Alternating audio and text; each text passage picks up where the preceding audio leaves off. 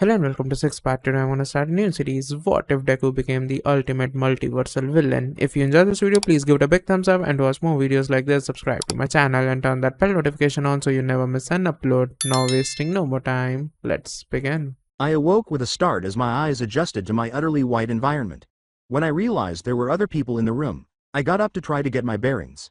The rest of Class 1A was lying down to my right, and from what I could see, they were all asleep. With the exception of Monoma, who was also unconscious, I saw that Class 1B was present to my left. My mind was racing at 1,000 miles per hour, and panic began to spread through me. Why are all of you here? Where is this place? Have we been abducted? What is the duration of our absence? Aside from my internal chatter, I heard a door open behind me. In an instant, I turned around and saw who had come in. He was quite tall, perhaps 200 centimeters, if I had to guess. He was wearing a cloak that covered his face. It was black, a very dark shade of black. It appeared to be absorbing all of the surrounding light. I was unable to make out anything else about him because the cloak extended all the way to his feet. He spoke in a tone that surprised me. It was a little deep but friendly, and looked directly at me. My perspective, you're awake. I was expecting you to be out for a few more minutes, but I guess I should have expected nothing less from you, I said in a quiet voice. Izuku gave me a doubtful glance before turning to face his sleeping companions. Don't worry about them, they seem to be waking up now too. Some of the other students awoke calmly, others violently, you know the one, but the majority were simply completely perplexed. Our explosive friend rudely expressed what the others were thinking when they saw me. Who the fuck are you? Where the fuck are we? How the fuck did we get here? And why the fuck are you laughing, ya creepy cloaked bastard? I was laughing the entire time he had his little outburst, so there were no points for guessing who it was. However, I stopped him before he could charge me by raising a finger. All very good questions, Bakugo-san, but please, there is no need for yelling. Now that you're all awake and so energetic, I should explain why you have been brought here. But first, please follow me to the other room. The others have been waiting patiently for you. I smiled disarmingly at them, but they must have been unnerved because they could only see my mouth through the cloak. And why should we listen to you? For all we know, you could be a villain who kidnapped us and is leading us into a trap. Todoroki was called out. He was intelligent, but I suppose waking up made him less so. If I wanted to hurt you, or even kill you, then why would I wait until you were awake? Appears to have persuaded them that I wasn't a direct danger. Naturally, they were still wary, but they consented to accompany me to the next room. A table laden with a variety of snacks and beverages was situated in the center of the 3 couches that were arranged in front of the room's large holographic projector. The room itself was fairly spacious, with multiple bathrooms to the right and a fully equipped kitchen at the back. The children were most taken aback by the individuals occupying the couch, though. David and Melissa Shield, Midnight, Aizawa, Nezu, the Big Three, Inko Midoriya, and All Might in his muscular form. Before we entered the room, they were all unwinding. In search of an explanation, the students hurried to the sides of their teachers and senior classmates. Izuku approached his mother to check on her. They all started chatting and asking questions. Normally, I wouldn't mind, but I have to stick to my schedule. To get their attention, I let out a loud cough. Sorry to break up the reunion, but I should explain why you're all here. I have limited time here and a schedule to keep, so please sit down and let me explain. I'll answer all the questions at the end. After calming down, they all took a seat. I started my explanation as soon as everyone felt at ease. They looked at me like I was crazy, which made sense. Okay, this will probably sound a bit crazy, but bear with me. I am a god, lowercase g of course. The big G is a bit above my pay grade. I suppose I ought to provide them with some evidence. I raise my right hand and then lower it to create a large, transparent portal next to me. This portal leads to another world. Specifically, it is a world where a specific version of Izuku Midoriya lives. And before you ask, yes, the multiverse is very much real. Now, wait here for a second while I go grab my example. I entered the portal for a few seconds and emerged with an Izuku who appeared slightly older than before. In addition to being about 20 centimeters taller than Deku, he had more defined muscles. The fact that he only had one arm, however, was what set him apart. Yo, I'm also Izuku. I come from a world where I was particularly lucky, or unlucky depending on your point of view. I became aware of the multiverse at a young age and got pretty strong thanks to the help of a few powerful friends and mentors that I have. He noticed that they were staring at his missing hand. Don't worry about that. I lost this sucker in a fight a few days back. I just haven't gotten around to regrowing it yet. My life is pretty chaotic to say the least, so I've been too busy. Iida exclaimed in alarm. How are you too busy to regrow an arm? Wouldn't that take priority? No one found this funny, and Inko appeared to be about to faint. Nah, a wound like this is nothing really. You should see the other guy, hee. When the new Izuku saw this, he approached her. As the class was processing this, Melissa asked the new Izuku what he meant when he said that Thor was his brother. So your mom from this universe, huh? Don't worry about me, seriously, a missing limb is like a paper cut compared to what I can survive. Anyway, that guy over there asked me to confirm whether he was a god or not, and I gotta say he's telling the truth. He has a similar aura to what Thor Ni-san had when I fought him, so he's the real deal. Almost everyone was stunned by this statement. Oh, you see, while I was traveling the multiverse I met Thor, you know, the Norse god of thunder. I ended up fighting him and impressed him enough for him to consider us blood brothers. Bakugo in particular. Of all people, Deku fought a god and received praise for it. What the hell? Wait, so let me get this straight. You fought a god, Midoriya? Kirishima asked, gazing respectfully at the one-armed Izuku. The other seemed to agree, saying, that's so manly. You must be really strong. Anyone who could defeat a god was undoubtedly strong. I intervened to explain, saying, oh, I'm not that strong, it's not like I beat him or anything. Kid, going toe-to-toe with a planet-destroying god isn't something to be modest about. Win or lose, it was pretty badass of you. Plus, it's not like you haven't won your fair share of fights either. Remember that time you single-handedly killed an entire species of genocidal aliens? All good times. Anyways, that should be all. Thanks for helping me out, man. Here, take these for the road, it's the least I can do. I provided him with snacks as he said his goodbyes to everyone else. Still in disbelief and a little afraid of the other Midoriya, Mineta questioned, he did what to an entire alien species? The other students were just as terrified of the total jerk of a man they had just met. Before they become overly enthusiastic, I should probably calm them down. Don't worry about him. Now that you know what situation you're in, let me tell you why you're all here. As I said, I am a god, specifically a god of entertainment among other things. And I have been tasked by the higher-ups to perform a little social experiment. You will all be watching an edited version of Izuku Midoriya's journey through his hero career. Why Midoriya, you may ask? Well, you will see soon enough. While you guys are here, time will be stopped in your homeworld, so don't worry about missing any school days or anything. Any questions? All Might was the first to speak. He made a valid point when he said, is this really necessary? I don't really feel comfortable with revealing young Midoriya's private life to everyone here. Plus, there may be some classified information in these edited videos that you want to show us. However, the students were perplexed as to how Izuku of all people could be involved in classified material. Yes, this is absolutely necessary. Orders from above are absolute, I'm afraid, so I can't do much about that. However, I did get to decide who got to come here. I only chose people that I was sure could be trusted with any secrets that may be revealed. I will say that the secrets of One for All are in good hands here. You can trust your students and the teachers here. Besides, Inko-san deserves to know about it anyway. As for revealing Izuku-san's private life, don't worry, the video will only show scenes relevant to the story of his life. We won't really get many scenes of his private life. All Might appears to have settled down by now. He nodded and let me continue. It starts a young Izuku with cuts and bruises was seen on the ground by the projector. After Bakugo's beating, he barely managed to stay awake as he gazed up at the sweltering summer sky. Shiro asked worriedly, wow, Midoriya-san, what happened to you? You look pretty beat up there. Izuku took a while to answer, but he did it nonetheless. He sadly recalled that day, remembering it clearly because it was the day his dreams were dashed for the first time. This was back when Kachan first discovered his quirk. He was never a very nice kid, to begin with, but after he got his explosions he pretty much became the school bully. I just happened to be his favorite punching bag. The others appeared somewhat irate or saddened by this. Although they weren't particularly close, Momo said, I knew you and Bakugo-san had history, Midoriya-kun, but I didn't think it stretched back that far.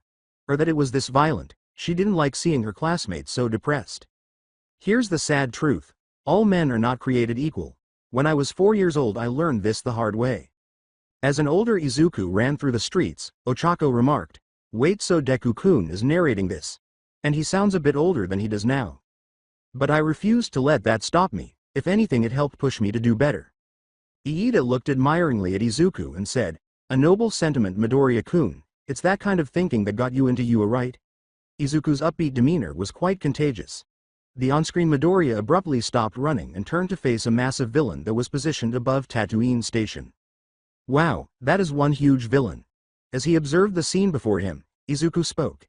Izuku merely observed while offering commentary as the heroes arrived to battle the villain. A guy next to him called him a fanboy because he had information about Kamui Woods, a relative newcomer, which he was unable to refute. As Inko grinned at Izuku's excitement at seeing heroes in action, he remarked, "Classic Izuku. He's been like that since he was a little boy. He even keeps several journals filled with hero trivia on him for stuff like this." The others asked Izuku what she meant by hero journals after glancing at her. He rubbed the back of his head in shame and said, "Well, you see, I made it a hobby of mine to write down information on all of the heroes that I see, including up-and-coming heroes and even you guys." The others expressed curiosity and requested to view the journals. The man, who already knew the answer, said, "What are you doing anyway, taking notes? Want to be a hero, huh?" Izuku gave him his famous smile as he looked at him. "Yes, more than anything." "Wow, Midori-kun was adorable even back then," exclaimed Mina. The majority of the girls were staring at Izuku, the cinnamon bun that he is, with bright smiles. In the meantime, Inko was pleased with how well her son was liked by the 1A students. "Everyone, we have a new mission. Protect that smile at all costs," cried Kirishima. The other guys, with the exception of Bakugo, who is tsundere in that way, then showed their acceptance in a wave. The teacher at Midoriya's middle school was discussing their futures when the screen moved to that location. A middle-aged man said, "Now since you're all in your third year, it's about time that you put some thought into your future." The teacher exclaimed, "I could pass out some career assessment tests, but why bother? I know you all want to go to the hero track." The entire class began flaunting their abilities. Yes, you've got some very impressive quirks, but no power usage allowed in school," the instructor replied. Despite this, he took no action to prevent them from doing so. When the class turned on Bakugo for being a jerk, he simply laughed and said, "Hey teach. Don't lump me in with these bunch of losers. I'm the real deal, but these guys will be lucky to end up as sidekicks to some busted D-lister." Kirishima said, "Yeesh, dude. Do you gotta start a fight wherever you go?" Bakugo merely scoffed. Awase yelled, "Tisk," and then you wonder why 1A is held in contempt. Since the majority of the events have involved someone from Class A, Class B has remained silent thus far. The instructor remarked, "Well, your scores are impressive. Maybe you will get into UA." Given that he was trying to get into the best school in the nation, the class was eliminated. "I aced all the mock tests. I'm the only one at this school that stands a chance at getting in. I'll end up more popular than All Might himself and be the greatest hero of all time. People all across the world will know who I am, and it all starts with Uahai," said Bakugo. "So he wants to be popular. Not the noblest reason, but it is a concrete goal," Nezu replied. The instructor said, "Oh yeah, Midoriya-san, don't you want to go to UA too?" Izuku appeared frightened as the screen froze. The entire class burst out laughing at him. "Midoriya, there's no way you'll get into the hero course without a quirk," they were chuckling. "Without a quirk? But we've seen how strong he is. Why does everyone think he's quirkless?" Sato inquired. "Probably because he hasn't had a chance to show them. It's not like you can show off a quirk like that in a classroom," Ida replied. "True enough, can you imagine what would happen if Midoriya-kun let off one of his punches inside a building?" Shiro said. "I don't have to imagine, I experienced it myself," Bakugo remarked, recalling his humiliating loss. He exclaimed, "Actually they got rid of that rule. I could be the first one," before Bakugo forced him to the wall by slamming an explosion onto his desk. "You're even worse than the rest of these damn rejects, you quirkless wannabe. You really think they'll let someone like you in when they can have me?" Bakugo lashed out. "Dude, chill out, that was uncalled for. Plus, shouldn't you know that he has a quirk since you knew Midoriya-kun for so long?" Kirishima chided his companion. He was furious with Izuku, claiming that his anger was justified. "Tisk, quiet shitty hair. And no, I found out about it during the battle trial. That fucking Deku kept it from me for years," he said. Sigh. "Considering the level of detail that this thing has so far, you don't have to worry about an explanation, it should be revealed shortly. After all, this is the day that I got my quirk." Izuku looked nervously at All Might. He let it go after receiving a nod that said everything should be alright. "Oh wait, you got it all wrong. I'm not trying to compete against you. You gotta believe me, it's just, I've wanted to be a hero ever since I was little. I may not have a quirk, but I can still try my best, can't I?" Midoriya asked timidly and slowly. Bakugo shouted, "You'd never be able to hang with the best of the best. You'd die in the exams." as the screen displayed the other students as red-eyed, black demons. Kirishima grinned and said, "Oh, so you do worry for him," realizing that Bakugo wanted to keep Izuku safe despite using the worst possible wording. "Not another word, shitty hair," Iida pointed out, horrified by the lack of professionalism. "Why is the teacher allowing this kind of talk anyway? He doesn't seem to care." "The better question is, how did someone like Bakugo get in? I didn't know he was such a bully," said Midnight. "Young Midoriya, how could I have been so naive as to be unaware of your awful past with Bakugo?" All Might chastised himself in his head. Instead of getting this resolved right away, he allowed it to fester between the two for 6 months. When a very thin man emerged from the store, the screen changed to a sludge monster rampaging through the streets. Before the man became large, a citizen remarked, "There's no stopping him." "Yes, there is. You know why? I am here," All Might said, grinning as usual. "Wait. That was All Might. What the hell is up with that skinny body?" asked Bakugo. All Might sighed deeply as his students, Inko and Melissa, gave him perplexed looks. "I suppose there's no point hiding it anymore. My time limit is almost up anyway," All Might said, letting everyone see his true form for the first time. The children were undoubtedly taken aback by the change. While some pulled a Deku and began muttering, the majority of them were slack-jawed. Melissa was extremely concerned about him due to his appearance. "You Uncle Might, what happened to you? You look really sick," Melissa exclaimed, concerned for her relative. I clarified a few points by saying, "I'm sure that it will be explained later in the video. Please just keep watching for now. If it isn't explained, I'll do it myself." They calmed down for the time being as they adjusted their screen. "This part is almost halfway done, so just give it time. Afterward we can have a break to answer questions." Back at the school, Izuku was taking notes as usual when Bakugo abruptly grabbed it and said, "We're not done yet, Deku." Bakugo's friends then began making fun of him. Principal Nezu stated, "Bakugo, we need to talk about your attitude once we're done here." The blonde with the spikes clenched his fists in annoyance. Izuku screamed as Bakugo abruptly burned his notebook. Before it was thrown out the window, he said, "That's so mean." "Hey, that's his personal property. You had no right to do that," Iida reprimanded him. "Lots of heroes have tales told about them from the beginning. People look at them and know they're destined for greatness. They'll realize I'm the next big thing. That's not ego talking, I just know I'm good. So here's a little word of advice, nerd. Don't even think of applying, or else." Bakugo grinned broadly. Uraraka screamed at him, "You actually threatened him not to apply just to stroke your ego? What's your problem?" "Shut up, round face. He should have stayed out of my way," exclaimed Bakugo. But then he realized what he was going to say. "You know, if you really want to be a hero that badly, there might actually be another way. Just pray you'll be born with a quirk in your next life and take a swan dive off the roof of the building," he chuckled. Silence fell. Just silence. However, Izuku then sensed intense heat beside him. As he stood up and glared at Bakugo, who was actually intimidated by the normally submissive boy's anger, he noticed that Todoroki was igniting himself. Todoroki made his demands known by placing his still-burning hand on Bakugo's shoulder. Todoroki nearly yelled, "Listen, and listen well, don't ever say that to anyone ever again.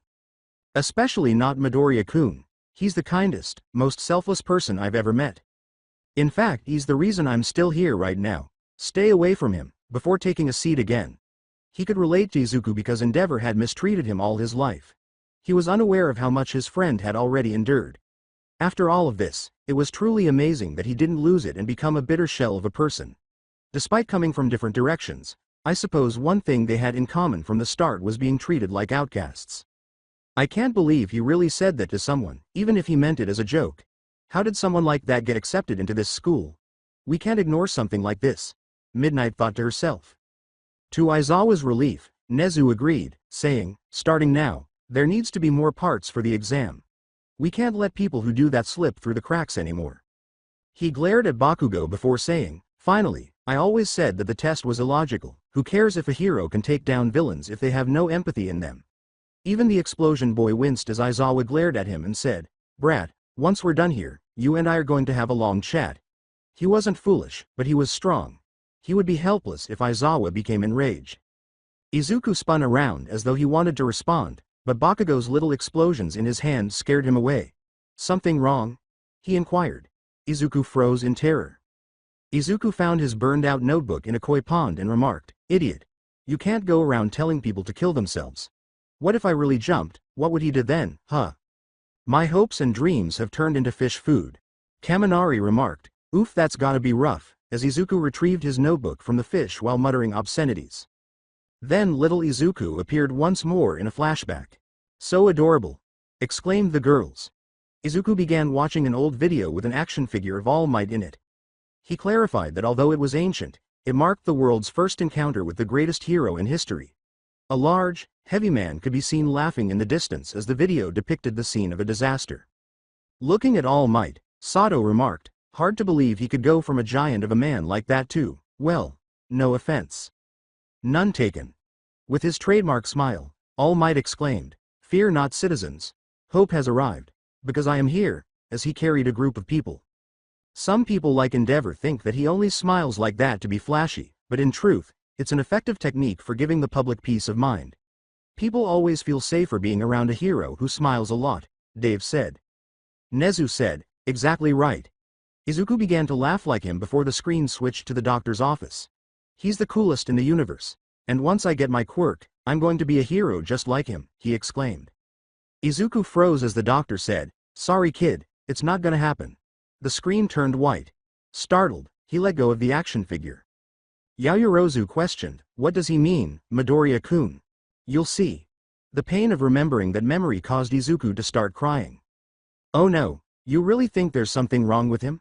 I mean, most of the other kids have already begun to show signs. Inko responded. The doctor continued by explaining that Izuku was quirkless because he had 2 joints in his pinky toe. Oh my god, Midoriya-san. I can't imagine how that feels.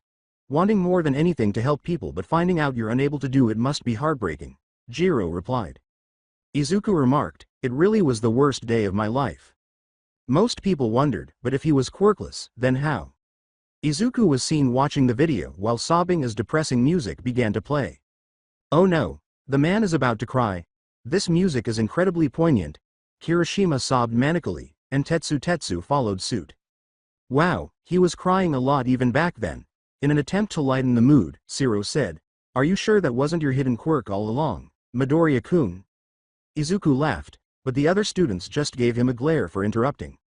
Mom, do you see that? He always has a smile on his face and saves people, no matter what. Do you think I might also be a hero? Izuku inquired before his mother, who was also crying, gave him a hug. Oh, Deku. I apologize so much. What you had to go through before coming here is beyond my comprehension. The boy blushed in shock and embarrassment as Uraraka gave him a sudden hug, and the audience as a whole gave the 2 sly glances. Ashido whispered to Jiro, she totally likes him, and Jiro muttered back. Izuku recounted, that was the day I decided that no matter what everyone else thinks, I would try my best to achieve my dream. With renewed admiration for Midoriya-san, the class asked themselves, when did he get so cool? Midoriya said, I'll keep smiling, just like him, and then he burst out laughing like All Might. Does he really never give up? Kendo remarked. All Might reasoned, it's why I chose him. I don't think I could have picked a better successor for my power. Abruptly, the sludge villain from before got up and began strangling him. Not at all. Did that thing also attack you? Iida questioned in disbelief. Yeah, it came after me before Kachan, Izuku answered. Izuku, why didn't you tell me? Concerned about her son, Inko cried out. I'm sorry, mother. In addition to the fact that everything worked out for the best, I simply didn't want to worry you. As he attempted to enter Izuku, the monster said, thanks for the body, you're my hero. Yaoyorozu asked in shock, how are you still alive? Izuku suddenly noticed a huge silhouette before hearing. Texas. Smash. All Might let out a powerful gust of wind as he swung his fist forward. Izuku lost consciousness after the sludge villain was blown away. Kirishima pumped her fist, saying, yeah, All Might. One punch. After a short while, All Might was seen waking Midoriya up by slapping his face. All Might's cry, hey, hey, thought we lost you there, caused Midoriya to gasp in disbelief. Aizawa asked dismally, you woke him up, by slapping him in the face? Yes. All Might answered apprehensively. The students knew that All Might could be a little out of character, but this was just strange, and the others just started to perspire. Shocked, Midoriya scampered away from him. Midoriya reached for his notebook and turned to a blank page to discover that it was already signed. It's him. The real thing, in the flesh. I have to get an autograph. I have a pen here somewhere. Please sign my notebook, he exclaimed. He already did. Thank you. This will be a family heirloom. A treasure for many future generations. Midoriya bowed violently and quickly. Mineta questioned, an heirloom, Midoriya-san? Really? Yeah, was Midoriya's slow response. Class B was somewhat surprised by his loyalty to his hero, but Class A was accustomed to this aspect of him. Holding 2 soda bottles with the monster trapped inside, All Might cried, but thanks for your help. I have caught the evildoer. You've got to be kidding, Jiro remarked. I wonder how it feels to have your body in 2 places at once like that? Asked Tetsu. That made the other viewers shudder. Wait, you're leaving already? But there's so much I want to ask you, Izuku replied. Todoroki said, Midoriya-kun. Please tell me you didn't, which caused the boy to blush and laugh uneasily. Aizawa questioned, All Might, did he? He did. All Might's response to the incident was equally sheepish. All Might made a huge leap and began to fly. I have to get this guy to the police. Sorry, but pros are constantly fighting not just villains, but also time. All Might exclaimed. The boy with green hair was then shown to have hitched a ride on his enormous legs. Almost everyone in the audience was stunned before they all started laughing uncontrollably. Midoriya-san, I can't believe you just did that, Shiro said, grinning toothily. Midoriya-kun, that was reckless. Why did you risk yourself for that? Iida responded. Izuku simply tightened his hold on his trousers. I had to know, Midoriya answered. This perplexed the others, who continued to observe. Let go. I love my fans, but this is too much. All Might made an effort to persuade him to let go. Wait, we're flying. If I let go now, I'll die, exclaimed Midoriya. All Might said, oh, that's a good point. They both landed on a random building's rooftop. Midnight teased All Might, saying, you'd think that the symbol of peace would have realized that sooner. As All Might got ready to leave, he said, that was very reckless. Now I have to go. Izuku blushed and closed his eyes, saying, wait, please, I don't have a quirk. I'm just an ordinary kid. But, can I ever hope to be someone like you? Before the episode concluded, Midoriya said, meeting All Might was a dream come true for me, but what I didn't know was that encounter would change my life forever. What, it ended on a cliffhanger? No fair, exclaimed Mina. I said, then we shall take a little break before watching the next episode, while they stood up and consumed some of the offered food. Don't think you're off the hook yet, no face. You still owe us answers, you too, All Might. Bakugo made the point. I got up from the couch and nodded. I'm going to talk to my boss to see if I can provide a little more entertainment to watch in between shows so that we don't get bored. The majority of your questions will be answered in the upcoming episode, but for now, please get some rest. I'm back, everyone. I've sent in my idea for review. As I stormed into the room, I said, until I get the go-ahead, we are going to be continuing where we left off. The others appeared to be calmer now, though a little nervous about what had happened in the previous episode. Hey, what should we call you anyhow? Suyu questioned. We can't just call you God, can we? I'm positive I won't, Bakugo said. I simply shrug and say, I don't really care what you call me. Names kind of lose meaning when you get to my position.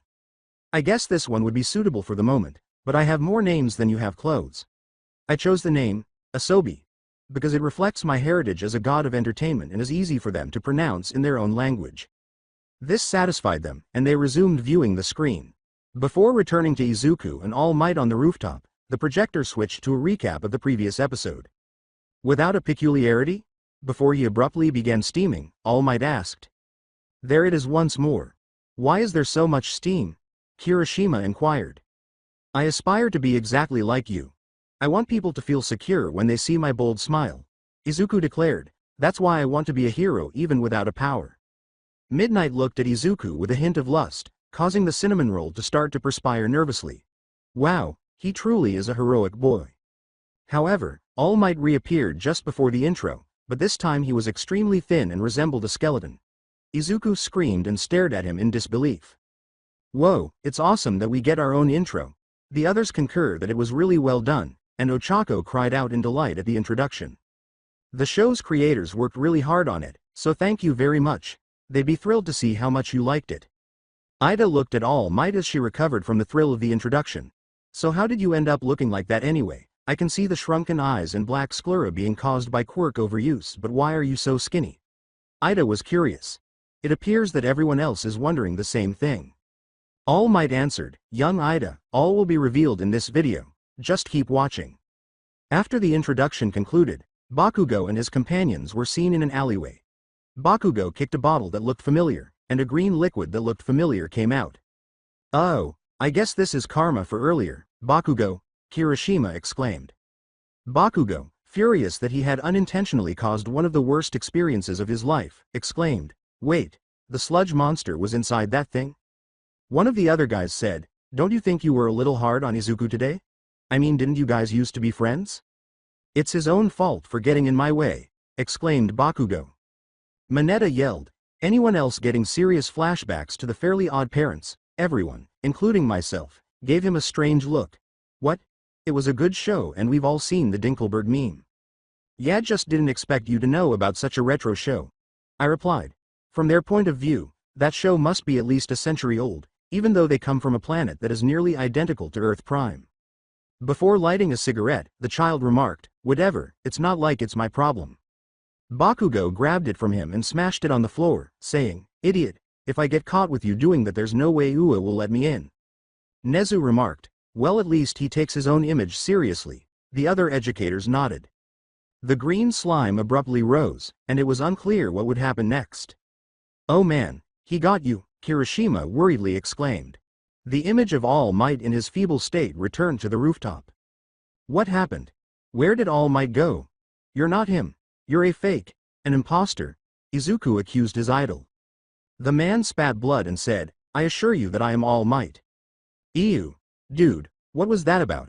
Kaminari grinned uneasily. Before any more blood spurted from his mouth, All Might simply gave him the thumbs up. You know how guys at the pool are always sucking in air and making themselves look buff by flexing?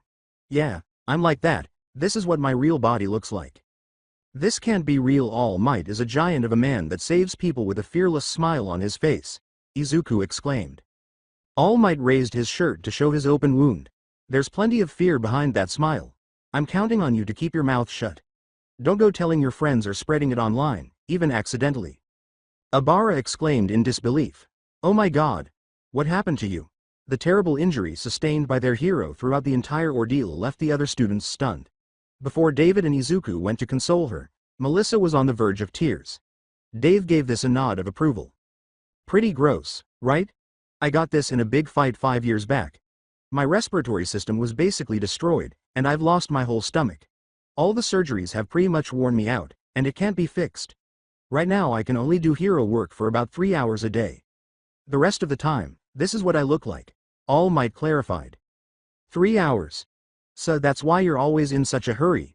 After each combat training class, you must have been exhausted, Ribbit, Asui replied. 5 years ago? Was that the fight with Toxic Chainsaw? Izuku responded.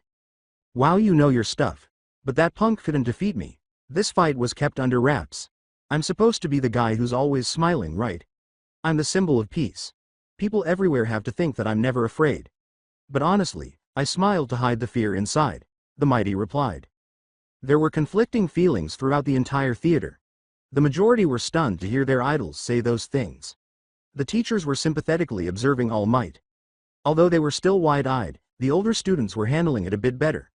Melissa was the one who suffered the most because she was unaware of any of this and assumed her uncle was still in excellent health despite his advanced age. The students thought, wow, I never thought I would see All Might of all people so vulnerable. What kind of villain has the strength to harm him in that way? For a variety of reasons, Todoroki thought, if he found out, he would never let All Might hear the end of this. Unbeknownst to him, Bakugo shared his sentiments. They could never, truly, overtake him in his prime because of their diminished All Might. This job isn't easy. Pros are always having to risk their lives. Some villains just can't be beaten without powers. So no, I honestly don't think you can become a hero without a quirk, the mighty said. Kirishima remarked, no way, he let Midoriya-kun down like that. It seemed reasonable at the time. He was obviously concerned about Midoriya-san's safety, said Kendo. A helpless person could only do so much against the villains that heroes had to battle on a daily basis. After all, being a hero wasn't all sunshine and rainbows. Izuku looked down sadly and said, I see. If you want to help people, you can become a police officer. They get crap because the heroes capture most of the villains, but it's a fine profession. It's not bad to have dreams, young man, but make sure your dreams are attainable, realistic. All Might concluded by saying. That was a little harsh, but it seemed like a rational thing to say. Rushing into a battle without a quirk is dangerous and reckless. Aizawa responded. The harshest teacher in the school made a comment that made the other teachers and students perspire. Telling him about being a police officer wasn't the worst idea. Heroes come in many different ways. One time, even I was outnumbered before the police showed up and gave me the backup I needed. Mirio continued. Even the most resilient heroes occasionally needed assistance. Furthermore, who else was going to handle the paperwork and all the grunt work involved in tracking down criminals? There was a place for every job. All Might added, plus, one of my closest friends is a great detective. Might didn't realize his pockets were empty until he was descending the stairs. All Might screamed, don't tell me, and sped off. In the distance, Izuku noticed an explosion. Izuku was going to go over there when All Might's words replayed in his head, a villain. I wonder which hero will show. Uraraka took his hand and said, All Might just wrecked your dreams and your confidence, I'm so sorry Deku. Which caused him to blush once more. It's all right. I know he was just looking out for me, but I'm here now, right? That's what matters. Izuku replied, obtaining a series of consents from his peers. The heroes were attempting to stop the sludge villain from possessing Bakugo when the screen shifted to a location beneath a bridge. Dude. My god. You're lucky All Might saved you, exclaimed Kirishima. Bakugo winced a little as he realized that All Might wasn't the only one attempting to save him.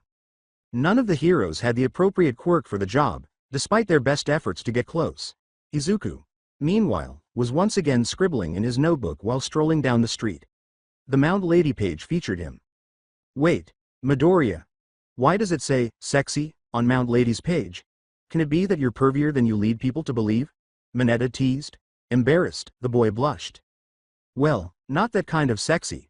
I mean that her nature could make it easier to handle interrogations and it's great for distracting villains. Midoriya responded quickly. Mineta clenched his fist after staring silently. Why is this man so naive? He pondered. Knowing that her son was different from most teenage boys in that regard, Inko simply grinned. That boy really is clever. I've done those things before too. That greenhorn brat is totally stealing my moves. He really does have a smart head on him, doesn't he? Midnight replied with a grin. All Might's words rang in his mind as he continued to walk. Without abilities, some villains simply cannot be defeated. Izuku looked down and said, no, I really don't think you can become a hero without a quirk. You always knew it, right? You've just been avoiding reality. A hero needs a quirk, Izuku responded. You can't think like that, Deku. It doesn't matter what anyone else says, heroes come in so many other ways than fighting villains, Uraraka said, attempting to lift his spirits. Izuku lowered his head and remarked, but still it was always my dream to be told that quirkless people could still be heroes. Izuku joined the crowd after noticing the chaos at the bridge. The heroes were unable to approach the sludge monster because of Bakugo's explosions and the surrounding fire. In his chains, Kamui Woods was saving lives, but he was unable to approach the monster. While waiting for the fire trucks to arrive, Backdraft was occupied with containing the spreading fire. Might was just holding onto his wound. When did this occur? I was so preoccupied with meeting my deadline that I failed to notice his escape. I've already spent all of my time. After telling that child that heroes ought to be prepared to put their lives in danger at all times. I'm pitiful. All Might pondered. No, All Might. You can do it, exclaimed Uraraka. Izuku gazed at the creature in disbelief. It's the previous antagonist. No way. He was taken prisoner by All Might. Then, wait a minute. That's when it occurred. And now he can't power up because he wasted all of his energy on me. I'm to blame. Midoriya pondered. Young Midoriya, you shouldn't think like that. That situation was out of your control. If anything, it was my own fault for making such a rookie mistake, the mighty said. But still, your time was shortened because of me, Izuku replied. All Might grinned and said, no, it was shortened because of that sludge monster. Now, the audience was questioning why the heroes were doing nothing. Everyone was wondering why the villain was still at large if he had already met the fabled hero after someone mentioned that All Might was in town. There's an important lesson here, students. If you want to be a hero, you have to be very careful with just how much spotlight you get. It's sad, But the reality is that most people only care about what they see on TV or in person. That's why Eraserhead prefers to work in the shadows. The more attention you give to the media, the more fragile your reputation becomes. Nezu concluded. Izuku saw that Bakugo was in danger and covered his mouth. With the villain's mouth covering his own, he appeared extremely frightened. Midoriya abruptly dropped his notebook and began to run in the direction of the monster. A grandiose soundtrack began to play. What the hell, Midoriya? His entire class exclaimed in disbelief. Watching her son take such a risk nearly caused Inko to pass out, but she was also proud of him for his courage. Kirishima was shocked and said, "You ran to save him? Even after everything he did to you?" Izuku said slowly, "Well, I couldn't just do nothing. The kid's got guts, I'll give him that, and a heart of gold." Mirio replied. The top student at the UA complimented Izuku, which made him happy. "Listen to that kick-ass music," exclaimed Juru and Kaminari. "What am I doing? Wait, my legs are moving, but why?" Izuku pondered. As Ida's admiration for Izuku grew by the moment, he asked in amazement, "You didn't even know why either? You ran to save him, on instinct?" Suddenly, he threw his backpack at the monster after remembering his notebook. "It can be struck in the eye by a can." "You go, Midoriya-san," exclaimed Sero with enthusiasm. "Smart move, when in doubt go for the eyes," Ochako exclaimed in her serious tone. The others merely gave her a funny look. Death glares shouldn't come from cinnamon rolls. Bakugo said, "Deku? What are you doing here?" Izuku scraped at the sludge in an attempt to free himself, saying, "I don't know. My legs just started moving." As he recalled everything that had transpired thus far, Midoriya narrated, "I don't know why I did what I did." Before the screen briefly went black, there was a flashback of what had been said to him. Perhaps it was the expression on his face, he explained. Despite the tears streaming down his face, he managed to smile broadly. All Might let out a startled gasp when Izuku said, "Kachan, I couldn't just stand there and watch you die." His courageous words and deeds caused nearly the entire theater to erupt in applause. The majority of the teachers applauded as well. "Listen to this guy. He's so manly," cried Kirishima and Tetsu once more. Todoroki smiled slightly, causing the green head to cry once more. "Midoriya-kun, regardless of your ability, you always had the heart of a true hero, huh? He doesn't care about how he does it. He just wants to do the right thing. This kid truly is something special," David said. All Might grinned at his successor and said, "Yeah, he is." All Might pumped up, saying, "I have to do something, no matter the cost." Ojiro asked incredulously, "You inspired All Might to act too?" It was truly amazing to consider that a student could motivate the #1 hero. After racing to the scene, All Might was able to free Izuku from the villain. "I truly am pathetic. I told you that pros always have to risk their lives, but now I see I wasn't living up to my own ideals." All Might pulled Bakugo away from the monster. Detroit. Smash.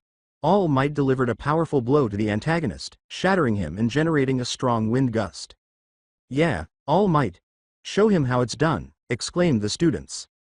All Might stood motionless in front of the audience as the music stopped. The audience cheered as he stopped himself from stumbling and raised his fist in triumph. The criminal was apprehended. Reporters descended upon All Might. Izuku recounted. The heroes reprimanding him appeared on the screen. He recounted, "Kachan was commended for his courage while I was chewed out by the heroes." Awase exclaimed, "So the one that got captured and did nothing got all the praise, while the kid that actually tried to save him was reprimanded? The hell is this crap?" The other students agreed. No matter how reckless it seemed, it's not like they were going to do anything. They just stood idly by and watched Bakugo suffocate, said Kirishima. Aizawa reprimanded the rookies, saying, while Midoriya didn't exactly think things through, it's true that the rookies hesitated way too much. They needed more experience to avoid that. Waiting for someone else to arrive is not always a viable solution, especially in a hostage situation, said Midnight. You're forgetting that he also inspired me to act too. If it wasn't for what he said, I wouldn't have been able to live up to my own ideals. I honestly think he's even more heroic than me, All Might stated. Izuku's chest grew proud as he heard his mentor say that. He covered his flushed face with his hands once more after realizing that the others were staring at him in wonder for the same reason. Izuku strolling through the neighborhood at sunset was shown on the screen, but then he heard Bakugo's incredibly loud voice. No way. Is Bakugo actually going to apologize for being an ass? Sero replied. Shut up, elbows, Bakugo yelled. Before rushing away, Bakugo yelled, I just want you to know that you didn't do anything, you got it? Don't you dare look down on me. I don't owe you anything, got that? His face became less angry halfway through his yelling, and he simply walked away with more weight on his feet. Kaminari sighed and said, honestly, we should have expected that. Kirishima laughed and said, hey, honestly, the way he said that and the way he walked away almost looked like a Tsunere moment. I dare you say that in front of me. There are no prizes for figuring out who that was. Izuku even sighingly said, he's not wrong, it's not like I actually did anything to help back there, after appearing somewhat perplexed by this. I suppose I should simply resume letting go of my aspirations. Izuku turned around and saw All Might materialize before him. I am here, he exclaimed. Whoa, All Might? What happened to all the reporters? Izuku exclaimed. Izuku became alarmed when he stopped in the middle of saying, I managed to get them off me. It was easy after all, I'm all MIGH, and spat out blood. I came to thank you, young man. I would have been a useless bystander if you hadn't told me about your life and gotten into that fight. Thank you. He began to say, wait, no, it was my fault that he was there to begin WI, but was cut off. I'm not finished. You told me you had no power, so I was motivated to take action after witnessing this shy, oddball boy attempt to save a life, All Might retorted. Kaminari said, you hear that, dude? You inspired him. The attention caused him to blush once more. There's a different story about every hero, how they became great, but most of them have one thing in common. Their bodies just moved before they had a chance to think. The mighty said. Izuku broke down in tears as he knelt on the ground. He said gravely, and today that's what happened to you. Uraraka hoped it would be what she had assumed when she asked, wait, where is this going? That day, the words I needed to hear more than anything were said to me by the man that I respected the most. Midoriya told the story. With his hair blowing in the wind, All Might remarked, young man, you too can become a hero. Izuku couldn't stop crying with happiness. When they heard this, the audience erupted in joy. After hearing it, Ochako and Melissa each embraced Izuku, which naturally caused Izuku to almost pass out right away. While the teachers looked at him with pride for being their student, the other students, especially the older ones, looked at him with a great deal of respect for being noticed by All Might. Before the episode concluded, Midoriya narrated, dreams can become reality. Oh, by the way, I forgot to mention that this is the story of how I became the world's greatest hero. Everyone, especially Izuku and Bakugo, stared in disbelief at this, and the cheering ceased. No way. Will I be defeated by that damn nerd? Bakugo clenched his fists and produced a small amount of heat. Before Ochako's embrace tightened around him, Midoriya stammered and pointed at himself, saying, I'll be the greatest? Congratulations, Deku-kun. I knew you were amazing, exclaimed Ochako. Todoroki concurred. Yeah, if anyone deserves that title, it's you. He was glad that Midoriya would be the best if it wasn't going to be him, but he still wanted to be the best. So that was it for now. Before we continue on to the next episode, I want to show you guys where you will be staying while you're here. I took them to each of their bedrooms, which were already stocked with copies of everything they owned. Most of them were embarrassed and asked how I knew. God, remember? Anyway, I should get going. Make yourselves comfortable until I get back. Next episode should be the last one before you guys get some rest. It's already been 3 hours since you got here after all. And then I leave the space. The scene was quite serene. Our viewers were lounging on the couch talking about the previous few episodes after finishing their breakfast, which they had made using the top-notch kitchen that was provided for them. Like most peaceful things, it was ruined by an asshole. Boom. From above them, Asobi shot into the room. As he rose again, his cloak was a little flaming and he was covered in ash. When his cloak finally came off to reveal his face, he appeared angry. Yelling, he flailed his arms in the air. Screw you too, he exclaimed as he turned to face the others, who were staring at him with concern and amusement. It's fine, just some assholes from work. Let me tell you, regardless of where you work, bureaucracy is the enemy. When the observers got a close-up look at his face, they saw how unremarkable it was. He had a square, masculine jaw, hazel eyes, and dark brown, almost black hair. His eyes had Mina's black sclera and cross-shaped pupils, which was the only thing that set them apart. The others quickly agreed, eager to see what would happen next. Normally I don't like showing my face, but I guess it's too late for that now. Anyway, let's get on to the next episode. It should answer any of the lingering questions you have left along with provide me with some entertainment. Except for Izuku and All Might, who appeared anxious. The screen returned to All Might and Izuku after a brief summary of the earlier episodes. He recounted, then he said words that were more than I could ask for. I deem you worthy of my power. My quirk is yours to inherit, the mighty said. Before the intro began to play, Izuku raised his head and had a perplexed expression on his face. Nearly everyone's mouths were hanging open in disbelief. The only people who weren't completely taken aback were Izuku, All Might, and the principal. Everyone blurted out in shock. No way. You inherited his power? Momo said, her mind racing to take in the information. How is that even possible? Asked Mina, who was just as shocked but had far fewer thoughts. I knew your power was a lot like All Might's, Jero, exclaimed Suyu, who had been calling it since day 2. Inko just stared in wonder, unable to find the right words. Since they had personally witnessed Izuku's quirk, the two shields were having an epiphany about it in the meantime.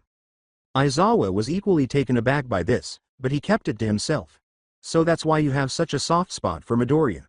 You're personally training him to literally become the next you. Exactly right. Originally, his successor was going to be a student here, but when young Midoriya came along, a candidate like that just couldn't be passed up. The mighty replied. The students were shocked and jealous after hearing his remarks. It could have been me, is what most of them are thinking. Dude, why didn't you tell us you were literally as strong as All Might? Replied Kirishima. Because it's a big secret only a handful of other people knew. I couldn't just brag that I have his power. Besides, I don't want to be seen as just the kid who was given All Might's strength. I want to be my own person, Izuku responded. Kirishima and Tetsu instantly thought, damn, that was such a manly answer.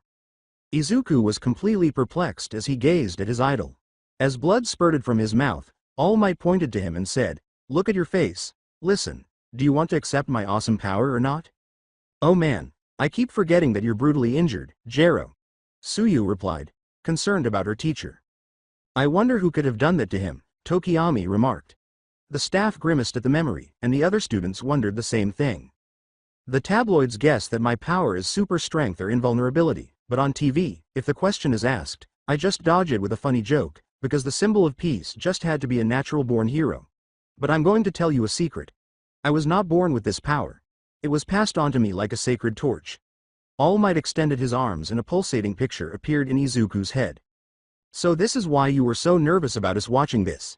Iida replied. Almost everyone in the theater was stunned to discover that the top hero wasn't actually born. Momo realized, wait, but does that mean that All Might was quirkless too? Yes, I was. My master was such a great person that she gave me the ability to fulfill my dream. I wish you all could have met her.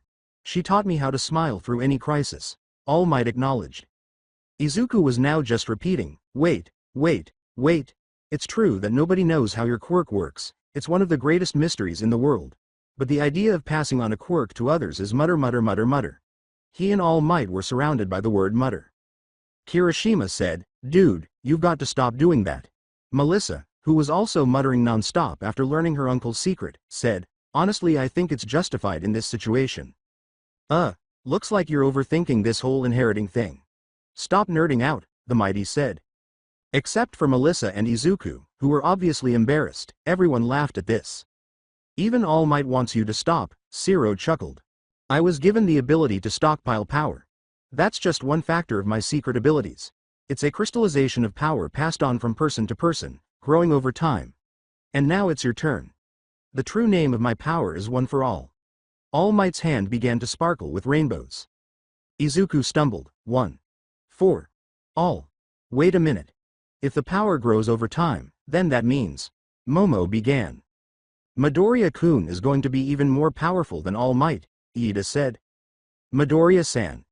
Apologies for asking if you were just All Might's secret love child or something. Todoroki responded. Small Might and All Might froze together at this point. Suyu said, wait, you thought that too? How many people actually made that error? They turned around, and the shields looked nervously away from them as well. This embarrassed poor Inko so much that she pulled an Izuku and temporarily hid behind the couch. Nothing. It doesn't matter, it's fine, Todoroki-kun.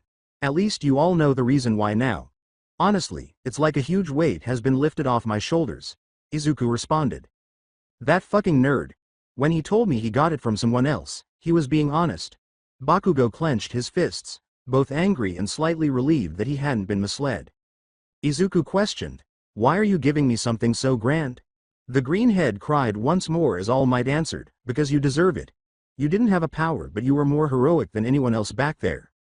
All Might put his hand behind his head and said, "Seriously, you gotta stop crying so much if you want my quirk. Anyway, I'm not going to force this on you." "Thank you." That crying was getting kind of annoying, Awase exclaimed, drawing a few disapproving glances from 1A.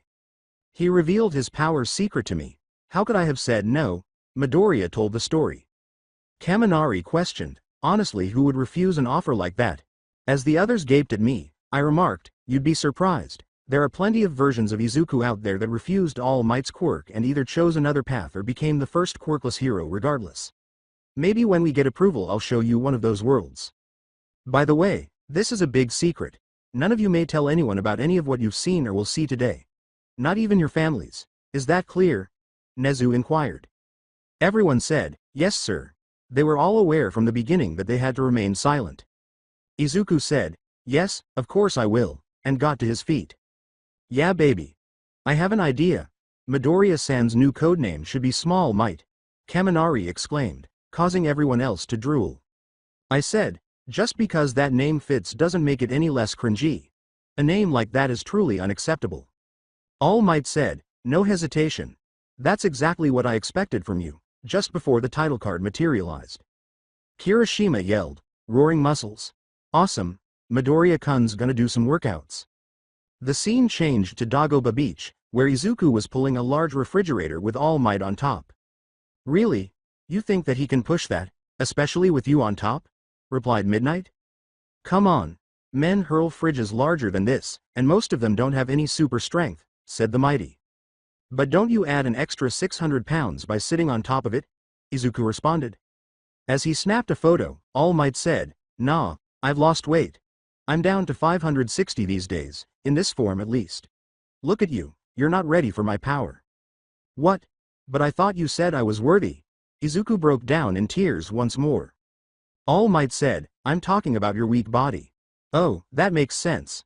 I guess you can't really expect to be able to handle that kind of power with spaghetti arms," Sato replied. The screen displayed an image of Izuku's limbs shooting off.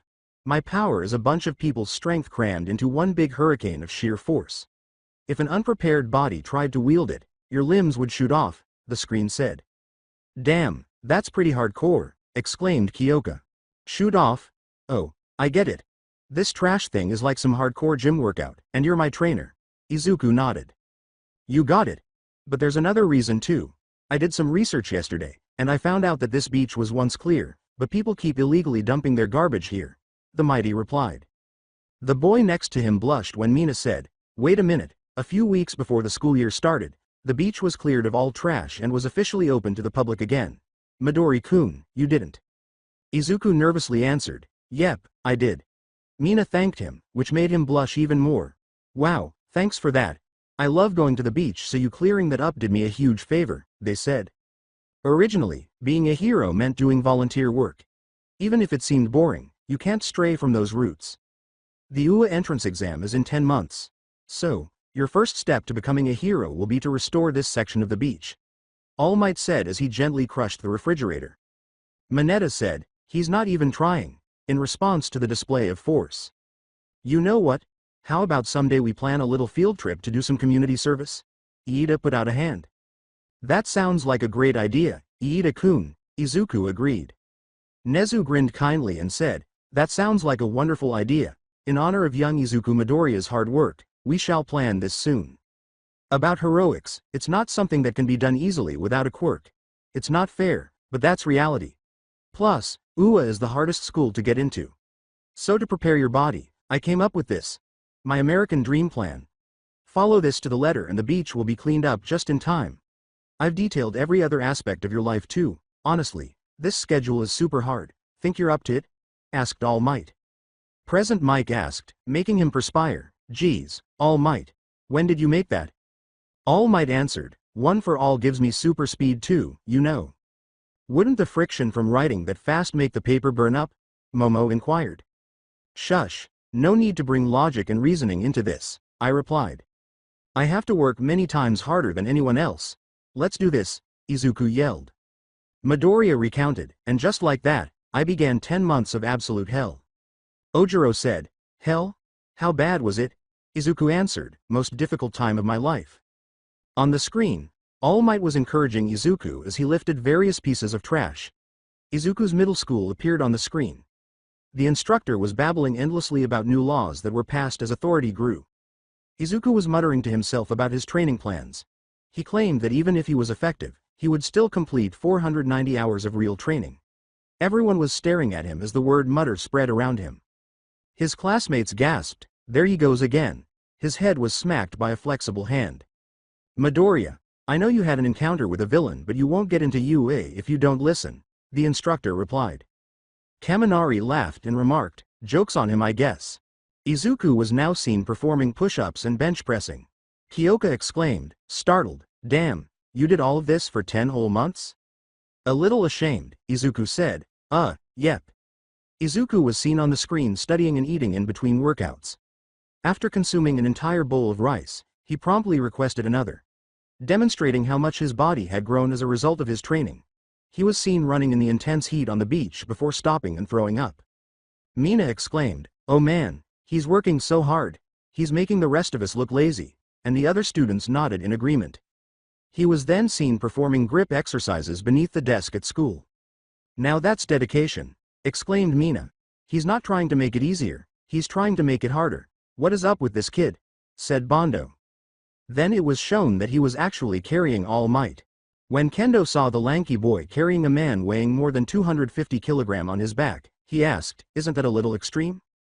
Autumn was now depicted on the screen, with Izuku carrying something and All Might riding a scooter. Then he abruptly passed out. See? He's exhausted, exclaimed Kendo. He always tried to push his limits, sometimes that doesn't work out for the best, the mighty said. I designed the American Dream Plan to be hard but manageable, which means, you haven't been sticking to it. You're overdoing things. That's going to have the opposite effect of what we want, said the Almighty. I have to work harder, or else I won't stand a chance against the other applicants. I don't just want to get in, I want to excel. I want to be the greatest hero in the world, Izuku said as he stood up. The other teachers nodded when Midnight said, he's shooting for the moon. What a dedicated kid you chose. That's the fighting spirit I was looking for, All Might said, lifting him from his limp state. The exam morning was then displayed on the screen. As All Might pulled up, there was a loud scream. He turned to face Izuku, who was screaming triumphantly without a shirt. The cheeks of the girls were flushed. They had never seen Izuku's muscles in their full glory before because he usually wore loose clothing. It goes without saying that our little green hero has gained some new supporters. In particular, Ochako was already somewhat at sea. Kirishima urged, seriously Midoriya-kun, with a body like that you should show it off a bit more. You earned it after all. Izuku was simply ashamed of what his former self had done. He's right, you know, Mirio said, flexing and yelling his catchphrase, power. Hey whoa. He even cleaned up outside of the area I told him to. There's not a speck of dust left on this beach. Oh my goodness. All Might exclaimed in English as he transformed into his muscular form. Aizawa questioned, really? You even switched languages? What? I was impressed, shouted All Might. To keep him from hitting the ground, All Might raced over to him. With a feeble smile, Izuku said, All Might, I did it. Yes, you did. The youth really are amazing. You exceeded my expectations, the mighty said. Izuku-kun, you're incredible. That was amazing. I can't believe you cleaned all that up in only 10 months, Melissa exclaimed, astonished even at the time by his degree of commitment. All Might pulled out his phone and showed Izuku a photo of him sobbing and looking extremely thin. All Might remarked, see? It's you, 10 months ago. Look how far you've come, as the screen displayed Izuku's new muscular arms and 8-pack abs. That's Midori-kun, exclaimed Mina. Seeing their beloved cinnamon roll shirtless made all the girls in the home theater, including Midnight, feel their faces heat up. His muscular body was causing even Momo to become agitated. When Ochako saw her crush's muscles up close, they were much more defined than in the distant shot, and her entire face turned red. He's so, Jiro stammered as she spoke. So hot, Toru pondered. She was relieved that no one could see her flushed face at the moment. Who knew there was someone like this in Class A? The girls in 1B blushed as well. It's official. We all have to go to the beach that Midori-kun cleaned up for a field trip, Mina exclaimed, clearly only wanting to see his toned body once more. Suyu concurred, saying, that sounds like fun, Jero. Melissa said, can I join too? She wanted to spend more time with Izuku and thought it would be fun to go to the beach with her new friends. Clearly envious of the protagonist, Mineta muttered to himself, damn it. It's always the innocent ones that get to have a harem. Thankfully, the girls didn't hear him, so Kaminari simply gave him a sympathetic pat on the back. Everyone stopped for a second. Midoriya-kun, let's arm wrestle, right now, Kirishima insisted. Izuku looked at me for approval and said, sure, if Asobi doesn't mind. I nodded and explained that since it would only take a few minutes, everything would be alright. The boys prepared themselves and clasped hands. Tetsu exclaimed, eager to try out the young man, I call next. Kaminari said, no quirks allowed. Just pure arm strength. Ready? Go. And the two got going. In just 2 minutes, Izuku emerged victorious. Kirishima's training was primarily strength-based, but Izuku had a more balanced regimen and worked out frequently, so in the end, his stamina prevailed. With a high five, Kirishima said, dude. You're awesome. Although Tetsu made an attempt, the outcome was the same. This gave Izuku a significant boost in confidence, and the other guys congratulated them. Izuku sobbed once more as she said, it feels like I'm cheating. You've given me so much. How did I end up so lucky? Izu-kun, you can't think like that. You haven't done anything wrong, Nejire replied. Yes, it's because you worked so hard that you were able to achieve this, Mirio concurred. Izuku said slowly, thanks, both of you. It was an honor to hear it from two of the school's strongest students. This was your own hard work, not mine. Listen. Someone told me this a long time ago. There's a difference between having power because you were lucky and because you were recognized. Never get the two confused. All Might pulled a hair from his head. Aizawa surprised everyone by saying, he's right, Midoriya. Your power was earned by your determination and hard work. Don't ever forget that. Normally, he wasn't the kind to support others. Izuku said slowly, thanks, Aizawa-sensei. Kodai questioned, wait, why does he have a hair in his hand? All Might extended his hand and said, this is yours, you earned it. Midoriya recounted, and so, with my weak quirkless hands, I reached out and grabbed the future. Eat this, All Might yelled, leaving Izuku speechless. Nani? Sounds of disgust erupted throughout the theater. You had to consume that? Disgusting? Ochako protruded her tongue. The way it works is that you have to swallow some of my DNA in order to inherit my power. Embarrassed, All Might rubbed the back of his head. Izuku remarked, this isn't exactly what I imagined. Time is of the essence. You're going to be late for the test. Consume, eat, All Might shouted. Honanuki remarked, yeesh, that doesn't sound very pleasant. Wait a minute. If your DNA is all that is required, doesn't that imply that anyone can get it if you bleed, lose a hair, or anything else? Aizawa inquired. No, for 2 reasons. Only one person at a time may receive one for all, and only if the current holder fully intends to do so. All Might clarified, it is not a power that can be taken by force. How about Monoma or someone similar? He is able to replicate other abilities. Could he touch Midoriya-san and become as strong as All Might? Class B student Shota inquired. Well, now that you've brought him up, he's the only student in our class who isn't present. Why is that? Kendo looked at me and asked.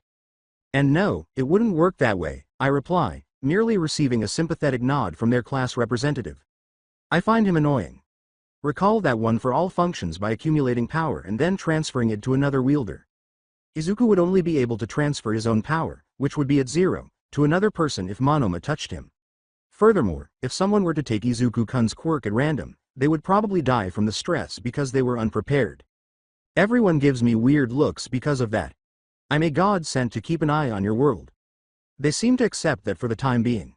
I suppose the whole god excuse works as a get-out-of-jail-free card for most things. Of course I know my stuff when it comes to these kinds of things. Izuku was now getting close to the school building at UA. I swallowed the hair, but I haven't felt anything yet. Izuku put his hand to his mouth when he heard a voice he recognized. I wonder if it actually worked. Hang on. You still haven't tested it? Before the test, you didn't even use it? Iida inquired. Ochako began, so the first time you used your power was when you took out that before I abruptly materialized in front of her and silenced her. Some people in this room are unaware of his actions. Before returning to my seat, I muttered, "Don't ruin the surprise." Bakugo said in a menacing tone, "Get out of my way now before I set you on fire." Most of the pupils and the instructor's perspiration fell from Bakugo's regular door. "Hey, happy morning. Let's just try our best, shall we?" As Bakugo passed him without doing anything, Izuku winced and frantically moved his hands. Midoriya thought, ever since that day, Kacchan has been taking it easier on me. I guess I just flinched out of habit. But it's okay. I'm not helpless anymore. Today is my first step to become a hero. Before he abruptly stumbled and made a hilarious face upon realizing what had happened. Chuckle. Izuku's reactions were sometimes hilarious, and the majority of those present laughed when they saw that face. Or I could just die, he thought as he got ready to fall. As the others continued to laugh at the humor, Kirishima grinned slightly and remarked, "A little pessimistic, don't you think? You just tripped, man." Izuku felt Ochako grab his hand as he abruptly stopped in midair, and the screen showed that he was floating in midair due to Ochako's touch. "Oh, so this is how the two of you got together," Mina teased, clearly aware of their feelings for one another. "I used my quirk to stop you. I apologize for not asking, but I thought it would be okay if I caught you." Ochako grinned as she described how nerve-wracking it was, while Izuku stood there in silence. "Are you a little anxious, Midoriya-san?" He and Ochako blushed as Kaminari gave him a playful prod. "My goodness, I just spoke to a girl." Izuku began laughing uncontrollably as the words, "didn't actually talk," appeared above his head, causing his cheeks to flush. "You've never spoken to a girl before, really?" Shiro inquired. Izuku lowered his head, but Ochako tightened her hold on his hand. "Well, nobody wanted to hang out with a quirkless weakling." "I don't care if you have no quirks." Ochako grinned at him and said, "You're still a great person." He entered the auditorium and sat next to Bakugo when Present Mike took the stage. "Greetings. Are you prepared to begin now?" "Give me a yes," Present Mike yelled, but all he got was silence. Oh my god, Present Mike is the voice hero. So awesome. Every day of the week, I tune into his radio program.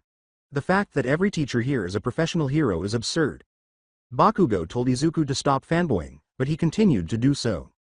There goes young Midoriya fanboying again. It would honestly be kinda endearing if he wasn't so obvious about it. All Might laughed. Kirishima said, "I wonder what would happen if he met all of his favorite heroes at once." A few people laughed when Kaminari said, "He would probably faint." All right, let's begin. Even though everyone else was already familiar with the exam, Present Mike went on to explain it. "Pardon me, I want to ask you a question," a well-known voice said. The entire class chuckles amicably when Mineta remarks, "Hey, he looks extra stiff during this." There are 4 villains listed on the sheet. It is disgraceful if this is an error. As model students, we aspire to be heroes. And you, curly-haired. Iida gestured to Izuku. You, indeed, all this time you've been muttering. Go if you're not going to be serious about this. The rest of us are being distracted by you. Iida insisted. Really, dude, Kaminari teased, you should relax more. Shiro added, I think you mean chill out period. I'm sorry, Midoriya-kun. I had no right to scream at you in that manner. Iida performed his usual robotic bow. Iida, don't worry, you're right. I mutter too much. In addition, the exams that day made us all nervous. Izuku waved his hands in front of him. All right, examinee number 7111, I appreciate you calling in your request. There are no points for the 4th villain. We're just going to put that guy in your path. Present Mike clarified, it's not that it can't be beaten, but there's kind of no point. Everyone in the same testing area as Izuku was now staring at him, recalling his pivotal move that allowed him to enter the UA. No point wasn't quite right. Iida returned to her seat after thanking the voice hero. Let's go now, plus ultra, Present Mike yelled, and everyone made their way to the testing location. Izuku glanced at the other candidates. Everyone's so confident, Yuga Aoyama said, grinning as usual. Hello, this is me. Everyone started to perspire as Aoyama got up and struck a pose. Then he noticed Ochako inhaling deeply. Izuku was about to approach her when Iida placed a hand on his shoulder. It's her again. I should thank her for catching me earlier. That girl appears to be making an effort to focus on the challenges that lie ahead. Are you attempting to divert her attention and ruin her chances of success? Iida scowled. Really? He was merely attempting to be kind, dude. Furthermore, Hiroshima stated that the test had not yet begun. Midoriya-kun, I also want to apologize for that. Your intentions were pure. Iida got up and bowed once more. It's okay that you were unaware, everyone had a difficult day. Just keep in mind not to judge people based solely on their intentions. Hey, look at that guy from earlier. A random applicant pointed at him, saying, he practically wet himself in the auditorium and he almost bit it out front. Another man remarked, oh good, one less rival to worry about. Izuku asked himself, why do I feel like everyone else is already counting me out? Ochako grinned at him and said, boy are they in for a surprise.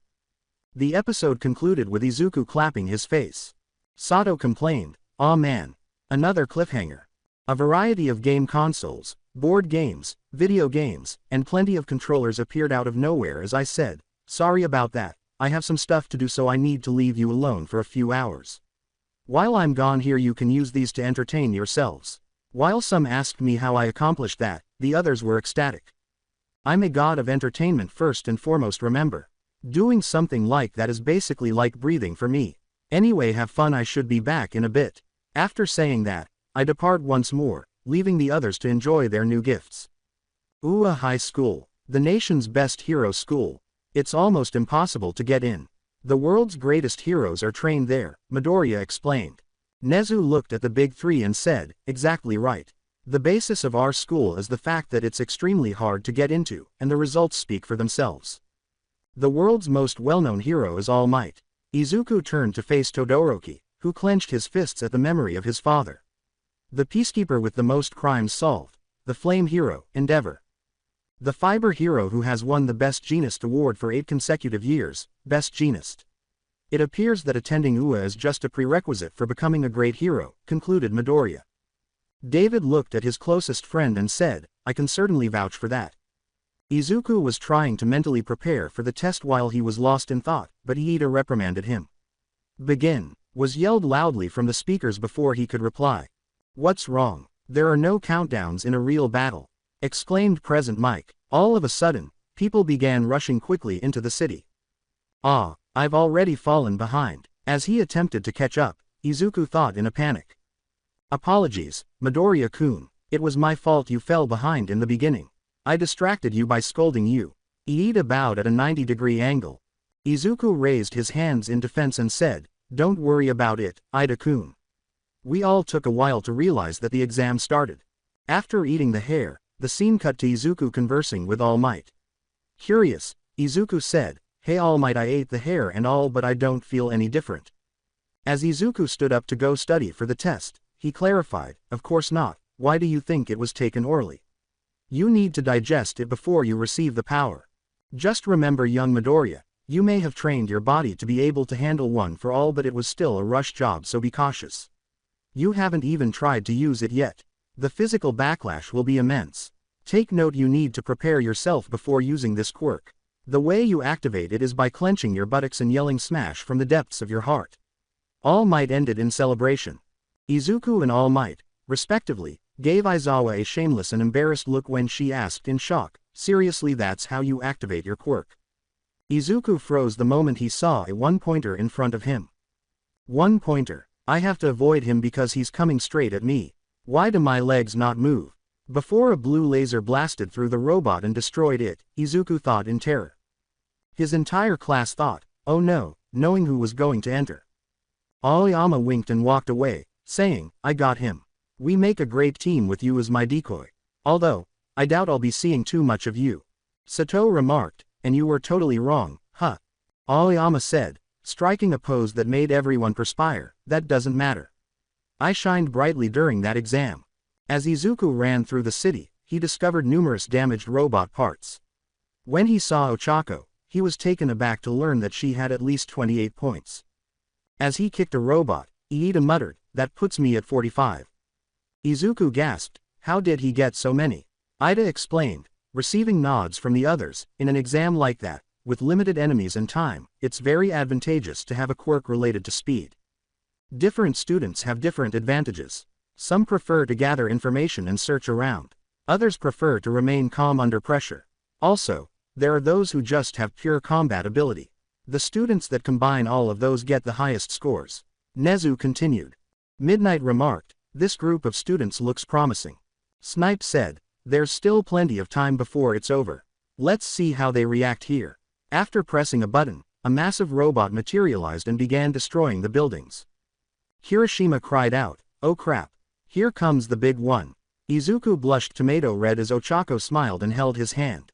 She said, this is your time, Deku-kun. Everyone began fleeing from it. Iida glanced at the terrified Izuku, turned away out of sympathy, and fled. Momo exclaimed, Iida-san. You left him. It was difficult to believe that someone as refined as her class president would act in such a manner. I'm sorry, Midoriya-kun. Iida bowed robotically once more. As Izuku tries to soothe him once more, I say, I feel like this is going to be a running trend. A voice caught Izuku's attention. He noticed that Ochako, who had her foot stuck beneath a boulder, was being approached by the robot. I used my quirk to stop you. Izuku thought, sorry for not asking, but I figured you wouldn't mind me catching you, and then he bolted in her direction.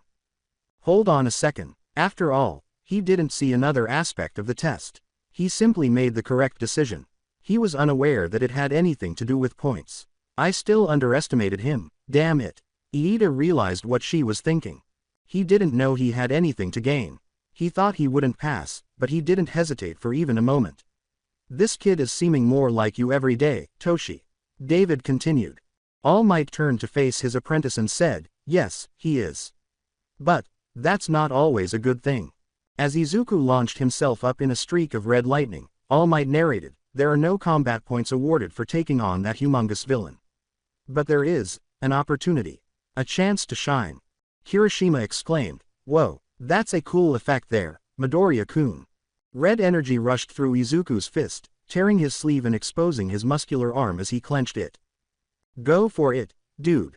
Kaminari exclaimed, energized by the intense music that was playing. SMAAAAAAAAAASH. Izuku punched the enormous robot with everything he had, thinking. The massive shockwave caused the giant robot to explode. Kirishima and Tetsu both exclaimed, now that's what I call manly. Together, his incredible attack caused the entire room to erupt in applause. Except for Shoto, who was grinning to himself, and Bakugo, who simply appeared irate as usual. As the screen changed to Izuku's broken arm, All Might grinned and Nezu applauded. That's it. Embody what it means to be a hero. Nothing is nobler than self-sacrifice. Oh man, no wonder you always hurt yourself. That was all freaking Might's power. Zero gasped. Izuku quickly began to fall to the ground. Oh no, I'm tumbling. How did I become so euphoric? Was that the power of All Might? What should I do now, man? My legs and right arm are shot. I'm ruined. As he approached the ground, Izuku pondered. The fact that her son was alive and well in front of her was the only thing keeping Inko from losing it after witnessing Izuku in such grave danger. A Detroit smash. Wait. If I fall to the ground, I can safely repel myself. But I'm dead if I'm either too early or too late. And I have no points even if I survive. There is no way for me to pass. Panicked, Izuku thought. He thought he had absolutely nothing to gain, but still, he didn't hesitate even a little bit. His character alone is very admirable, said Midnight. Agreed. The essence of being a hero is all about risking your own well-being to make sure others have theirs secured. Nezu replied. And it seems I was wrong. He wasn't counting on someone else to save him after all. He actually did have a backup plan, albeit a foolish one. Aizawa responded with disbelief. Izuku approached the ground and was about to strike it when Ochako abruptly slapped him across the face. As she let go of her power, he landed safely while floating in midair. Before actually throwing up rainbows, she put her hands to her mouth and appeared worn out. Ochako said, perplexed, Deku-kun. Don't vomit rainbows, you know. I didn't think that. Of course I know that. I guess the show just didn't want to show what it really looks like. Izuku responded with a swift defense. As he sputtered out absurd denials, I teased him, either that or you just couldn't associate sweet little Ochako here with anything negative, or am I wrong? The girls all laughed at this, but Ochako just grinned at Izuku's kindness despite only having met her a short while before. Mina kept teasing, saving a girl you just met, aren't you a little knight in shining armor, Midori-kun? Which only made the others join in.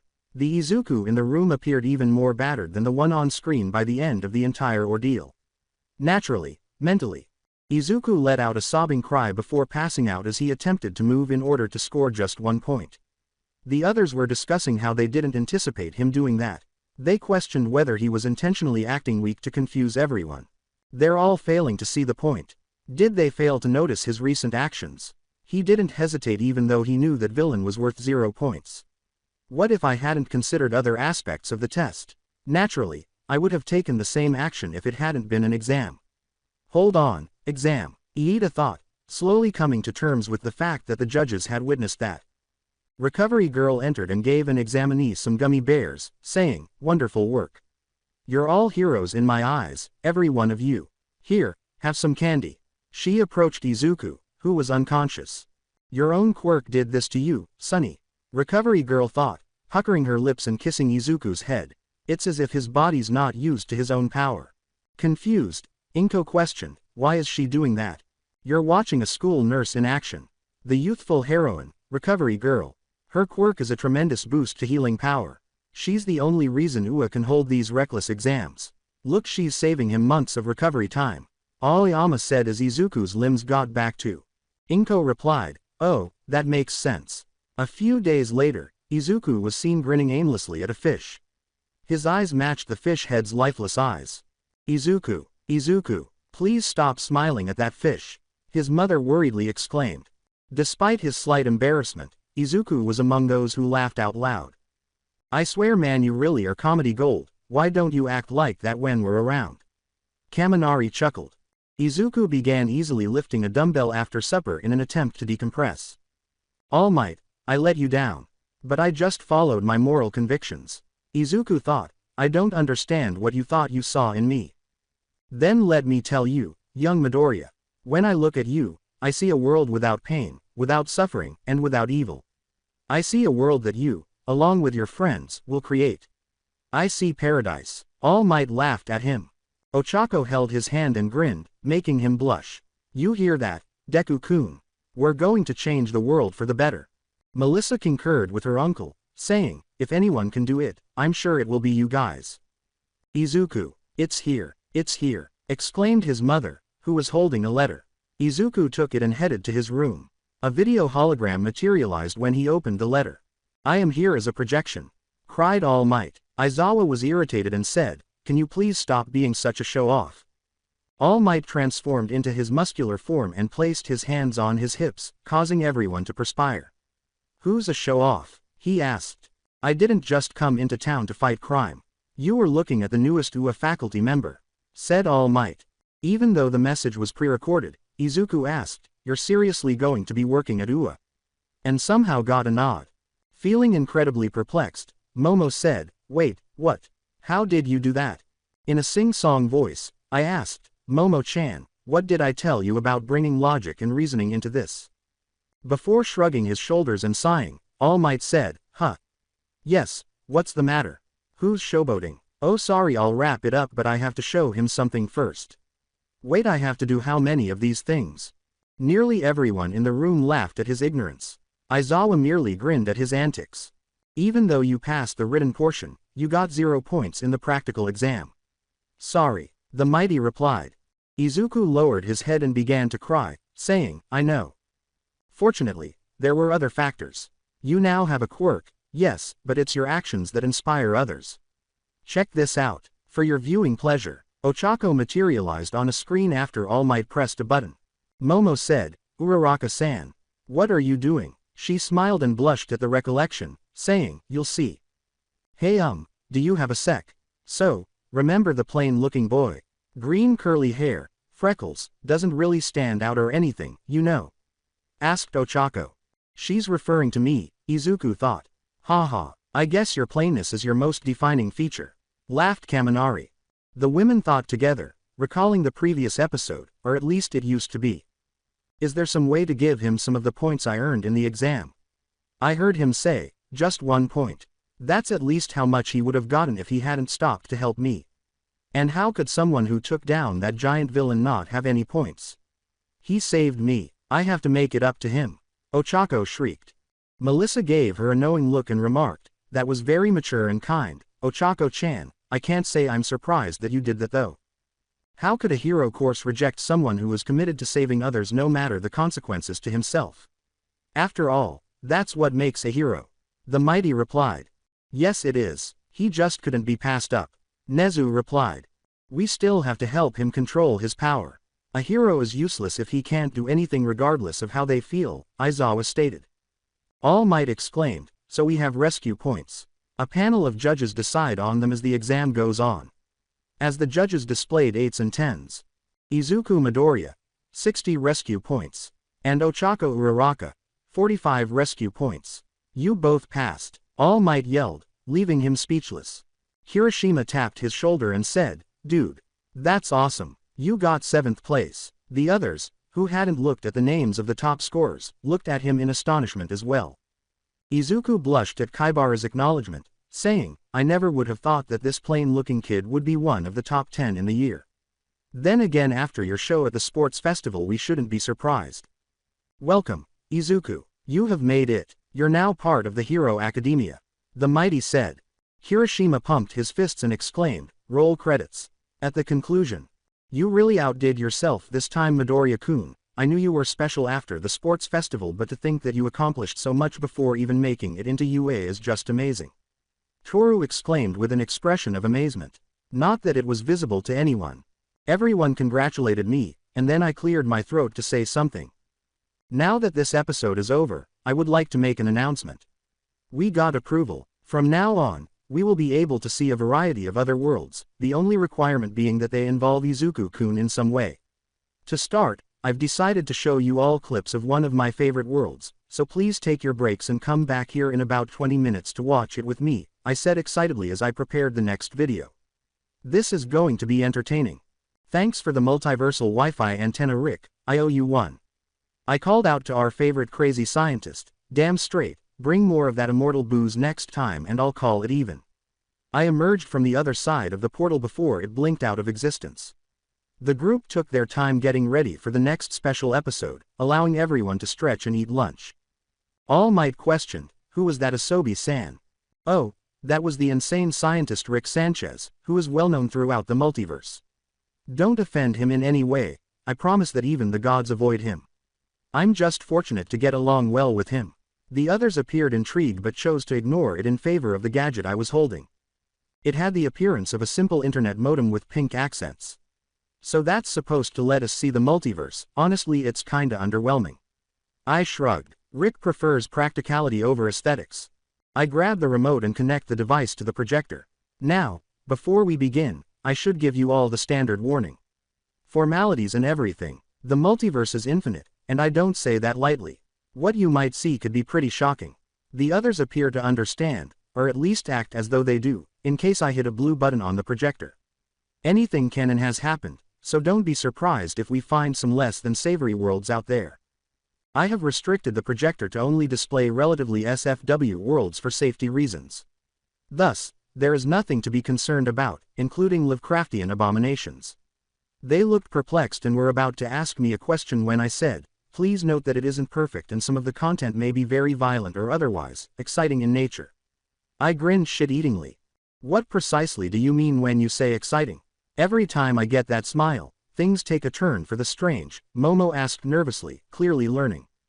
Oh, you know something like this, I say, gesturing to the projector, which depicted the UA Sports Festival scene with a few significant changes. First, Shoto Todoroki appeared much more feminine. Viewers gasped when they realized that their eyes were not deceiving them. On stage, there was an authentic female Shoto. Momo said, somewhat shocked, so this is what you meant by infinite possibilities. I grinned even more as I replied, oh yeah, but that's not why I used this specific clip. Todoroki Shoko continues her perfect match record, taking out Izuku Midoriya in one move. Midnight shuddered on her podium, thinking, this is overkill on a whole new level. I can't even see him in there. She fixed her intense gaze on the glacier that now covered Izuku, its sharp, angular corners reflecting light in a variety of blues, obstructing even his silhouette. As Midoriya-san inside that iceberg, how could he possibly make it through that? Inko was also concerned, but she has learned to trust Izuku in difficult situations, even if it was painful. Itsuka asked in shock and concern for the boy. Izuku Midoriya is you, she said, halting when she sensed a change, her gaze briefly returning to the glacier. A resounding crack shook the entire stadium as shades of green flickered into life inside the glacier. Midnight inhaled steadily. What's going on? Her line of inquiry was cut off by another echoing crack, which caused hairline fractures to spread out from the mountain of ice as it leaked even more green and hissed with steam. A large portion of the ice broke free of the main mass, crashing to the ground outside the ring with a distinct rumbling that eerily resembled a deafening clap of thunder, the cacophony of destruction kicking up mist and flurries of snow in its wake. In the glacier's timeless icy blue, Izuku's shadow emerged. Every crack that led to his outline. He appears much larger than our Midoriya-kun, doesn't he? David made this observation out of curiosity, and now everyone else saw it as well. Aizawa, Mike whispered into her microphone. From where she stood, Midnight could see the silhouette trembling with effort. What is? The stadium trembled as the glacier broke again, tiny cracks spreading quickly throughout it as the blue of the ice was obscured by the neon green glow, forcing Midnight to cover her eyes. Then, in spite of everything, Izuku showed off. The green lightning arcing off his body was accentuated and refracted as the motion caused the crystalline structure to collapse, causing the glacier to shatter into millions of tiny pieces all around him in a magnificent light show. Sweat trickled down the valleys his muscles created on his almost bare torso, his skin flushed, his shirt ripped asunder in the process of escaping his Arctic prison, and he smirked while panting. He grabbed the ragged remnants of the shirt and tracksuit on his torso and tore it free, the fabric fluttering to his side. All Might and Inko were the only survivors, but even they did not escape unharmed. All Might felt nothing but overwhelming pride as he stared at his successor, while Inko just kept mumbling the words, "I'm too young to be a grandma," over and over. The women were all on their knees, clutching their blood-dripping noses, and Deku was unconscious, his head ready to explode from the rushing blood. Asobi simply laughed uncontrollably the entire time. "Shoko, you must perform better than that." Izuku glared at the female Todoroki and said, "Stop holding back." Before, he practically demanded, "Come at me with everything you have."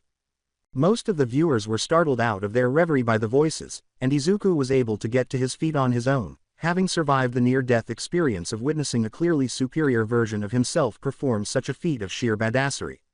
They all stared at me, and I just kept grinning. Without missing a beat, I said, "I told you things might get a little exciting." After exchanging glances and nodding, Kirishima and Tetsu approached me on their knees and said, "Thank you, Asobi Dono, for showing us such a feat of pure manliness." Their voices were filled with reverence. All Might exclaimed in amazement, to think that this version of young Midoriya managed to master it so early on. Incredible, the sheer power that it must have taken to break that ice, it must have been close to my own at 100%. He added the suffix with respect and appreciation for his friend, saying, "And it looks like he did it to get that world's version of myself to use her fireside. I guess you're a good person no matter the world, Midoriya-kun." He flexed off a glacier. "Can we talk about that? If he gets even half as ripped as that one," the other girls thought together as they compared their own Izuku to the one on the screen. Mina cried out, still sporting a massive blush on her face and blood seeping out of her nose. "So, how did you feel about the brief sneak peek I gave you?" The others simply nodded quickly, clearly intrigued by what they had witnessed. "There are plenty more where those came from, and we still have time for one more."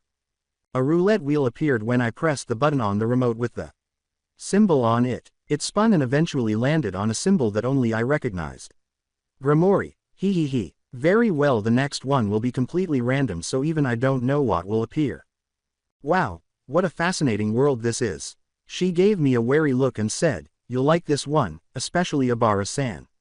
"Why me specifically?" she inquired. "Every myth and legend that people have created is true in this world. All world religions fall under this category. Naturally, neither I nor the higher-ups are on the same level as true gods as the creatures in this world. However, they complement each other aesthetically. This piqued everyone's interest. Will we witness a god Midoriya or something? Curious about the direction this was going, Mineta asked. As the projection began, I laughed and said, "Not quite but close, and I'm sure you will enjoy this world as well, Mineta-kun, but for different reasons." The projection depicted Class 1A in their classroom. They were lounging until the bell rang because the class had not yet begun. As Ojiro noted, everything seems normal so far.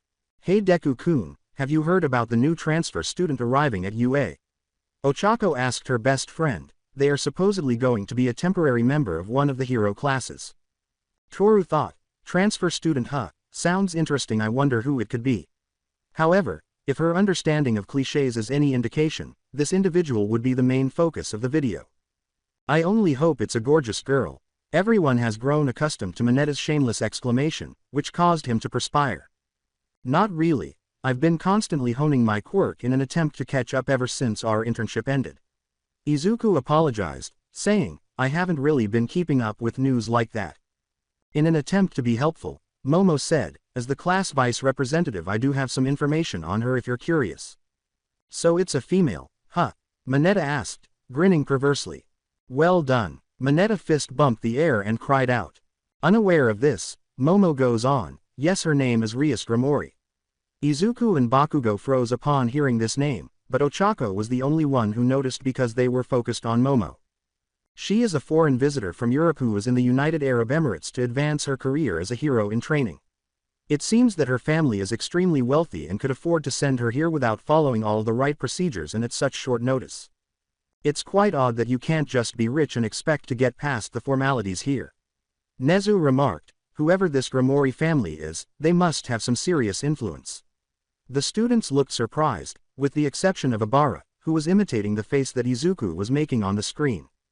Abara-chan, what's wrong? Concerned for her friend, Kendo inquired. That name, it's Grimori, it is demonic. This girl may be a demon herself, based on what Asobi-san said, she uttered in fear. Even though it was in a different world, she was shaking at this point because she was afraid of a real demon coming to her school. A demon, so how do Bakugo-san and Midoriya-san appear to be aware of her as well? Are the two of you religious as well? Kendo asked. No, not really. I only really follow Shintoism to a certain extent, and even then, not very much. Izuku shook his head. Why my other is aware of it is beyond me. Hell no. Bakugo simply scowled and said, all right. They made the decision to pause for the time being and keep watching the show. 3 people emerged from the door, 2 of whom were familiar, and the third was completely unfamiliar. Iida and Aizawa entered the room first, followed by a stunning young woman who was tall, 172 centimeters, and had a very voluptuous body. Her breasts were almost a meter large on their own, her eyes were a brilliant shade of cerulean blue, and her most distinctive feature was her long, luxurious crimson hair that curved across her body like rivers of blood. The only ones who were largely unaffected were Inko, Abara, and Izuku for similar but different reasons. The boys were nearly all enthralled with her, some had their jaws dropped, and Mineta was drooling uncontrollably. The women were evaluating her and giving her a clear 10 out of 10. Izuku was concerned about his other self, seeing the possible danger involved. Abara was stone-faced, a succubus standing in front of her gaze, confirming her earlier fears, and Inko was concerned about her son once more, knowing that this version of him knew a potential demon by name.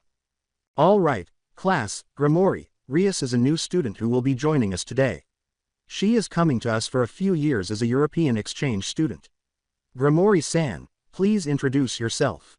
The remainder of the time will be free for you all to get to know each other, Aizawa remarked as he abruptly went back to his sleeping bag and fell asleep. Aizawa broke the ice, and everyone just started to perspire. Hello everyone, I'm glad to have met you all. I'm Grimori, Rias, as you may have heard. But I insist that you call me Rias. Please look after me, I hope we can get along. The student was surprised when Rias introduced herself in flawless Japanese because they didn't think a foreigner could speak their language so well already. Impressive, she must have worked hard to learn our language so quickly. Iida made the point. She spoke in a flawless and courteous manner. Almost unnaturally so. I don't trust it, Abara remarked, sensing that something wasn't right. Of course, please come over here and take your seat next to Midoriya-kun and Bakugo-san, the green-haired gentleman and blonde-haired savage over there. Iida said as she seated Rias. Fuck you, 4 eyes. Fuck you, 4 eyes. The 2 Bakugo spoke simultaneously. I suppose Midoriya-san is always lucky, regardless of the universe. Mineta bemoaned either not caring or forgetting the whole Hellspawn thing. Rias noticed a glare from both boys as she sat down next to Izuku and Bakugo, which was odd based on Bakugo's personality, but she could dismiss it as him being himself. Kaminari said, wow, not even a few minutes and she already got you pegged. He then stopped talking when he noticed Bakugo raising his hands and detonating tiny explosives. Midoriya-san, on the other hand, seemed to be much more composed. If nothing else, she needed to learn how to get along with her new classmates. Tokiyami said, "At least she seems pleasant. I didn't expect a demon to be so courteous." "Hello, Midoriya-kun. I suppose we are now desk neighbors. Please look after me while I figure things out." Izuku, not wanting to start a commotion, nods rigidly and lets the other students approach to speak with the transfer. When he has gone far enough, he mouths to her, "Roof, after lunch." Rias is perplexed by this, but he nods and continues to meet the other students.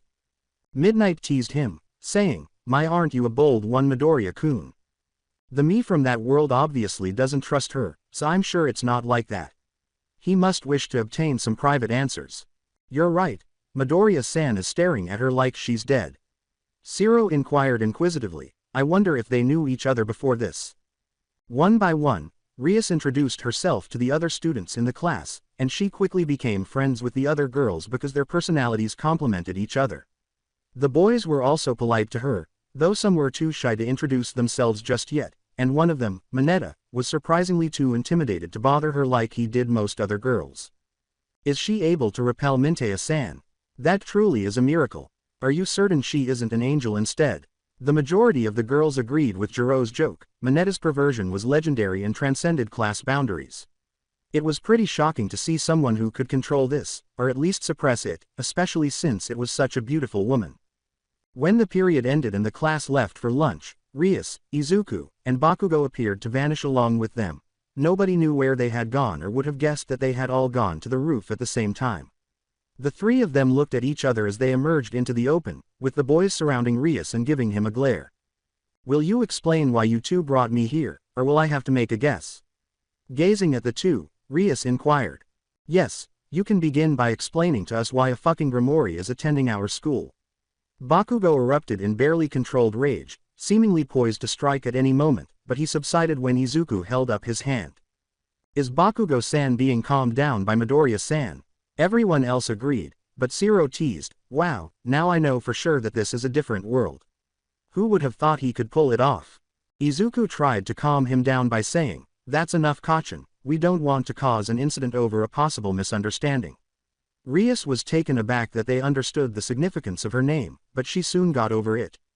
Black, bat-like wings materialized behind her as she spoke. "From that reaction I assume you're both aware of the supernatural world, and you know the significance of my name." Abara said, a little afraid, "So I was right, she really is a demon." "My name is Rias Grimori, and I have come to this school in preparation for the meeting between the Yukai and the leaders of the three factions that will take place in a few days. I would like to know exactly who and what you two are. I don't think you're just regular people." "She's right about that, how else would they know about her so easily?" Kaminari concurred. "Oh, it is possible that they are both angels if Rias-san is a demon." Toru cried out. "Angels, sure, Midoriya-kun, but Bakugo-san." Tsuyu said bluntly, "I doubt that," and the explosion boy gave him a glare. "What does that mean, frog face?" Bakugo shouted, demonstrating her point. They looked at each other, nodded, and began to change. Izuku's transformation was more straightforward. He simply grew two pairs of pure black feathered wings, while Bakugo gained slitted eyes and thin whiskers on his face. His arms were now covered in golden fur, but the most noticeable difference was the four fox tails that appeared behind him. "Bakugo is now a foxy boy. Not that he wasn't before," Midnight remarked, holding her whip and giving the feral boy a hazy look of interest. Bakugo shuddered at that. "I called it." Toru pointed at the winged Izuku and exclaimed.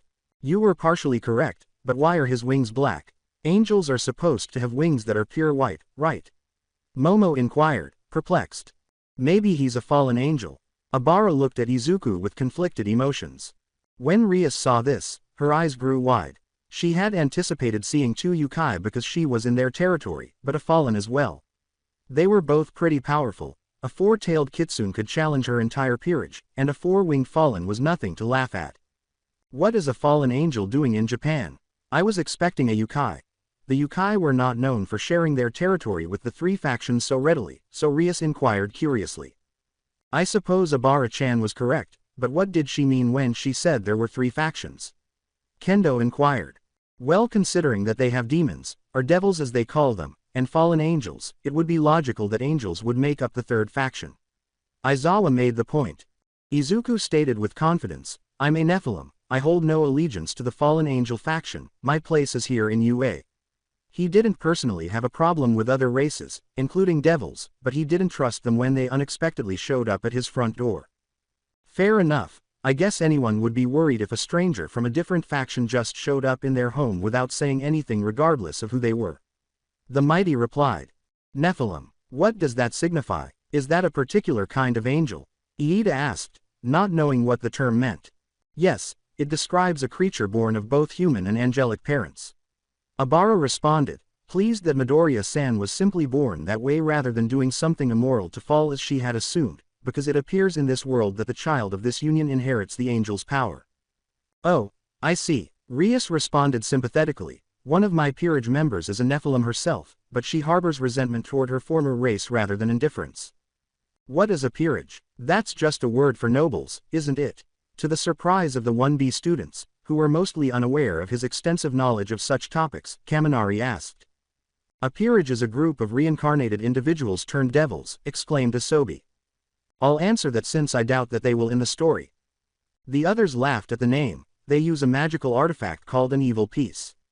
Yes, I know it's a stupid name, but a friend of the creator of it was a total chunabiyu, so the name stuck. In any case, the piece transforms a person into a devil by taking over their soul. In addition to giving the newly reincarnated devils some advantages, the procedure is strong enough to even bring the recently deceased back to life. Every peerage is headed by a king, in this case Rias, who is typically a pure-blooded devil. How did you find out about all of that? With deadpan expressions, they all asked in unison. I simply pointed over my head, and a neon sign with the word, God, written in large letters appeared. Sato said, sorry we keep forgetting because of how laid back you always are. I am an entertainer, so what do you expect? I say, my default attitude is laid back, before carrying on with the performance. What is the purpose of the meeting you mentioned, and why is it taking place here?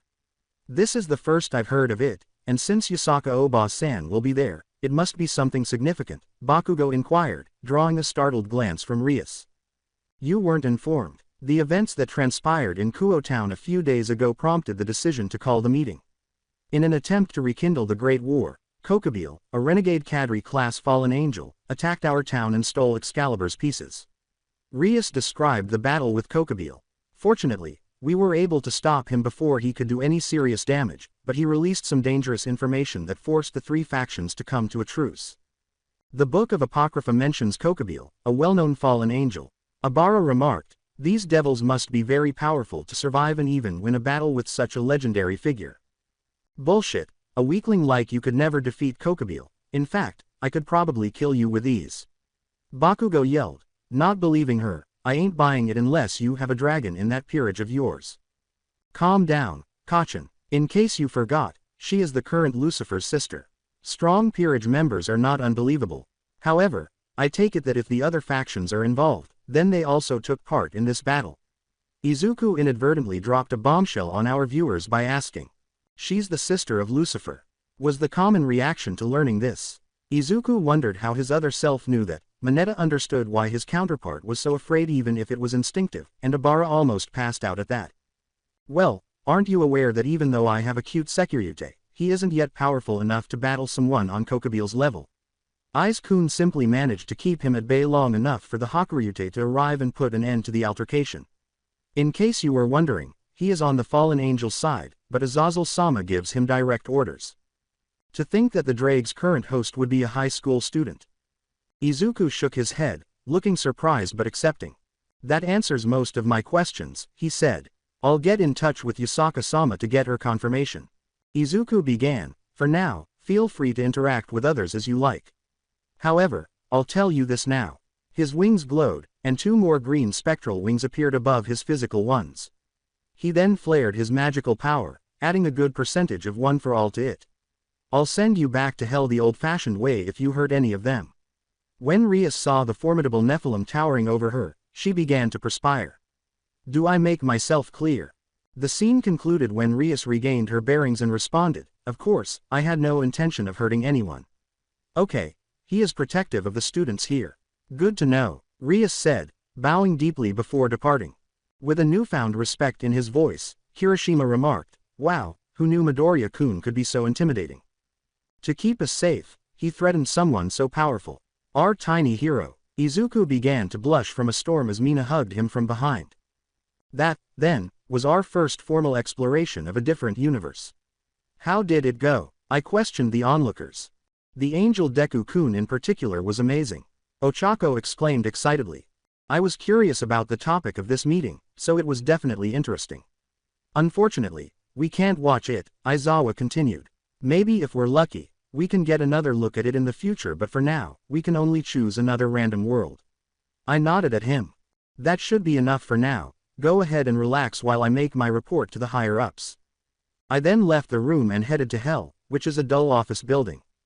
We returned to our positions after a brief intermission while I switched on the projector once more. From Izuku's point of view, this particular episode was quite inspirational. I wonder how the others will respond. Well, that was fun, but it's time for us to bring back our regularly scheduled program. The exam judges in the monitor room were displayed on the screen. Some of the top 10 student scores were displayed. Tetsu and Ibara were present. Huh, you two were in the top 10. Cool, I guess Tetsu-san being there makes sense since he is Kiri-kun's rival. And Shiozaki-san is pretty strong too from what I saw from the sports festival. Mina was impressed with the two. The students mentioned above appeared modest and proud, respectively. Toru gave Ochako a thumbs up, saying, "You got third place. You go, girl." The compliment made her blush. Ochako expressed gratitude and said, "Thank you, Hagakure-san." Clearly impressed, Midnight remarked, "Amazing. The student in first place didn't even have rescue points. He let the robots get in close and then counterattacked. He took down those things like an ace." Snipe replied. "Hee. Damn right I did," Bakugo grinned. Curious, Shiro said, "Do you think you would have won if you entered Todoroki-san?" "Perhaps. My quirk is pretty much designed for large groups of enemies after all. But you never know," Shoto replied. As the camera moved to Aizawa standing by the door, Midnight remarked, "On the other hand, 7th place didn't have any combat points. And as soon as he used his power, his body was broken. If I didn't know any better, I would think his body isn't used to his own quirk. Looks like Aizawa-sensei had his eyes on you from the beginning, Midoriya-kun." Tsuyu replied. Izuku was seen sprinting toward All Might on the beach as the screen changed. Izuku yelled, "Hey, All Might," as he ran in his direction. Kaminari began, "Wait, doesn't he realize?" but was interrupted. "Wait, All Might's here." "Where?" inquired two unrelated bystanders. The others imitated his deadpan expression as he concluded, "Yup, that's what I thought." "Way to blow my cover. Say it was a mistake," exclaimed All Might in a whisper. "I was just kidding," Izuku exclaimed, raising his arms. Everyone chuckled at this, including Aizawa, who quickly covered it up. Kirishima questioned, "Dude, how have you kept the secret for this long?" "I honestly have no idea," Izuku answered. "Anyway, congrats on getting in. I just want you to know that I haven't told anyone about our relationship. I didn't pull any strings and I wasn't a judge. You earned that spot all on your own." All Might replied. "I doubt he would even if he wanted to. A real hero doesn't cheat after all." David replied. All Might affirmed, young Midoriya wouldn't have accepted getting in that way anyway. "Oh, thank you. Given that your agency is in Tokyo, I was shocked to learn that you would be working at UA." Getting creepy, All Might cut him off. "Hee, really smooth, dude," Shiro chuckled. "Until they made the formal announcement, they didn't want me to tell anyone." All Might remarked, "I've been searching for a successor for a long time." Izuku scowled as he examined his hands. Oh, so he was going to give his power to one of the students. Someone who already had a quirk. It would be a lie if they didn't think it could have been me. Naturally, every student in the theater scowled a little, but they were glad Izuku received it because they felt he was more than deserving. "Midoriya, you must cease believing that you are less than everyone else. You will undoubtedly never become a hero if you lack confidence. But pay attention to this as well. All Might is the world's greatest hero." He was the last person they expected to give him such a motivational speech, so they were all surprised when Aizawa said, "If you're anything even remotely like him, we will all benefit from your service." Izuku exclaimed, shocked and appreciative of the assistance. Thank you, Aizawa-sensei, I don't know what to say. So, wasn't there a significant backlash regarding One for All? All Might scowled slightly. Wait, you anticipated that I would suffer such severe injuries? Izuku gave a gasp. You were aware, yet you failed to prepare him. Aizawa remarked disapprovingly. You could have at least warned him that he would have broken his limbs. Well, time was of the essence. All Might gave a tense response. But still you didn't have to give it to him the very same day of the exam, Aizawa emphasized, giving All Might a red-eyed glare. Well, I had my doubts, but everything worked out fine, didn't it? All Might inquired. Very little, Iida remarked in a slightly reprimanding tone, and honestly, All Might-sensei, that's hardly an excuse. Had Izuku not been so fortunate, he might have suffered even more severe injuries. One for All is a challenging power to manage. You have an abundance of energy at this moment. You won't be able to fully control it for a while. Then you can order it. All Might transformed into his muscular form and crushed a can. You see, it's All Might. The pair cried out. Serves you right for being a show-off, Aizawa joked. All right, let's run. Izuku trailed behind All Might as they began to flee. Why hasn't anyone else discovered it yet? This is hilarious, guys. As he laughed along with everyone else, Sato exclaimed. If you thought that was funny, wait until we find some of the more comedic universes, I say with a smile. This was followed by excitement. That's correct. The torch I gave you is only a tiny flame right now, but it will eventually grow into a raging inferno. The more powerful you get, the more you'll outshine me. Eventually, I'll retire, my job will be done. Deep stuff, All Might, he thought. Yes, I've been meaning to bring this up, but I haven't had a chance yet.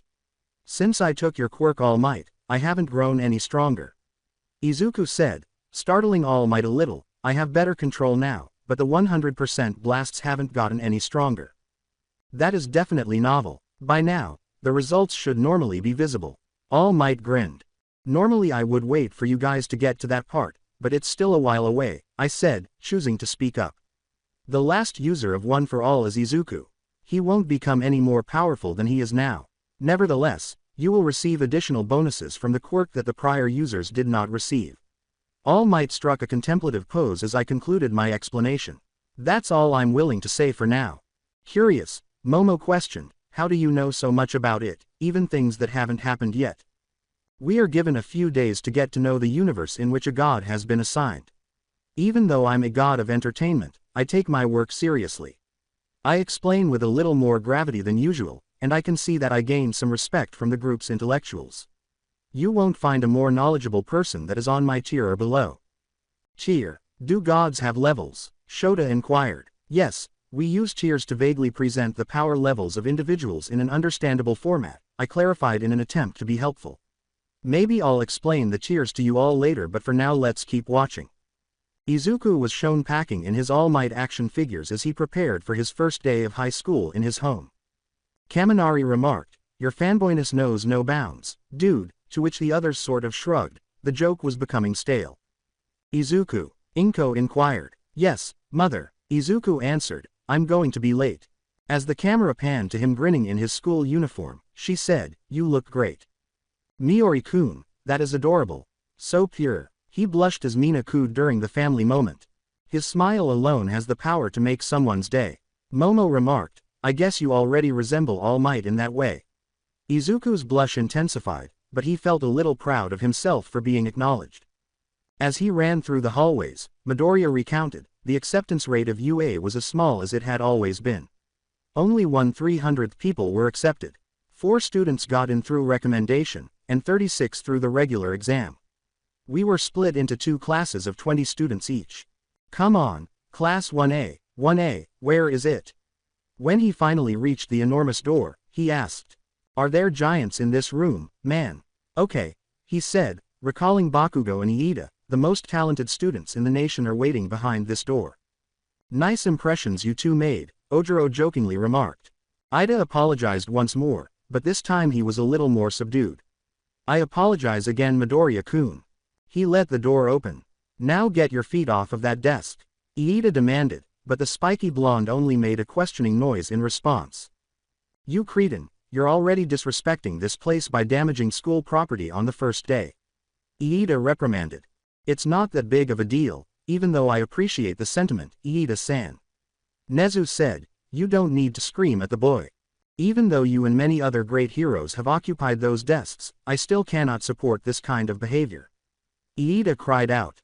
So serious, they all thought, laughing. Are you serious? Did you have a stick up your ass from your previous school, or were you born with it? Izuku cursed his bad luck while Bakugo laughed. It's possible that we started off poorly. Let's make a fresh start. Iida introduced herself as Tenya Iida from Sumei Private Academy. Sumei, huh, you must believe that you are superior to me, then. I am going to enjoy tearing you a new one. Bakugo chuckled. Young Bakugo, there's a limit to what can count as friendly banter until they become threats. Nezu yelled. You'd put me in danger. A fellow student of yours. Are you certain that this is the correct location? Iida questioned doubtfully, and they both turned to face Izuku in the doorway. With trepidation, he said. Happy morning, Sumei. I know. Hi, my name is Izuku Midoriya. He said, introducing himself as Tenya Iida. Iida closed his eyes as though he didn't deserve to be seen. Midoriya-san, I shouldn't have judged you so quickly. You perceived the true nature of that test. You were indeed the superior candidate. That's blunt. I seriously didn't expect that kind of talk from you, Iida-kun. Ochako replied. Iida-kun, I didn't perceive anything. I just did what I thought was right then. Izuku replied. Still feeling ashamed of his previous failure, Iida remarked, and that right there is why you're better than me. You didn't care about passing if it meant letting Uraraka-san get hurt. I was only concerned about scoring points. Hey, I recognize that messed up hair. Falling boy, Ochako exclaimed as she approached them. Kaminari chuckled and said, Falling boy. Oh my god, it's the kind girl who spoke with me. In that uniform, she looks great. Izuku made punching motions while thinking. Mina turned to face him and fluttered her eyes, saying, Oh. Midori-kun, she looks good huh? How forward. What about the rest of us girls? Ochako experienced jealousy for some reason. Izuku blushed as he glanced at the other girls who were observing him with interest. Mineta pouted to himself, lucky bastard. Why is it always him? Before Kyoka stuck an earbud in his ear and made it vibrate. Because Midoriya-san isn't a stupid pervert. She replied. Guys, it's time to commence operation. Wingman, Shiro said in a whisper to Kaminari and Kirishima. Izuku said, Oh hi, I guess I should thank you for going in and talking to Present Mike, his entire face flushed. As the camera moved to Bakugo, she said, Huh, how do you know about that? A flashback began to play. Mirio remarked, Man Midoriya-san sure has a lot of flashbacks, but he didn't know. 2 of our students actually got into UA. And to think you're one of them, Izuku. It truly is a miracle. Exclaimed their junior high teacher. Bakugo pushed Izuku up against the wall in an alleyway. What did you do to pass the exam? You must have cheated somehow. I was supposed to be the only student from this garbage junior high to get into UA. I warned you not to apply. Asked Bakugo. Disappointed, Kirishima said, that was going too far, Bakugo-san. Do you really have that much pride? Izuku firmly grasped his hand. Kachan, someone I look up to, told me that I can become a hero. That's why I applied. Like it or not, you can't stop me. Izuku replied with assurance. Toru yelled, You tell him, Midoriya-san.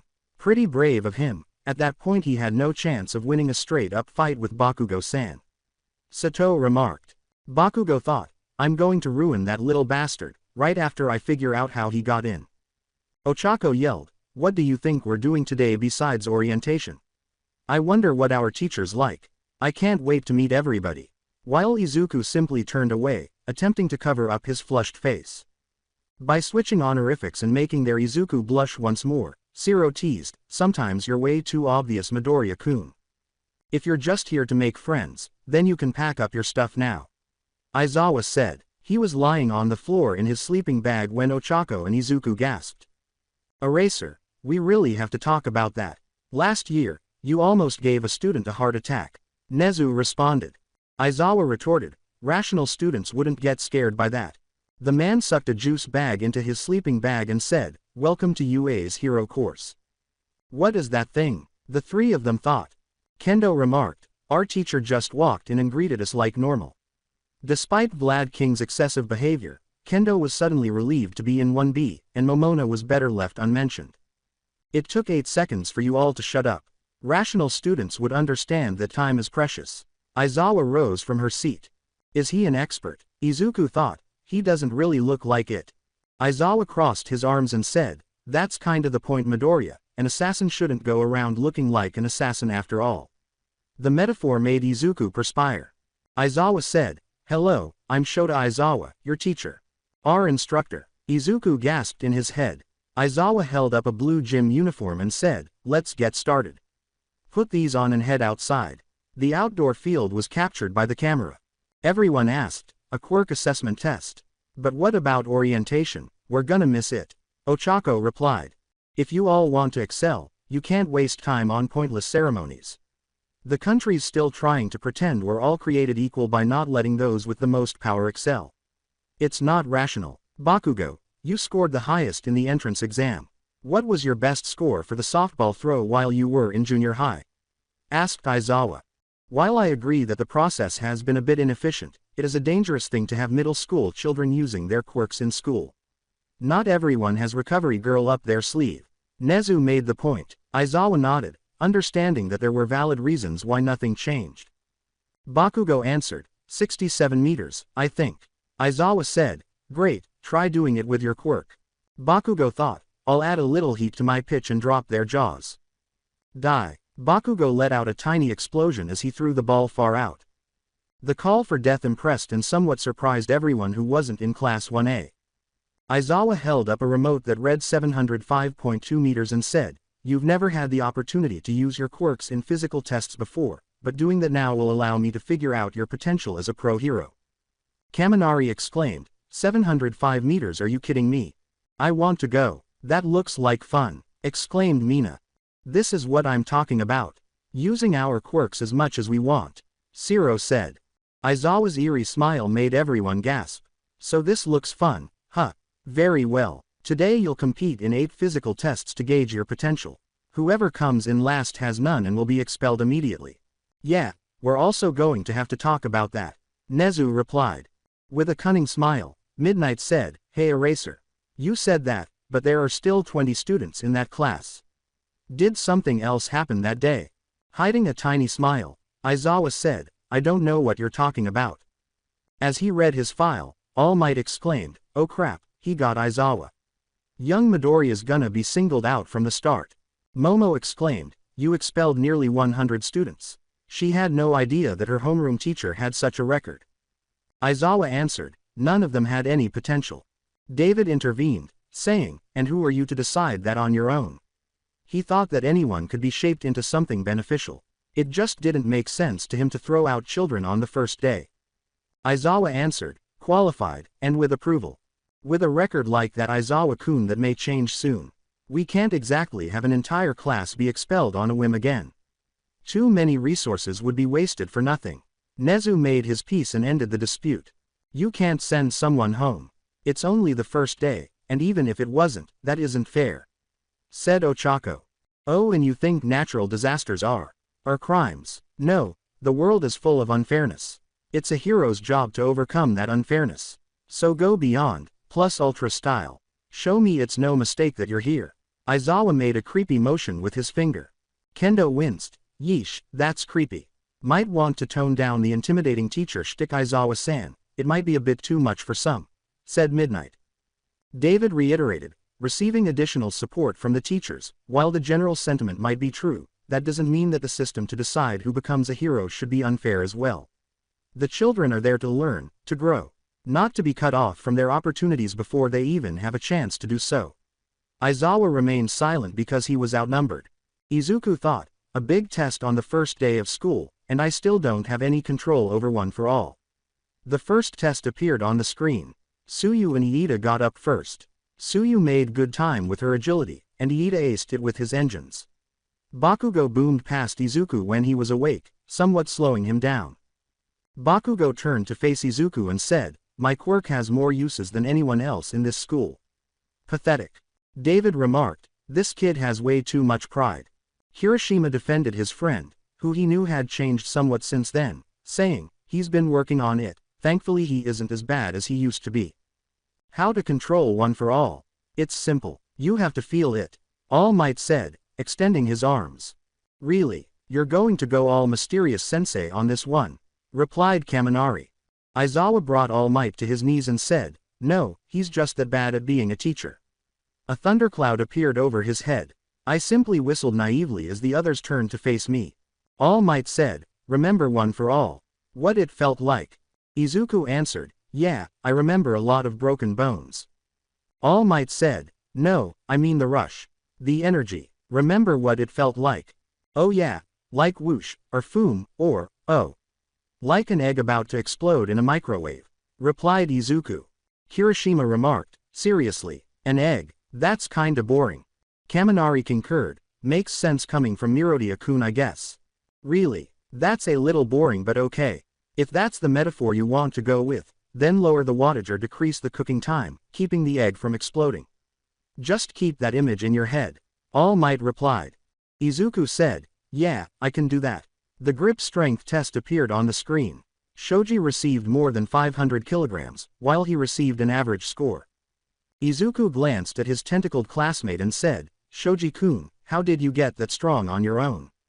Shoji said, my quirk is mostly a utility type but it also makes my muscles a lot denser which boosts my strength by a bit, add that to the pressure of 4 wrists combined. Although his basic strength was fairly good, his quirk and natural dexterity pushed him well beyond his comfort zone. Bakugo pushed himself across during the long jump, and Tsuyu hopped over it with ease. Izuku's quirkless score was normal. Minetta's sidestep demonstrated how he bounced between his balls to get an insane score. At last, Ochako's softball throw sent the ball skyward. An infinity symbol appeared on the remote. Kirishima gave a thumbs up and remarked, man, that's still pretty impressive even now. Ochako said, thank you. Izuku approached the circle and began to reflect. If Midoriya-san doesn't shape up he's gonna be the one going home today. Iida replied. Bakugo pointed at him and said, of course he is. He's a quirkless loser. Oh, this is gonna be good. I didn't see his face the last time this happened since I was surprised by Midoriya-san. Kaminari replied. Everyone has been experiencing fantastic outcomes. So far, everyone has been there for me. I promise not to disappoint them. When Aizawa's eyes turned red, Izuku prepared to toss the ball, and he did so normally, saying 46 meters. Aizawa scowled as his scarf drifted around him, saying, I erased your quirk. The judges for the entrance exam were not rational enough. Someone like you should never be allowed to enroll at this school. I stand by what I said earlier, such an amazing power like he has needed to be trained and mastered, not thrown away even if it starts off unstable. David stated with conviction. Were you planning to break your bones again? Counting on someone else to save your useless body? No matter what your intentions are, you would be nothing more than a liability in battle. You have the same reckless passion as another overzealous hero. One who saved over 1,000 people by himself and became a legend. But you're useless if you can only throw one punch before breaking down. Sorry Midoriya, with your power there's no way you can become a hero. Aizawa responded. After this, I will definitely speak with him. As he considered a suitable speech to deliver, Nezu thought, that attitude is unbecoming of a teacher. Midoriya, I would like to apologize for saying that.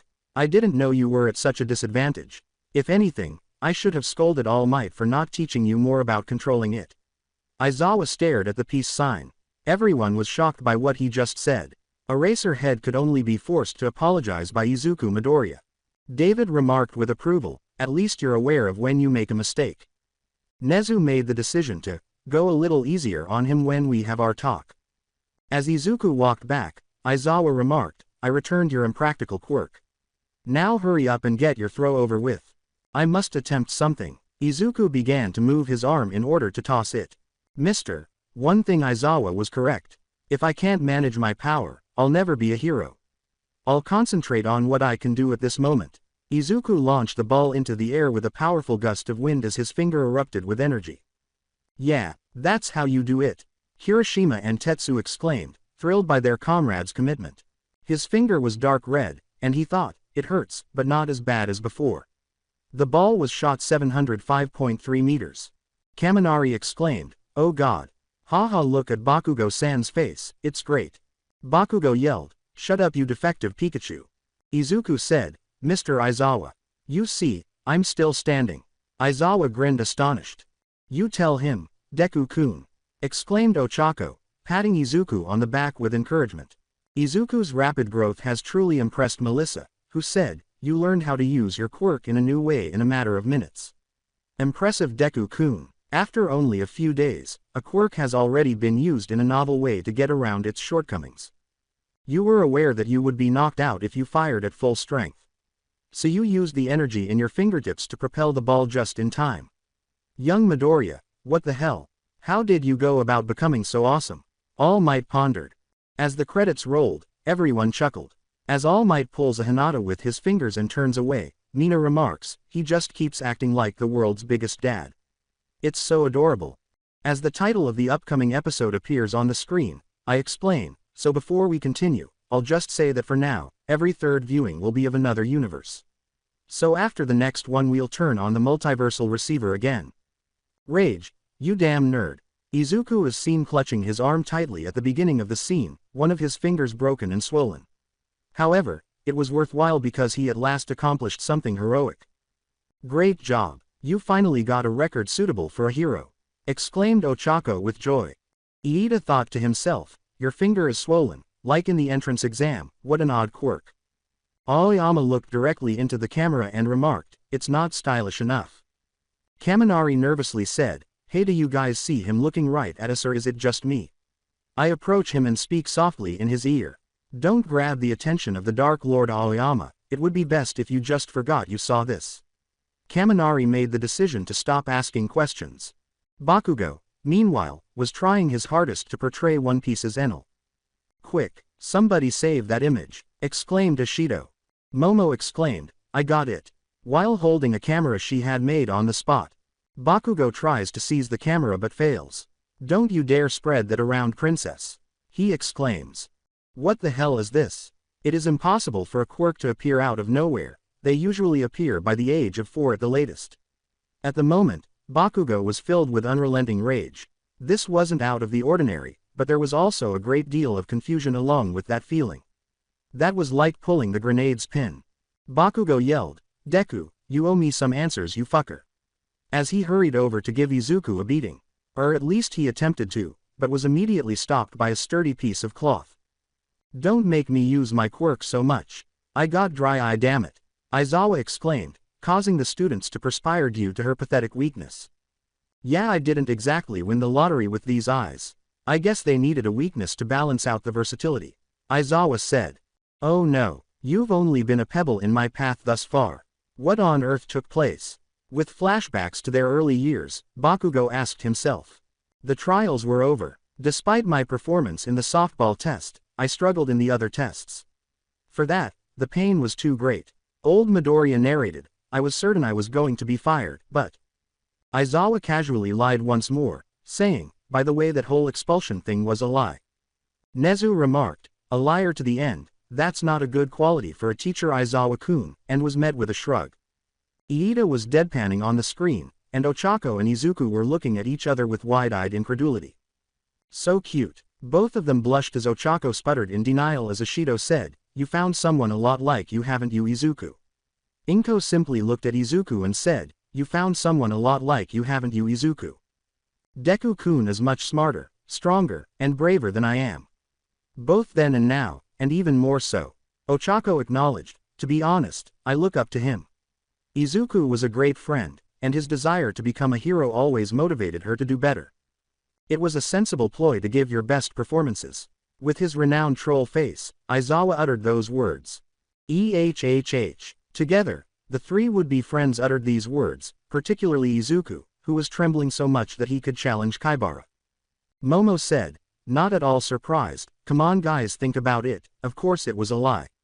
Indeed, it's a double-layered one. Up until now, none of you even knew. Momo was simply upset about being played for so long, but Mirio joked. When the test results were announced, Izuku came in last. He was advised to see a recovery girl to have his finger fixed, and he made the decision to get better going forward so he could catch up to his peers. He rose from the bottom of his class to become one of the top fighters at the school. That takes a lot of commitment. Shishida acknowledged this. Deku-kun is truly incredible. Melissa said, Izuku was just happy that his efforts were being congratulated. Maybe this whole watching thing had some benefits after all. When I first met him, I thought he was always that powerful, but seeing where he started from has really given me a new perspective. After that, Izuku appeared near the school gates, exhausted from his healing session but ready to leave, but Iida stopped him before he could. The screen flashed back to Aizawa speaking to All Might and revealing his lie once more, along with both of their thoughts on Izuku. "Hi, has your finger healed?" With concern, he inquired. "Yeah, thanks for asking, but I'm a bit tired from the side effects." Iida continued by describing how Aizawa had tricked him and the advantages of encouragement through deceit, which made Izuku smile. "At first I thought he was a bit scary, but he's just really honest and diligent," he thought to himself before hearing a voice calling for them. "Are you all heading to the station as well?" "Await my arrival," Ochako remarked as he ran in their direction. "Oh, you're an Infinity Girl." Iida, who didn't know her name, asked. "Hello, I'm Uraraka Ochako. If my memory serves me correctly, you are Midoriya Deku and Iida Tenya." Bondo said, "Oof, an insult on the first introduction." Izuku exclaimed, "Deku, where did you hear that?" Confused, Ochako questioned, "Isn't that what Bakugo-san called you?" Izuku cried out in a panic, "My name is Izuku, Deku is just the name that Kachin uses to make fun of me." After saying, "Oh, really? Sorry about that," Ochako expressed regret, "but to be honest, I kind of like the name for you. It gives off that never give up vibe, you know." Izuku blushed deeply and said, "Hi, I'm Deku." "Far too quickly. It was instant," exclaimed the others, shocked. Mineta remarked, "Man, you have it bad, accepting an insult like that just because the girl you like said it was nice." While the Izuku on screen discussed paradigm shifts. "It's not just that," Izuku angrily waved his arms in defense. "It's just that it was the first time that someone called me that and flipped it into something positive. It really hit home and I even used it as my hero name for that reason." He turned to Ochako and bowed. Izuku blushed as he said, "I never got to thank you properly for that. You were the inspiration for my hero name, so thank you very much, Uraraka-chan." In an awkward attempt to stop Izuku from bowing, Ochako said, "It was nothing, Deku-kun, I just said what I felt. I'm glad that you took so much value in my words, so you're more than welcome." The others simply seemed amused by this. "Despite my numerous failures, I managed to get through my first day." As he strolled alongside the two of them, Izuku thought, "But at least I'm making some new friends." "And there's the start of your friendship, I guess. Now you three are almost inseparable," said Kirishima. "Young Midoriya, you're still unable to unwind." Holding one of his costumes, All Might thought, "Your real test starts tomorrow." The following day appeared on the screen. Izuku was discussing how regular classes were still held at the school. The students were so bored that Present Mike asked, "Now, which of these 4 sentences contains a mistake?" Having such dull classes in a hero course was pretty unexpected. Plus, why are we learning English of all things? Kaminari acknowledged that she wasn't the most diligent student. "They say English is the language of money. Most heroes use it as a common tongue for convenience when going abroad." Nezu clarified. Izuku grinned confidently and thought, the relative pronouns were incorrect in the last one. What does that even mean? Kaminari pondered bewilderedly. "Nerds unite." Momo gave him a high five and said, "That was exactly right, Midoriya-san. You're good." All Might exclaimed, "I am here." While Izuku gazed admiringly at him. "Pause it. Look at that face, Midori-kun. You're too cute sometimes." Mina pinched his cheek, causing him to flush scarlet. Tsuyu gave Mineta another tongue slap when he said to himself, "Lucky bastard." All Might yelled, coming through the door like a hero. As he stormed through the door, Aizawa scoffed and said, "Seriously? Why are you always such a show-off?" "What? I was trying to get the students pumped up." All Might's muscular response was. David made fun of his old friend, causing him to lose confidence. "Sure, Toshi, keep telling yourself that. You were always a show-off, even way back." Kaminari said, "So it's true. All Might really is a teacher here." Tsuyu questioned, "Is he wearing his Silver Age costume?" The card that All Might held said, "Battle. Think of this class as Heroics 101. And today's lesson will be this." All said. "Fight training," exclaimed Bakugo with enthusiasm. Kaminari remarked, "At least he's honest about what he wants." All Might gave the order, "Now, everyone, grab your costumes and head out to the urban battlefield." And everyone obeyed, sir. The class emerged from a pitch-black tunnel as the scene changed. All Might exclaimed, "They say that the clothes make the pros, and behold, you are the proof. Just look at all of you. You look so cool." As the suits were unveiled, every student thought, "There he goes again," All Dad confirmed. All Might said, "So, shall we get started, you bunch of newbies?" Aizawa reprimanded, "You really are unbelievable." The screen displayed Izuku on the phone with All Might. As a picture of a girl shooting water appeared, All Might remarked, "Quirk registration." "Yeah, you can update that. There are many cases where people's quirks don't end up being what they thought they were."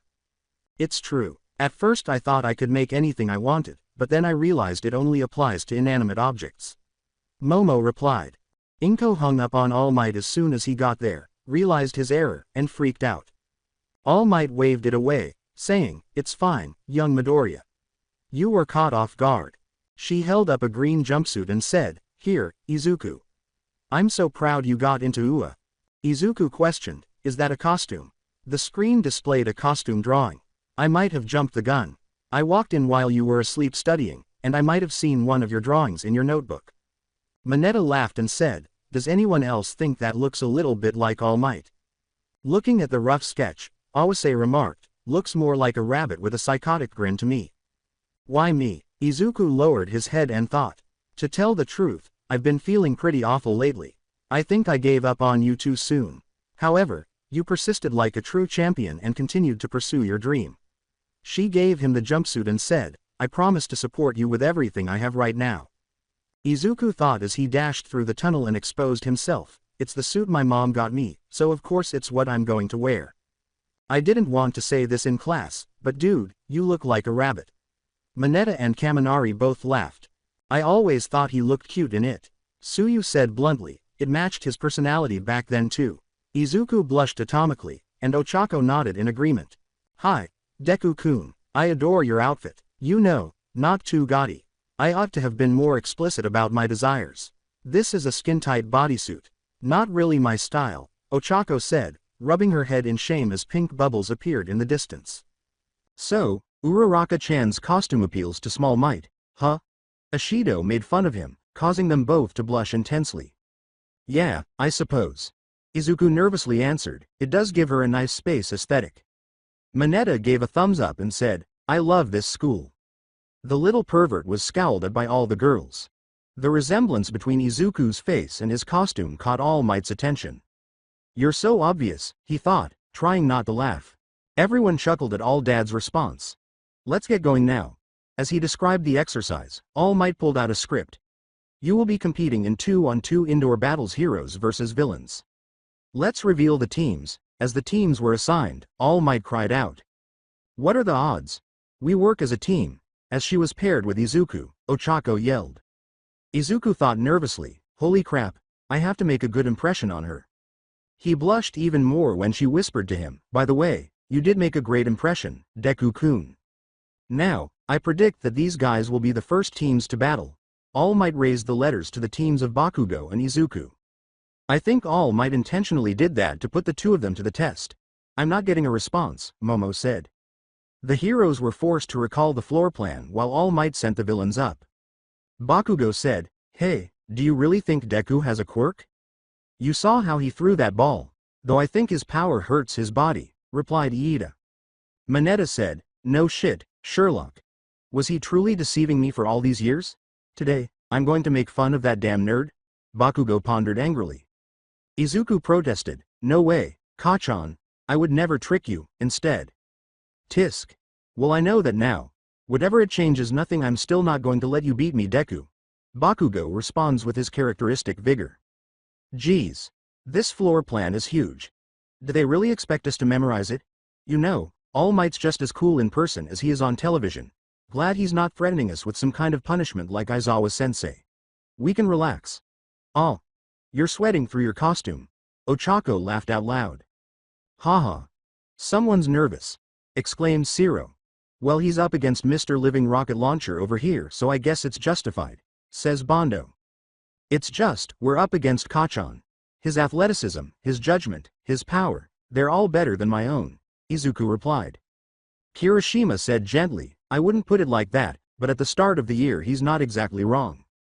Shoto noted that he would find it difficult to battle Izuku as he was now, saying, the distance has closed quite a bit since then though. The three competitors were fairly comparable in terms of power. Izuku put his mouthpiece back on and said, but, that's why I want to win. I refuse to lose today. Ochako grinned and said, so it's a fated battle between rivals.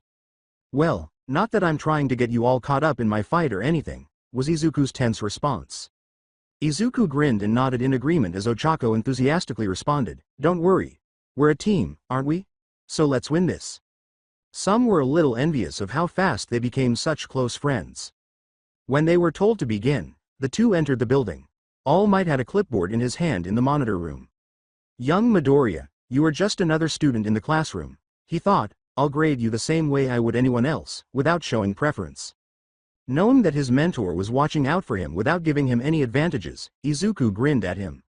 Izuku gave him a thumbs up in return, saying, thanks, All Might. I wouldn't have it any other way. I'd hate to be known as the cheating hero. Izuku and Ochako slowly made their way through the structure in search of their adversaries. Without a quirk, he chose to rely on Uraraka's zero gravity and his abilities. Suddenly, Bakugo materialized and directed an explosion toward them. Izuku's fast reflexes allowed them to dodge in time. However, half of his mask was blown off. Bakugo attempted to intimidate Deku by saying, what's wrong Deku? Afraid to stand up and fight me? Izuku demonstrated his intelligence when he said, I knew you would target me first, and guessed that you would try and catch me by surprise. Performing a sneak attack like that is totally unmanly, Kirishima angrily exclaimed. All Might remarked, he's playing the part, acting like a true villain. Who's acting? I'm pretty sure that was just him and his flaming crap mixed with garbage personality, Kaminari chuckled. Bakugo ignited his hands and said, I'll obliterate you like the extra you are. But Aizawa erased it. But Midoriya-san managed to dodge it really well, even if he had no idea where it was coming from. Mina was speechless. Kirishima whispered to the greenhead, you hear that, dude? She thinks you're awesome. You were pretty awesome in that fight Midori-kun. You basically fought Kuriklas and still did pretty well, Mina affirmed, causing the green hero to blush and smile. Izuku rose to his feet and assumed a fighting position. Izuku stopped Bakugo as he was about to deliver a right hook and threw him over his shoulder in a judo throw. See what I mean? If he was even a second too late on that grab, Midori-kun would take an explosion to the face. That kind of precise fighting is impressive, Mina exclaimed with joy. Ochako agreed and complimented Izuku, saying, she's right, it took me a long time working at Gunhead Sensei's agency before I could learn even the basics of fighting like that. Seeing how good Deku-kun was even back then is even more impressive now that I know how difficult it is to learn. You always start a fight with a right hook. I've been observing you for years, so I know. I'm no longer the same helpless child, even though you can still call me Deku. Do you hear me? I've evolved. Deku is the name of a hero from now on. As Ochako gasped in shock and recalled what she had said about that nickname, Izuku cried out. Yes. Dude, you tell him. Half of the boys in the room got to their feet and raised their fists. It appears that you have significantly improved Izuku, Uraraka-san. Inko bowed to Ochako and said, I have to thank you for doing that.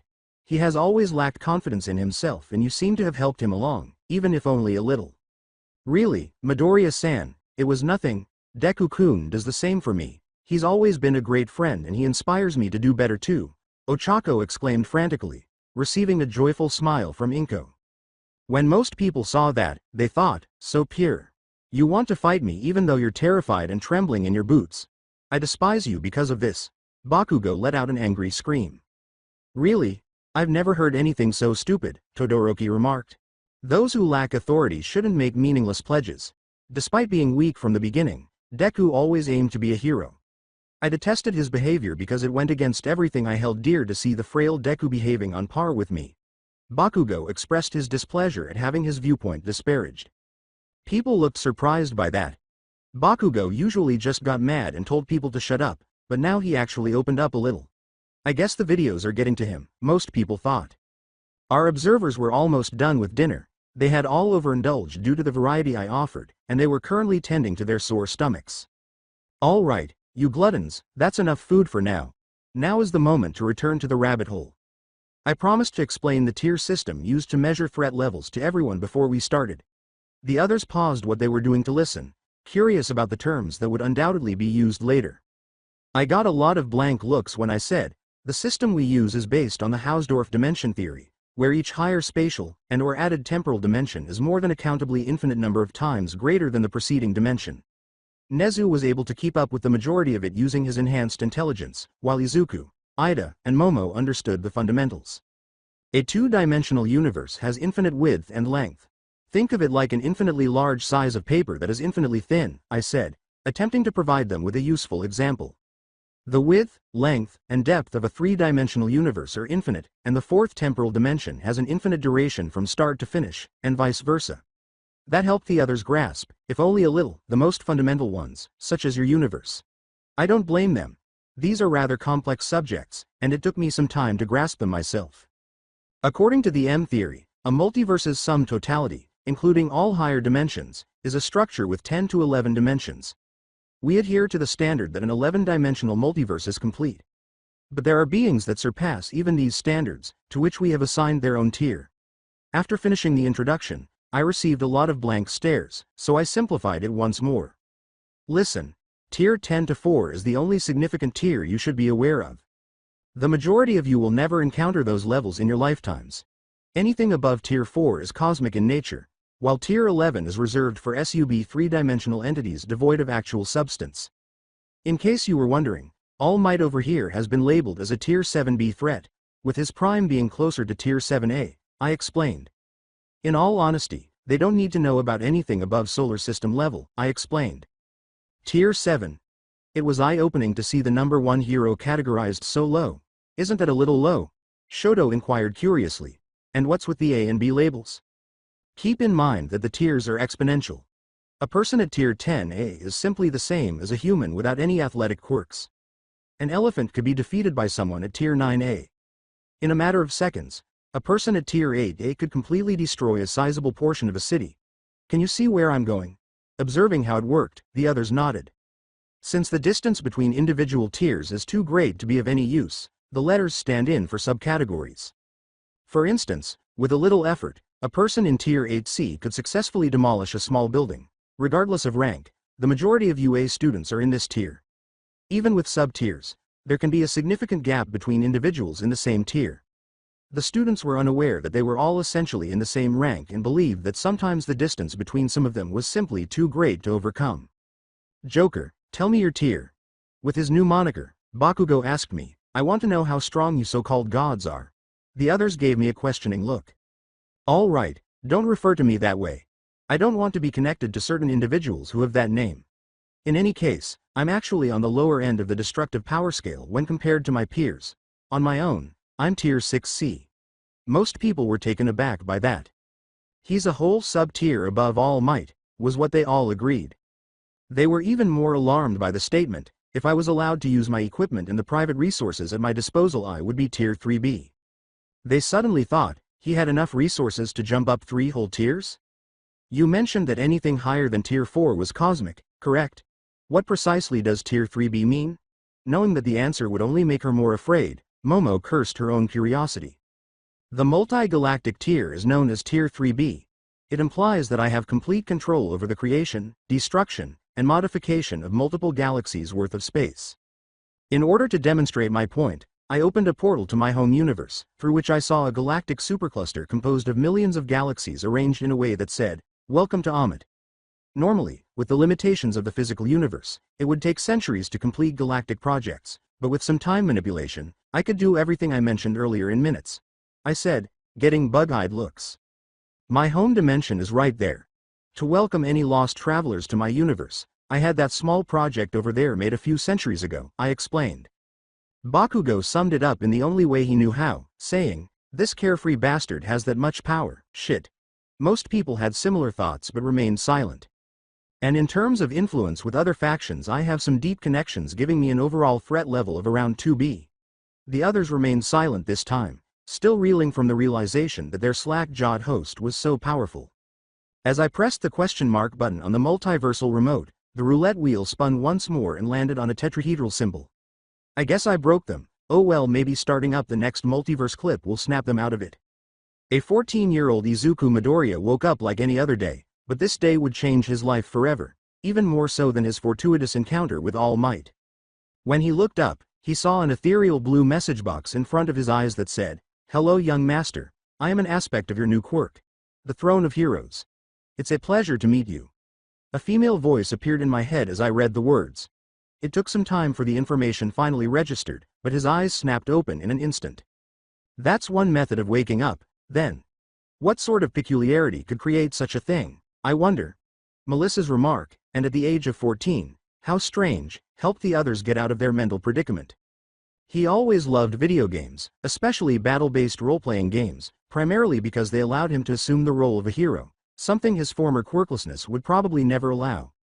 Even after inheriting One for All, he didn't have the heart to just give up the hobby outright. Oh great, I played for so long last night that now I'm hallucinating. This was a new one, but not particularly surprising given his hobbies. Escape. I suppose it makes sense considering his past, Nezu remarked, drawing pitying and sympathetic glances from some of the others. Melissa remarked sympathetically, "To be honest, I used to do the same thing, back when I still had ambitions of being a hero." As he read the message, the screen changed from a text box to 3 distinct white boxes. While your reaction is understandable, this is not a hallucination. I am an autonomous, artificial intelligence created to help you have a better understanding of your new quirk. While it may be true that this quirk is not natural to you, like the one that the Johnny Bravo lookalike gave you, it is yours nonetheless. Therefore, this peculiarity of his is also not natural. Somehow, but by what means, it was implanted into him. And what is it capable of? Momo inquired, curious to see how everything operated. And just who is Johnny Bravo, anyway? Bakugo inquired. I simply displayed an image of the Elvis impersonator on the screen, eliciting some laughter. The words, "summoning," were written beneath the first box's symbol, which resembled a Roman cross with a blue circle in the center. "Shop" was written beneath the second box's symbol, which resembled 2 pyramids inside each other, one pointing upward and the other downward. And "friend" was written beneath the final box's symbol, which resembled 2 hands clasped together. Thus, his peculiarity is akin to a game. I can infer from the summoning tab that his quirk will have a summoning component. And if the shop tab is any indication, he could exchange money or perhaps some other valuable stuff for bonuses, Kaminari said. A game-style quirk? That was just awesome in his eyes. Curious, Shoto said, yeah, although if he can really trade money for power, I wonder what kind of benefits they would be. Something like that could be broken under the correct conditions. This cannot be a hallucination because it is far too realistic and self-aware. Izuku reasoned, and if someone had enough free time and the right quirk to pull a prank on me, then they certainly wouldn't know about One for All. He then turned his attention to the Friends tab, and the screen changed once more, displaying a section of rows with only 2 of them filled in. The first had Bakugo's portrait with his name written next to it, and the second had Inko's name. This is the Friends screen, where you can view information about people who think of you as a friend and vice versa. Friends automatically show up once you've fulfilled the requirements to be their friend. You can see your friend's status by mentally focusing on their icons. So both Bakugo-san and he still regarded Bakugo-san as a true friend. Even after all of that. Sato remarked, I really don't understand you two, not understanding how Bully and his victim could be friends. Izuku lowered his head slightly when Tsuyu said bluntly, I'm more worried over the fact that this Midoriya-kun only considered Bakugo-san, and Midoriya-san to be his friends. Being quirkless only made my options even more limited because I was never a very social person. By the way, you can call me Izuku. Izuku said earnestly, I think all of you are my friends, and it would be awkward to call us both Midoriya. Everyone smiled. Even us? Awase from Class B inquired, perplexed as to how he regarded them as friends. After all, we were all heroes, of course. If we can be friends, it makes sense for us to get along. He clarified with a smile, receiving more praise from Class B and the teachers. I don't mind if any of you use my given name. Izuku thought, it can't hurt to try, as he concentrated on Bakugo's portrait. As soon as he did, a profile with details about his friend's status, including his location, physical condition, and mental state, appeared.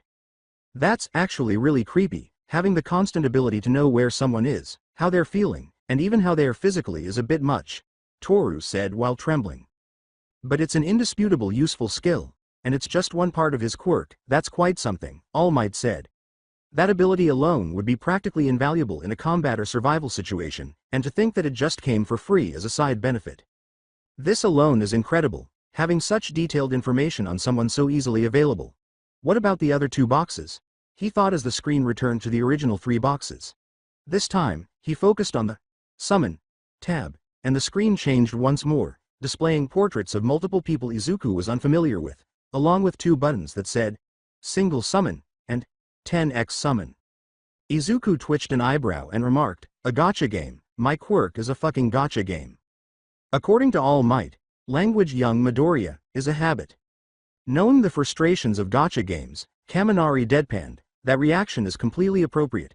Having a power that is so dependent on luck would be, to put it mildly, frustrating. Welcome to the Summon tab. Here, you can summon a variety of useful items, powers, and even servants by exchanging Saint's Quartz, summon tickets, and friend points. Izuku wondered, servants? Like real people, or maybe something like Ectoplasm's quirk. Servants are powerful creatures that can be summoned by a variety of means, including your quirk. Each servant is a copy of a legendary figure from history called from the throne of heroes to fight on your behalf. Demigods like Heracles, Medusa, King Arthur, and even the Minotaur can be summoned here. Will we ever come across a Mido? Are you saying that Izuku-san isn't very powerful? Mineta inquired. Yes, there are numerous ones.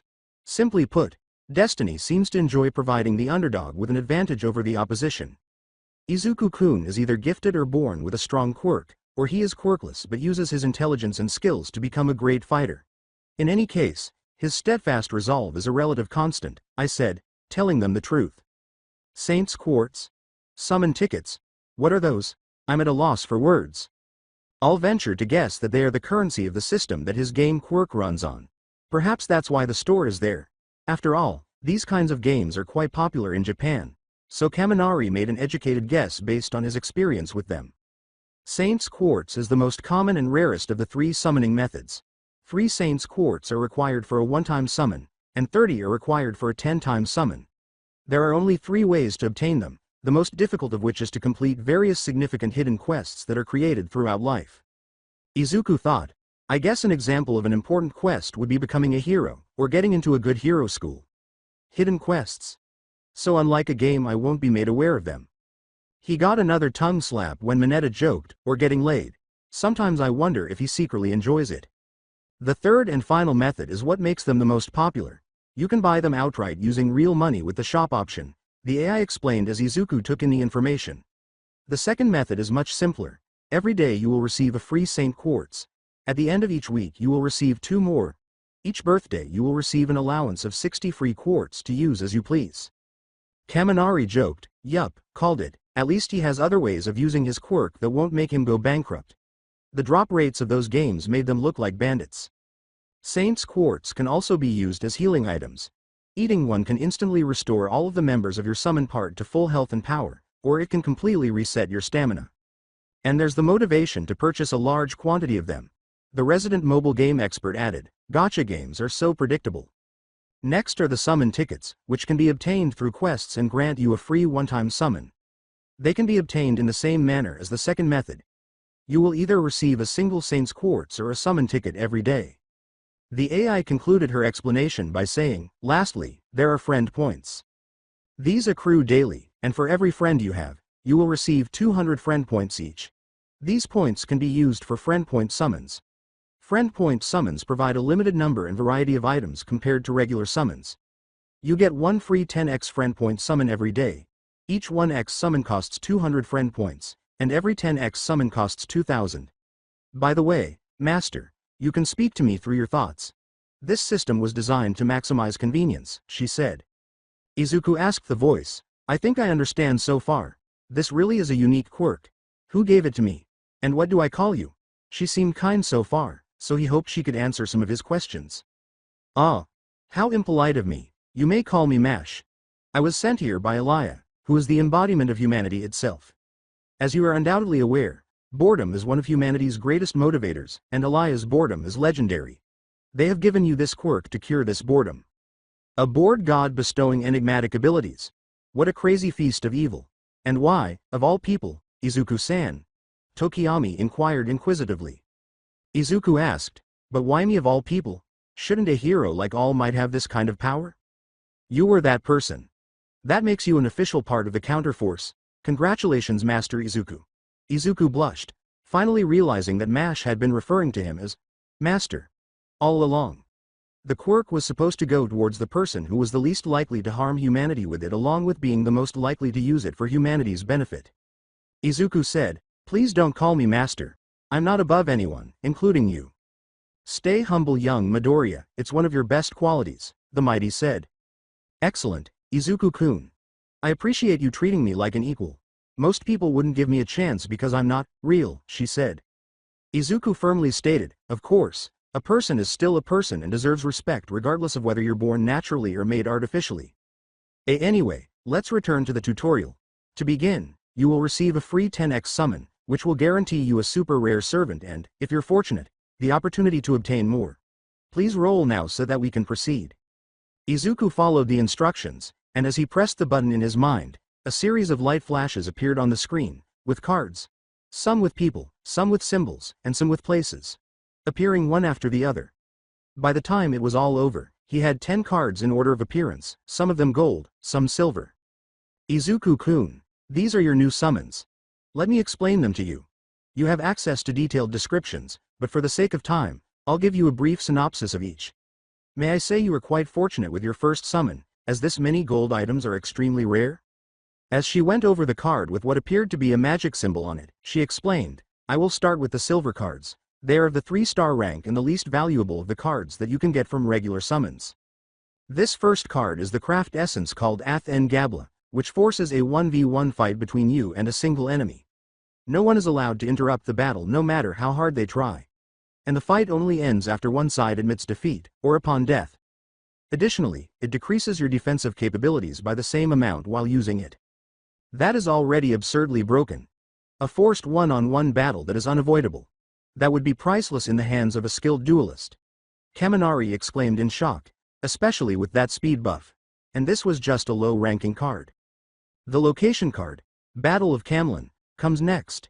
It's a fairly straightforward one that, when used, transforms the surrounding area into a hilly battlefield strewn with commonplace weapons. There isn't much more to say about it. She continued to the next one, which featured a picture of a small girl wearing a skull mask, purple hair, and rather exposed clothes. Well, that's a little easier to handle. It could be very helpful against adversaries who have a field advantage, but it also gives both sides of a conflict access to weapons. Nezu adds, "A power like that should be used cautiously. Despite being situational, both of these cards have been quite helpful." Mineta said, "I wonder who's the creepy loli. Your next card is your first servant. She is the assassin class, Hassan of Serenity. She is a poison expert who is fiercely loyal to her master. You can access her full biography and stats through the Friends page when you return. As a servant card, you can use it in 3 different ways.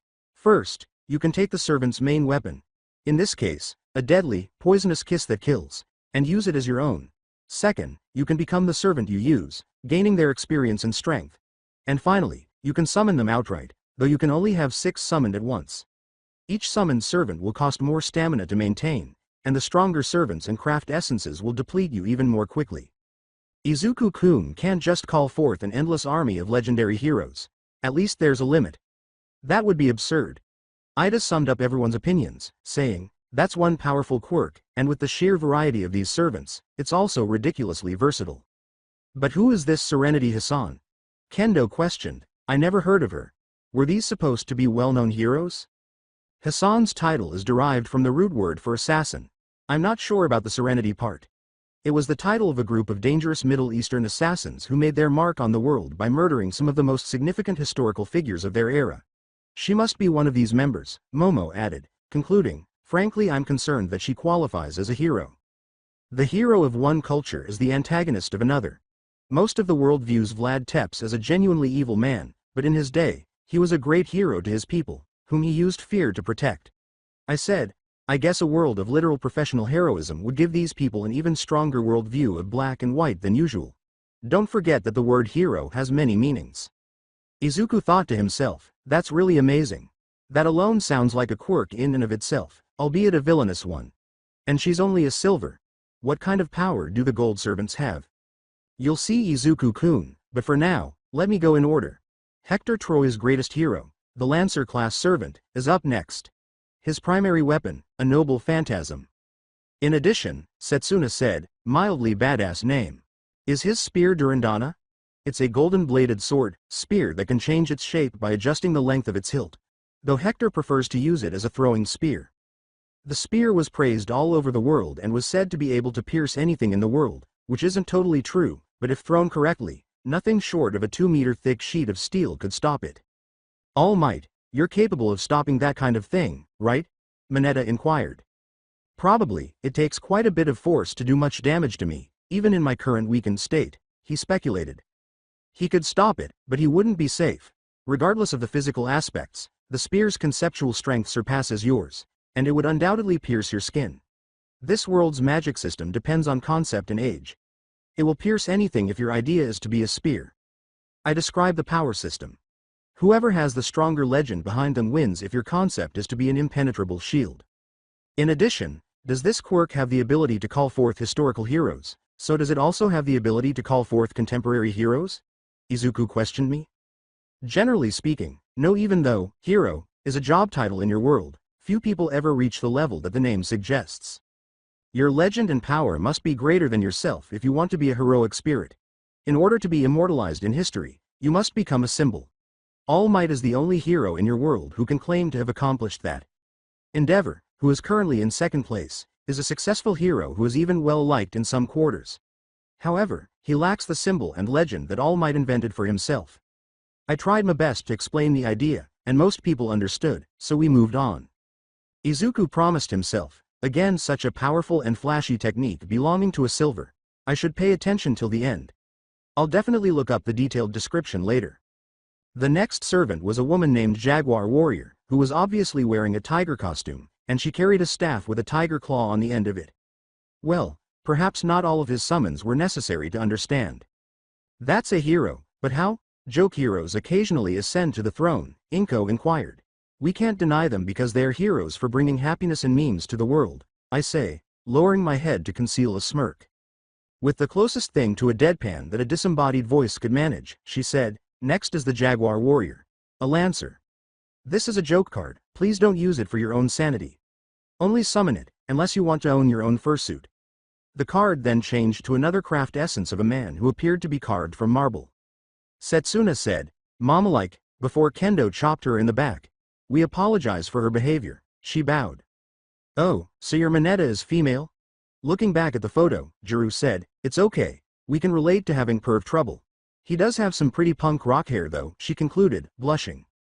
Next is the 4-star essence, Iron-Willed Training, which is quite straightforward and gives you improved durability and a body resembling the man in the picture. The body is not permanent, but with enough use, it gradually changes your base mode to match your empowered mode. Most bladed weapons would stop after piercing your skin, and bullets wouldn't pierce as deeply, though they still hurt. He becomes swole and blocks more damage than normal. It's a simple but unquestionably helpful move. Seeing the resemblance, Shoto remarks, it kind of reminds me of what All Might does with his muscle form. Looking back at Izuku, recalling his own impressive physique, Mina remarked, so Midori-kun will get a body like that. The poor me from that world is going to have a tough time. And not that you don't look good already, Midori-kun. The response was the same as usual, but it was milder because he was growing accustomed to it. The craft essence that followed was similar to the previous one in content. It featured an image of a stunning woman with red eyes and purple hair wearing a business suit, but it was open, her tie was undone, and the dress shirt was mostly unbuttoned, exposing her enormous cleavage. Izuku tried to concentrate on her stunning eyes, thinking, focus Izuku, don't let this distract you, it's probably really useful. What a gentleman, ah. The red hue of your eyes is lovely, but what about mine, Midori-kun? Mina teased, fluttering her eyes, they're also really beautiful. The yellow color contrasts well with the black sclera giving off a pure glow effect. Izuku responded honestly, causing Mina to back off and blush intensely. She didn't anticipate such an honest response, which was pleasant to hear because most people thought her eyes were eerie. This craft essence, known as Seal Designation Enforcer, passively enhances your combat intuition even when it is not in use, though not as much as when it is active. Using it will provide you with information on different weak points during combat that you can exploit. An additional special and extremely helpful combat capability is a knowledge-based power-up. Nezu noted, I suppose this quirk is primarily combat-oriented. He was curious to see how far these things would go. This card is called Heaven's Feel, which is another summoning method used to call servants. It is your first 5-star craft essence. Congratulations! This card is completely passive. It increased the strength of every noble phantasm in your collection by 50% permanently. The card then changed to a portrait of a stunning red-eyed, white-haired woman wearing an elaborate dress that exposed more skin than was necessary.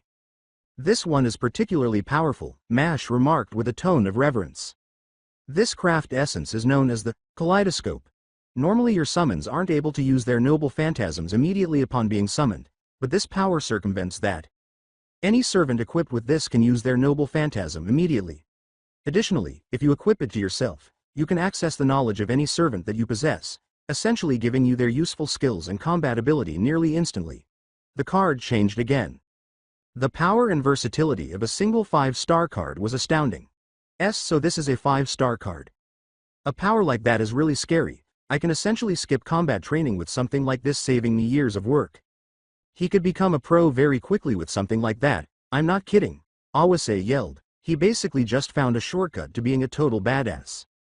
Izuku-san, what are you doing? Those high-end power-ups typically have drop rates of less than 1/100%. You received 2 of them. Kaminari expressed amazement at the likelihood of it occurring. The tutorial summon is somewhat forgiving, even though it is true that the drop rate for high-level equipment is extremely low in this game. I clarified, even so, Izuku-kun's haul is quite impressive given the quantity of gold cards he received. Finally, we have your first 4-star servant, the Saber-class Chevalier Dian, a French knight of legend that was known for his stunning beauty and fierce loyalty to the crown. Along with a powerful, nearly unbreakable sword, the user of this card is gifted with enhanced persuasive abilities. Furthermore, it makes the gender of the user nearly impossible to discern at a glance from the beauty of the transformation from the user's face, the final card revealed. It's a trap, then. This servant was turned into a legend from how well they could influence others regardless of gender. They were so loyal to their master that they used whatever advantage that they had to secure victory. So in essence, yes, this saber is a trap in the truest sense of the word. That kind of dedication is truly admirable and deserves respect. Mineta called out, receiving a few glares. Yes. I confirm, receiving a few bewildered looks. That's all for now, Izuku-kun. It's time for you to wake up. If you even need to talk to me, just think about me and I'll respond. Oh, I almost forgot. You will be given a starting value of Sate's quartz to help you catch up.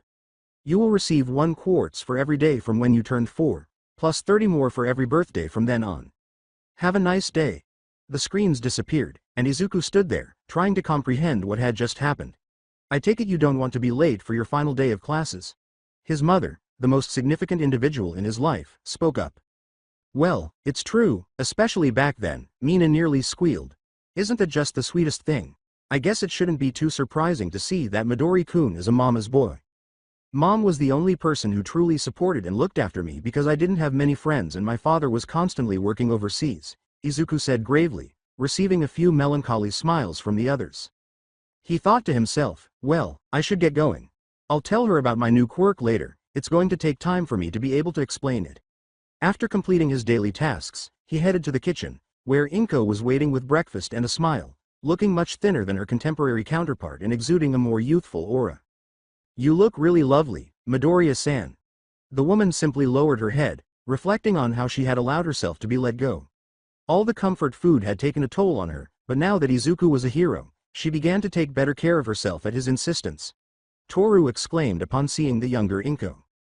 Lost in his recollections, All Might remarked, You look so much like teacher. Really? Izuku expressed surprise, saying, You never mentioned that before, All Might. Well, I gave it some thought, primarily because of her hairstyle. However, given how your mother appeared a few years prior, the resemblance is nearly uncanny, All Might explained, leaving Inko unsure of how to react. Izuku-kun, good morning. Since today is a significant day, I hope you had a good night's sleep. While setting up the table, Inko reminded him, but don't be getting lazy, young man. You still have to study for the UA entrance exams, regardless of what class you want to get into. Izuku greeted her with a morning hug before sitting down, saying, Thanks mom, I appreciate the concern. But don't worry, I won't take it easy because I'm ranked 2nd or anything. Whoa, wait a minute. Izuku-san was smart, I knew that, but 2nd in his entire school? Izuku just sheepishly rubbed the back of his head in response to Mineta's startled cry.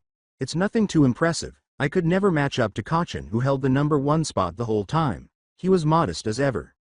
Given the intense competition, he continued, right now I'd be lucky to make it into the top 10 with hardworking geniuses like Yaoyorozu-san, Ida-kun, Todoroki-san and Kachin. Deku-kun, don't count yourself out like that. In every universe we've seen so far, you've been consistently intelligent, and I doubt this one will be any different. Even if you're not the best at written exams, your ability to think on the spot is truly exceptional.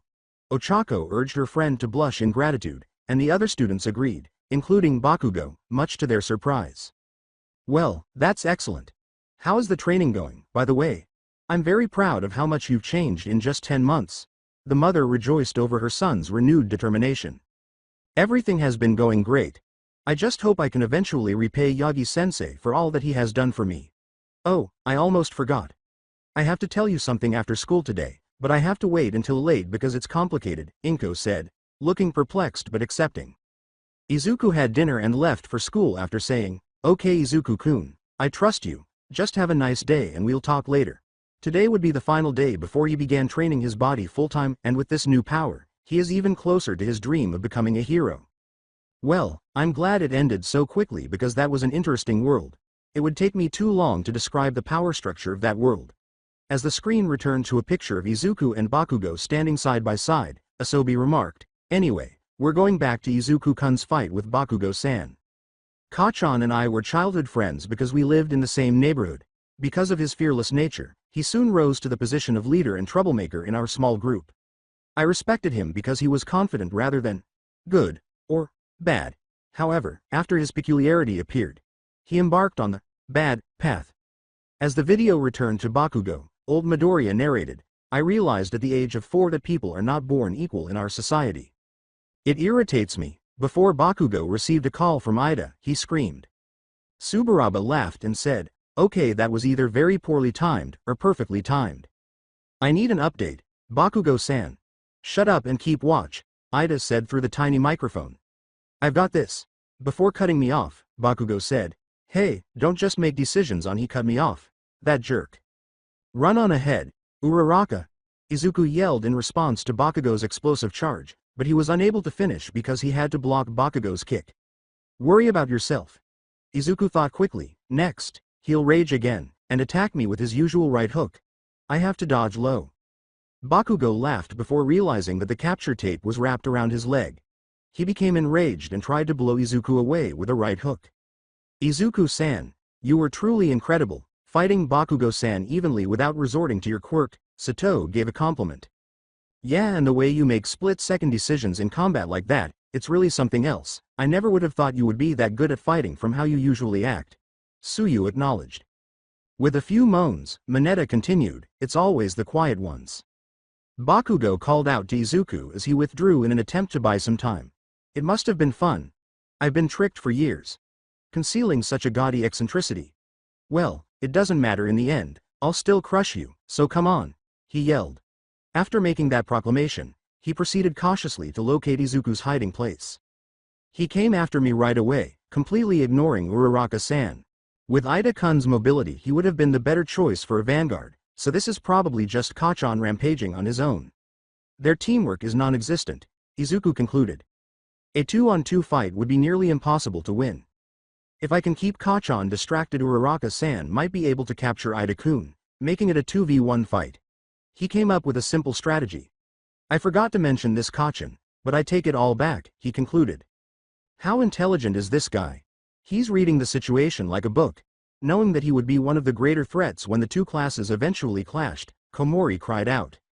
Ida looked at his friend in amazement and remarked, Izuku-kun has always been quick-witted and good at planning, but to see his internal thoughts like this.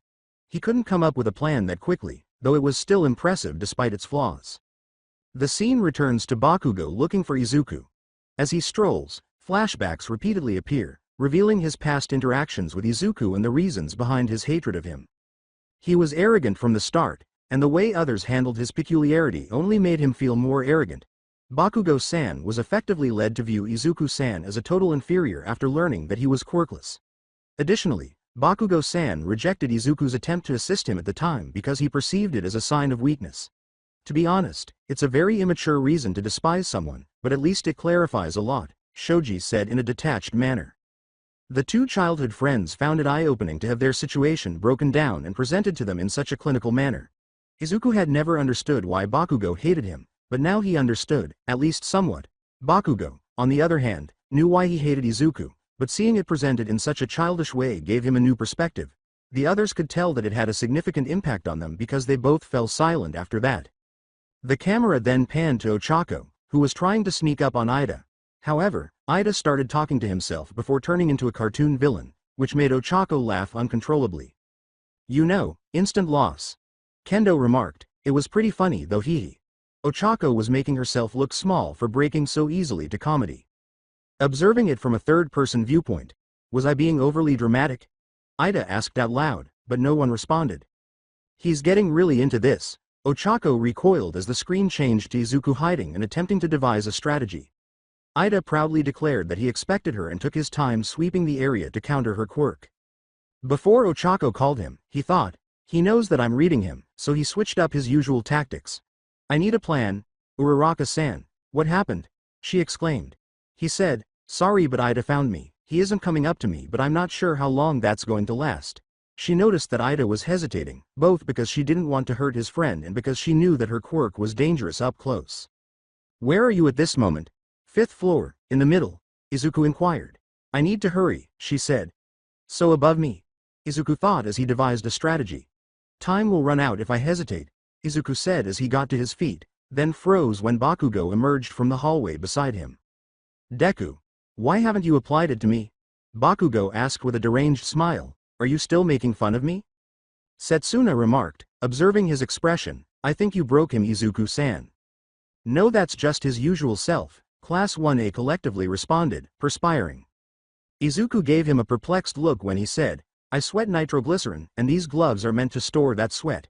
He held up his arm as he prepared to pull the pin. I'm not afraid of you anymore, Kachan. Bakugo ignored him. I assume you already know about this from all your stalking. Nope, if he wears those gauntlets, even his normal blasts are like being struck by a few pounds of C4. How are you alive? Recalling the size of some of Bakugo's explosions from the sporting event, Tetsu inquired. Seeing Izuku battle his old friend and the violence that Bakugo's quirk permitted was nearly too much for Inko to handle, even though she knew that he had survived just fine. From the speakers, All Might shouted, Stop it now, young Bakugo, are you attempting to murder him? If it's not a direct hit, he won't die, he answered, then pulled the pin, causing a huge explosion to rock the building they were in. The aftermath revealed that Izuku barely avoided it, but the wall behind him was not as fortunate. Look at how quickly you just moved. You just avoided a real explosion, even though he was only a few meters away. In a stunned daze, Kendo inquired. Oh, I simply anticipated Kachan's target and avoided him as soon as he pulled the pin. Izuku casually remarked, I didn't know exactly what was going to happen, but it couldn't be good. Class A simply shook their heads, already accustomed to his obtrusive modesty. That's what they gave you, was the only thing that Izuku could say in response to what happened. Bakugo just ignored him and said, Why aren't you using it? Do you believe that you are superior to me? Don't even consider holding back. I want to fight you to the best of your abilities. Young Bakugo, you are not allowed to use that move again. Whether you are a hero or a villain, using those kinds of massive attacks indoors is a bad move and will cost you points. All Might's voice re-emerged through the speakers before he could charge again. Bakugo was so upset about this that he failed to notice Izuku speaking to Ochako over the transceiver. Anything? Bakugo shouted as he charged at Izuku, it's time to beat you up. Before his eyes grew wide, Mineta joked, phrasing. Could all that suppressed rage be secretly sexual frustration? After a period of total silence, Izuku and Bakugo looked at each other, nodded, and moved in the direction of the grape. What happened next might go down in history as the greatest act of justice in UA history. Izuku grabbed Mineta by both shoulders and held him up at arm's length, lining up the shot. Mineta was terrified the entire time. Then, Bakugo literally ran at him and landed his strongest kick right between Mineta's legs, effectively crushing his grapes. The boy was punted so far that most people wondered if Asobi had anything to do with the sudden size of the room, while the women simply nodded solemnly in agreement. And Asobi, who gave the two artists a thumbs up and unpaused the video, had a single tear streaming down his cheek as he watched the masterpiece. Izuku attempted to counterattack because he knew he couldn't dodge quickly enough, but instead he was disoriented by an explosion to the face. Bakugo used this explosion to alter his trajectory, moving behind Izuku and blasting him from behind once more. "This is what you wanted, my right hook," he called out as he punched Izuku's right arm, causing it to collapse in on itself a bit. He then grabbed it and spun Izuku around using explosions to propel his throw. "Deku, I am far superior to you." Izuku had just been slammed to the ground by Bakugo in the same manner that had happened to him moments before. The students in the observation room were shocked when Izuku got back up as quickly as he could and fled in the direction of the wall, but they also reasoned that it made sense given his formidable opponent. "You've been making fun of me all along, haven't you? If not, why would you conceal your peculiarity? And you still won't use it?" Bakugo screamed. "You're mistaken, on the contrary, I've always admired you. I want to beat you because of this." With greater vigor than before, Izuku gave an honest response. The two then charged at each other one final time, declaring their intention to prevail. Knowing what you two were saying and witnessing the fight are two completely different things. You guys are incredibly manly. This was a fight between the former top dog and a rival who wanted to surpass him. "That's the definition of a manly fight," Kirishima exclaimed, gazing at his two friends with nothing but respect now. "I have to admit that hearing what you were saying does drastically alter our viewpoint." Momo gazed at the two warriors on the screen and remarked, "You two really are something special." All Might tried to stop them, but Izuku yelled, "Now Uraraka." As he cocked his fist and began shouting, "Detroit," Izuku blocked Bagaku's explosion with his left arm while punching upwards with his right, destroying the building's roof and the floor of each level. Unaware of what was happening, Ochako held onto the pillar, negating its gravity as everything went flying. She used the pillar as an improvised weapon, sending slabs of debris towards Ida. As he attempted to defend himself, Ochako floated towards the bomb, securing her team's victory. All Might yelled, "Hero Team wins," and then the camera returned to Izuku and Bakugo. Bakugo was furiously staring at the enormous hole in the ceiling. You were making fun of me right from the start." Before Izuku could respond, he yelled, "I didn't want to use it. I can't really do it at the moment because the recoil bothers me too much. However, it was all I could think about." At that point, the scene darkens. That battle was incredible. Izuku-san essentially fought Bakugo-san quirklessly and still held his own, despite the fact that Bakugo-san is an absolute monster in combat. Additionally, for a first-time team-up, Uraraka-san and you had excellent teamwork. There are a lot of monsters in Class 1A. Tetsu's excitement over the fight he had just seen was too great to contain. "Did you have any prior combat experience before that fight, Izuku-san?" Kendo inquired curiously. "You handled yourself really well and employed some basic martial arts." Since she was a martial artist herself, she hoped to make another sparring partner. Izuku said, receiving more shocked looks, "Actually no, that was the first real fight I've ever been in. I just knew those moves from observing other heroes like Gunhead or Tiger." "So you picked up martial arts skills simply by observing. That's quite impressive, even if it's just the fundamentals." Kirishima gave his friend a compliment. "Well, there will be another episode soon. Since it will be brief, I may turn it into a two-parter. I'll be gone for a few minutes, though, because I have some paperwork to complete. Avoid setting the place on fire while I'm away," he said, glancing at Bakugo in particular. "God has documents? Of course. Do you think running a universe-sized amusement park is easy work?" Ojiro questioned, perplexed. "I still have to do some work, even with my quadrillion or so clones. Otherwise, I'll have to deal with another uprising." Nobody chose to challenge that, so they simply started a new Smash Bros. Tournament. "Sorry for leaving you guys so abruptly. Some of the minor galaxies in my home universe were revolting over a lack of waffles, so I had to intervene personally." I offered an apology to the group. "Waffles? Why would someone launch an uprising over that? What kind of?" Ida stared incredulously as she asked. "You'd be shocked. People had to find other small grievances after all of the major issues facing society were resolved." Izuku raised his hand as if he were in class right now. "Poor kid, he reminds me of myself when I was mortal." "Yes, Izuku.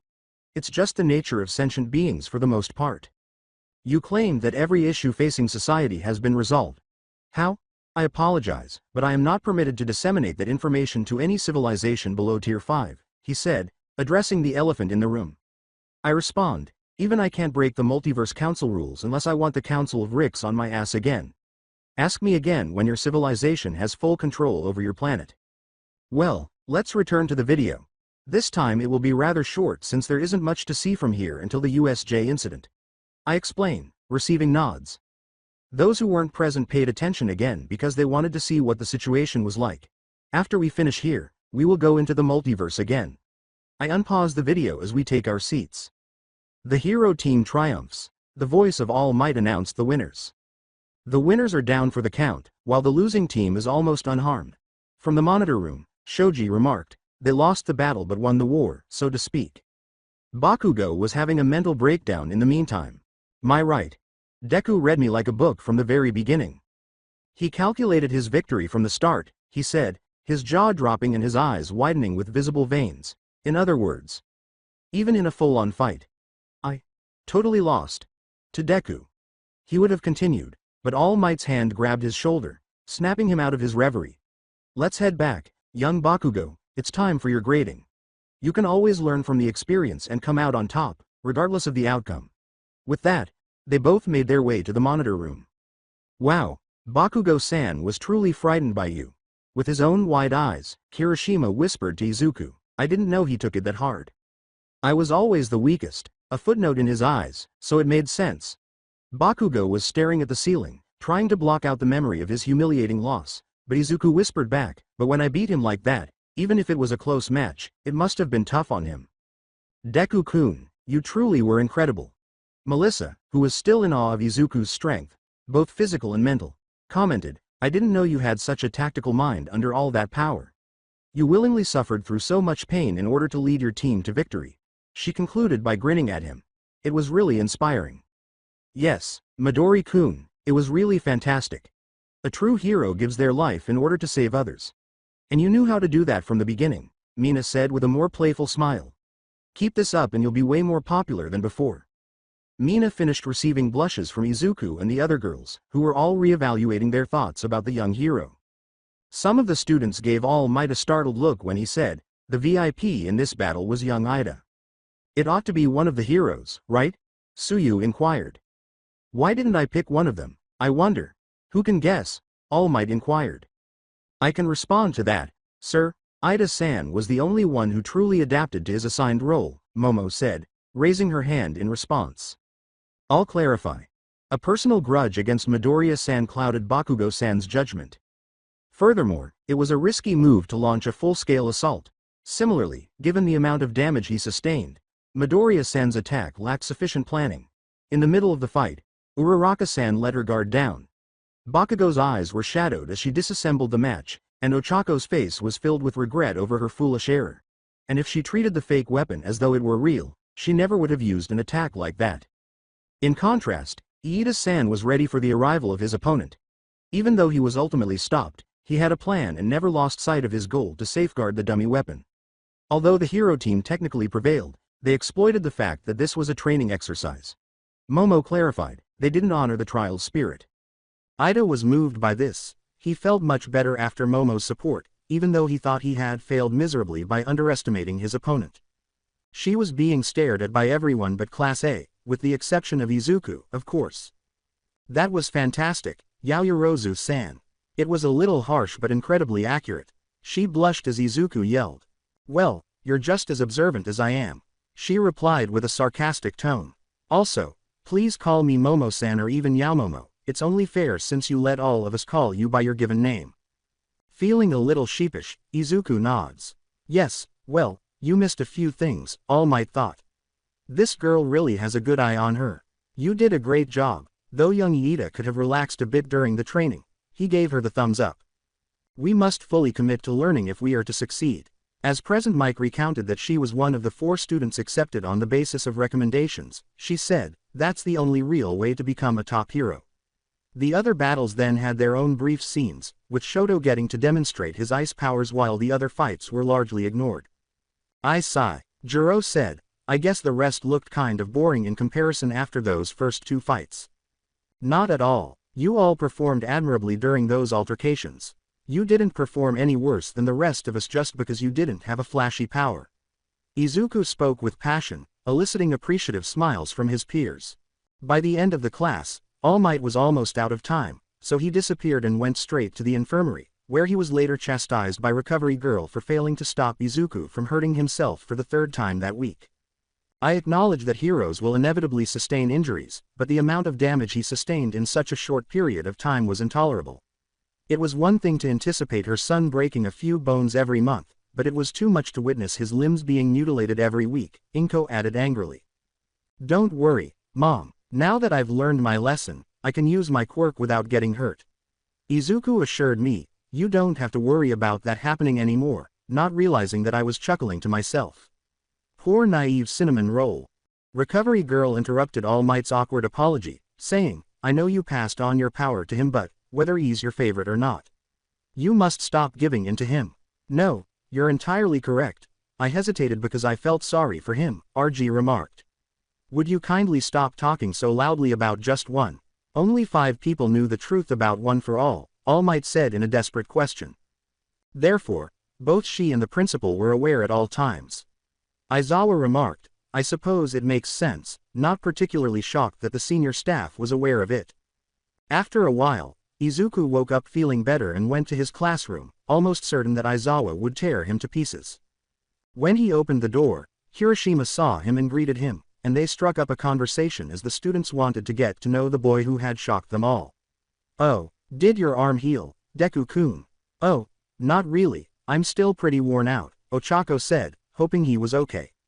He said, anyway, I'm sorry, Uraraka-san, but I have to go, and then he followed Bakugo, who had left as soon as the bell rang, calling out his nickname as he caught up to him. Kachan. Bakugo stopped and looked back with a questioning gaze. Izuku was having a mental battle with himself before making up his mind. I haven't even told my mother, but he deserves to know at least a little. He started talking. I can't tell you much, but you should know this at least. I got my quirk from someone else. You informed him. Izuku simply nodded and allowed the video to continue while Bakugo and All Might yelled. I can't even use it at the moment, and I can't tell you where I got it. I attempted to defeat you without it because of this, but I was unsuccessful. There's still a long way to go. I will thus claim this power as my own and use it to defeat you. Izuku concluded with conviction before realizing that he had forgotten why he had originally wanted to tell him. Until the very end, Izuku-kun, that was really manly. He now knows, so don't worry. Hiroshima attempted to comfort him. So, you're just going to continue making me look foolish. It doesn't really matter anyhow. As if that weren't enough, I lost to you today. I can't possibly keep up with that icy bastard. Really, that girl with the ponytail said it all. That's the reason. From this point on, I will defeat all of you. Bakugo turned around and left after promising, almost crying, enjoy your victory, it won't happen again. All Might sped past Izuku and put his hands on Bakugo's shoulder after he merely sighed. You have the makings of a pro, young Bakugo, and I can assure you that self-respect is crucial. He began, you just have to, but was interrupted. All Might, get off of me. I can't walk, he muttered. Needless to say, I'll become a hero that surpasses even you. All Might was amazed at how fast his pride recovered and allowed him to leave. Older Midoriya recounted, Kachan's fuse has been lit, but my goals haven't changed, I would keep chasing after him. Evildoers were getting ready in another city. You hear this? Kurogiri remarked, he's a teacher now. Shigaraki thought to himself in a maniacal voice, I wonder what would happen if villains killed the symbol of peace. Mirio summed it up as, ominous. That was the same villain from the USJ incident, wasn't it? Shaken by the villain's thoughts, Ida remarked, I suppose he would be pretty important for future events. I started working, hoping that the next one would differ slightly from the previous ones. Anyway, that should be it for now, I'll prepare the multiversal TV now. The roulette wheel spun and landed on the picture of a fist when I pressed the question mark once more. Oh my, it's going to be difficult. Asobi-san, why is that? Izuku inquired. There are multiple gasps from the audience as I reply, I'm not going to sugarcoat it, in this world you pretty much the world's greatest villain. The villain, that can't be right. Izuku would never be a bad guy. Inko let out a startled cry. Every possibility has occurred, will occur, and is occurring in this multiverse.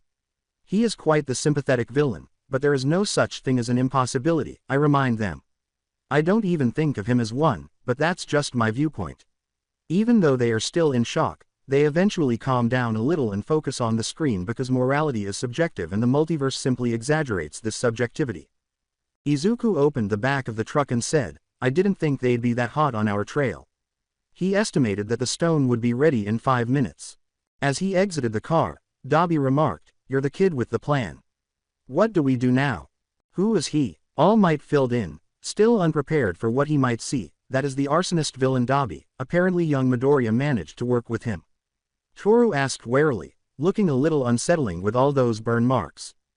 Take your time. Izuku felt the air shift behind him and froze, turning just in time to see the number 1 hero himself racing toward him.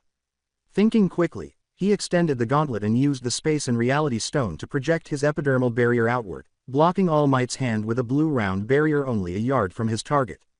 When the two collided, the shockwave was powerful enough to push Dabi back. Ha ha! With a shout, Izuku pushed All Might away, causing him to skid to a stop close to the alley's end. He would not be thrown around like that again.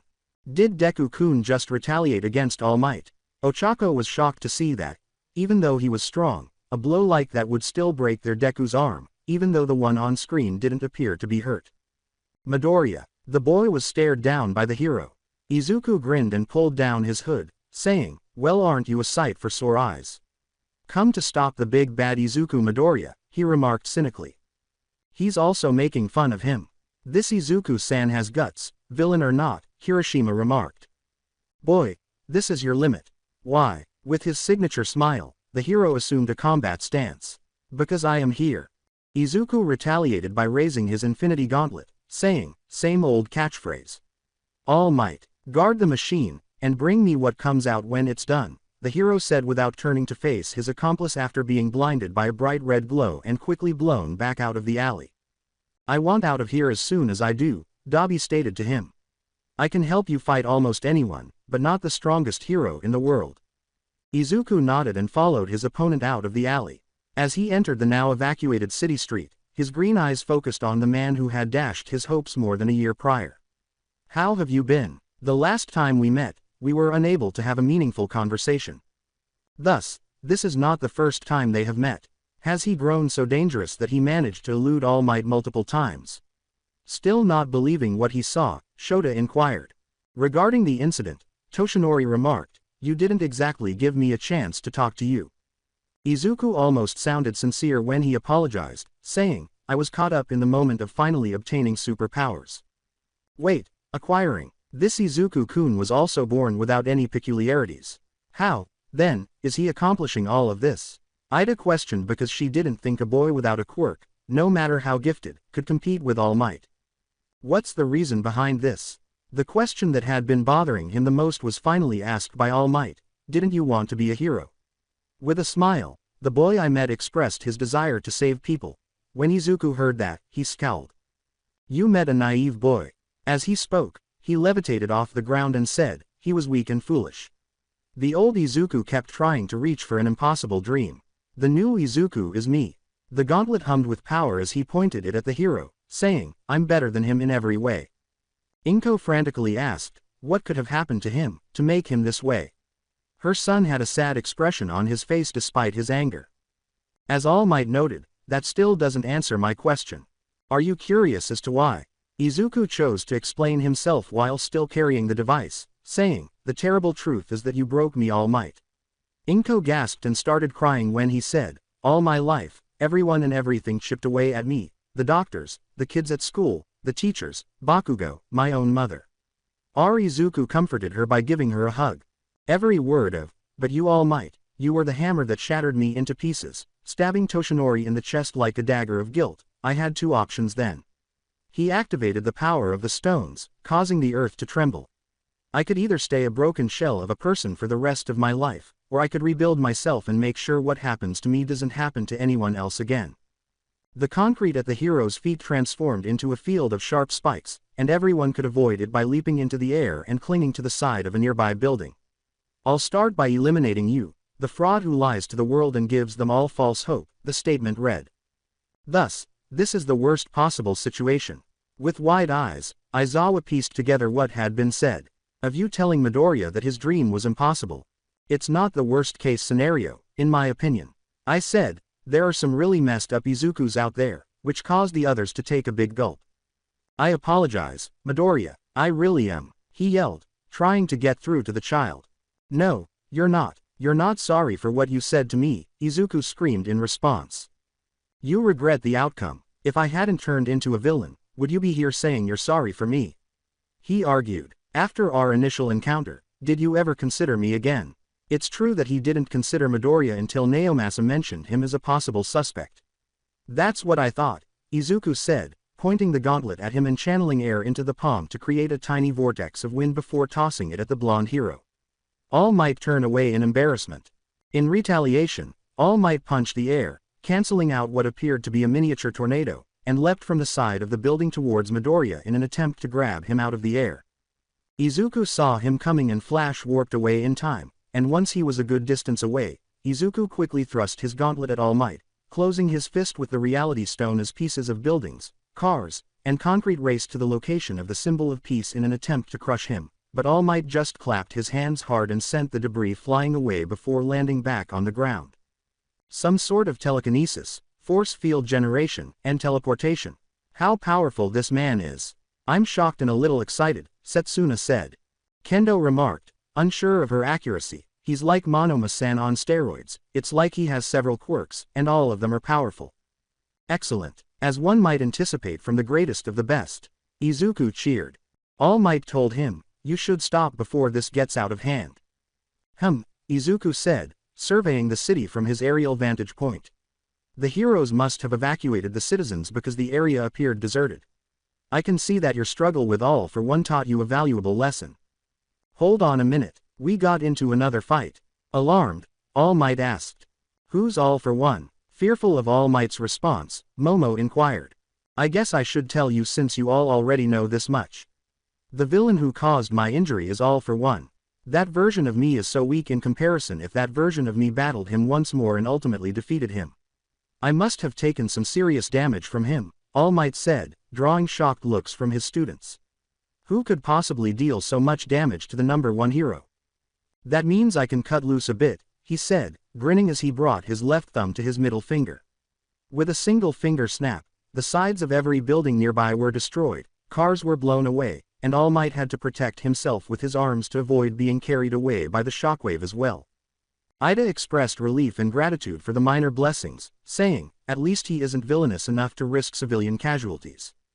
Damn, he's so powerful now, All Might said, surveying the devastation the child had caused with a single snap of his fingers. Isn't that amazing? Who would have guessed that a strange individual whom you and the rest of society disregarded as useless could produce such power? Izuku smiled down at him. I never considered you to be worthless. I was wrong, okay, All Might said, attempting to reason with him once more. Izuku yelled at him angrily, cutting him off. I think it's possible for you to be a hero. You're telling lies. Back then, on that roof, you told me the full and honest truth, the teenager said with a dark glare. His fists were clenched as he said, don't you dare insult or patronize me ever again. Powerless people like me can't make a difference in this world. Izuku yelled, tore apart every fire hydrant in the city, controlled the water that sprayed, and pointed it at the hero who dared to continue staring down at him. So, am I the only one who finds this Izuku-san terrifying? Kaminari asked the room, and those who didn't know Izuku well gave him a few glares and nods. After witnessing him battle All Might to a halt, anyone would want to stay away from that. Hey, that's a valid point. I have nothing against our Izuku-san. Thus far, he has only shown kindness. However, the person on screen is a completely different individual. In addition to being a villain, he has a motivation that many people could support. Thankfully, the others understood and agreed with Ibara's explanation. He could make Stain look like an upstart if he ever went public. As All Might blew away the water with a single punch, Izuku thought, I need to fight him at a distance. Up close, I still stand no chance, he thought, manipulating the water once more and sending it all back towards the man, this time freezing it into ice before it made contact. And once Himiko calls me about the Soul Stone's completion, checkmate, he realized that all he had to do was wait. Once Dabi delivers the Power Stone then it's check, he said, as the ice broke almost instantly. Power Stone, Stone of the Soul, in his gauntlet, are they meant to resemble those three stones? Does he obtain his power in this way? Momo asked a plethora of questions. If so, I can only conclude that, based on the naming scheme, they each possess unique abilities. It raises the question, how does the Soul Stone qualify as a total win condition, and what does the Power Stone do if it gives him an advantage over All Might? Melissa, utterly fascinated by what she observed, conjectured. You're not good at close combat. All may have observed, he's fighting from a distance. Which means, the hero disappeared and then reappeared in the air on Midoriya's right side. He sent a wide-eyed Izuku tumbling down a street with a simple palm smack. Oomph. The boy's back was slammed into the back of a car, stopping his path. Good thing the epidermal barrier, a passive ability of the Space Stone, protected him from any serious harm. Getting back to his feet, he shook his head clear. Okay, that hurt a bit. All Might marched down the street in his direction, saying, "You can't beat me, Midoriya." Izuku smirked and said, "You're right, I can't. Not with 3 stones at least," he said, observing Dabi sneaking up holding a spherical capsule. All Might also saw him and tried to grab him, but was thwarted by a wall of blue fire. Acquire. Panicked, he turned to Midoriya, who now held the metal container in his gauntlet-covered hand, after the black-haired villain threw the sphere at his comrade. The symbol of peace attempted to grab it out of the air, but a tiny portal opened and swallowed the capsule. The boy gave him a big smile and said, "Nice try, but not quick enough." What is that? Everyone may have looked anxiously at something that was clearly crucial to the young man's intentions. Izuku opened the capsule and found a glowing emerald green stone inside. "Thank you, Dabi," he said, carefully picking it up with his right hand and placing it in one of the empty slots on his infinity gauntlet, the one on the back of the palm. The effect was immediate. A torrent of power burst out of Izuku as soon as the stone bonded to the device. Gah! Izuku exhaled a sigh of relief when the rush eventually subsided and the veins faded. The green-haired teen screamed as the energy surged through his body, covering his skin with a neon green vein-like pattern, and even the ground beneath his feet cracked from the power surge. What did he just do? Sweating from the show of strength, Kaminari questioned. It appears that he received a power boost. And a large one, Tsuyu answered. Now, what have you done? Everyone might have insisted. I've tipped the scales, Izuku said with a smile as he took off his hooded coat to reveal his outfit, which included dark gray pants and black armored boots, a tight-fitting black sleeveless top that hugged the lean, muscular frame he had worked so hard to achieve this past year, and a fingerless black glove that stopped mid-bicep on his right arm. Why are all of the Izuku-san totally screwed? Most people shrugged when Mineta asked, presumably because it was a universal law that every Izuku had to be at least as strong as the original, if not more so. Hey, I don't mind that Izuku is still a pretty badass, villain or not. The majority of the girls silently agreed with Setsuna's shameless statement. Even the guys couldn't deny that Izuku looked cool with his new look. Don't say I didn't warn you, Izuku said, continuing to walk in the direction of his opponent. I'm warning you now, Midoriya. If you don't stop this madness and surrender, I'll have to use more of my strength against you. Kansas. The wind kicked up around them from the sheer force of the collision, and Dabi's eyes widened in shock that Izuku was able to stop the world's strongest hero. Sma, he began, but was interrupted when Izuku's armored hand grabbed his incoming one, stopping the attack in its tracks. I apologize. Izuku smiled as green sparks started to dance across his body. I didn't quite catch that. No way, he also possesses that. Bakugo gasped in shock. Oh, were you going to say? His right fist sprang forward quickly. Smash! A cloud of dust was kicked up from the destruction, but the green-haired teen's simple hand gesture instantly blew it away. It crashed into All Might's chest and sent him flying down the street to slam into the side of a building. What was that? The blonde hero's strength was nearly identical to his own, but that's not possible. He coughed up blood as he pulled himself out of the crater his impact created in the wall.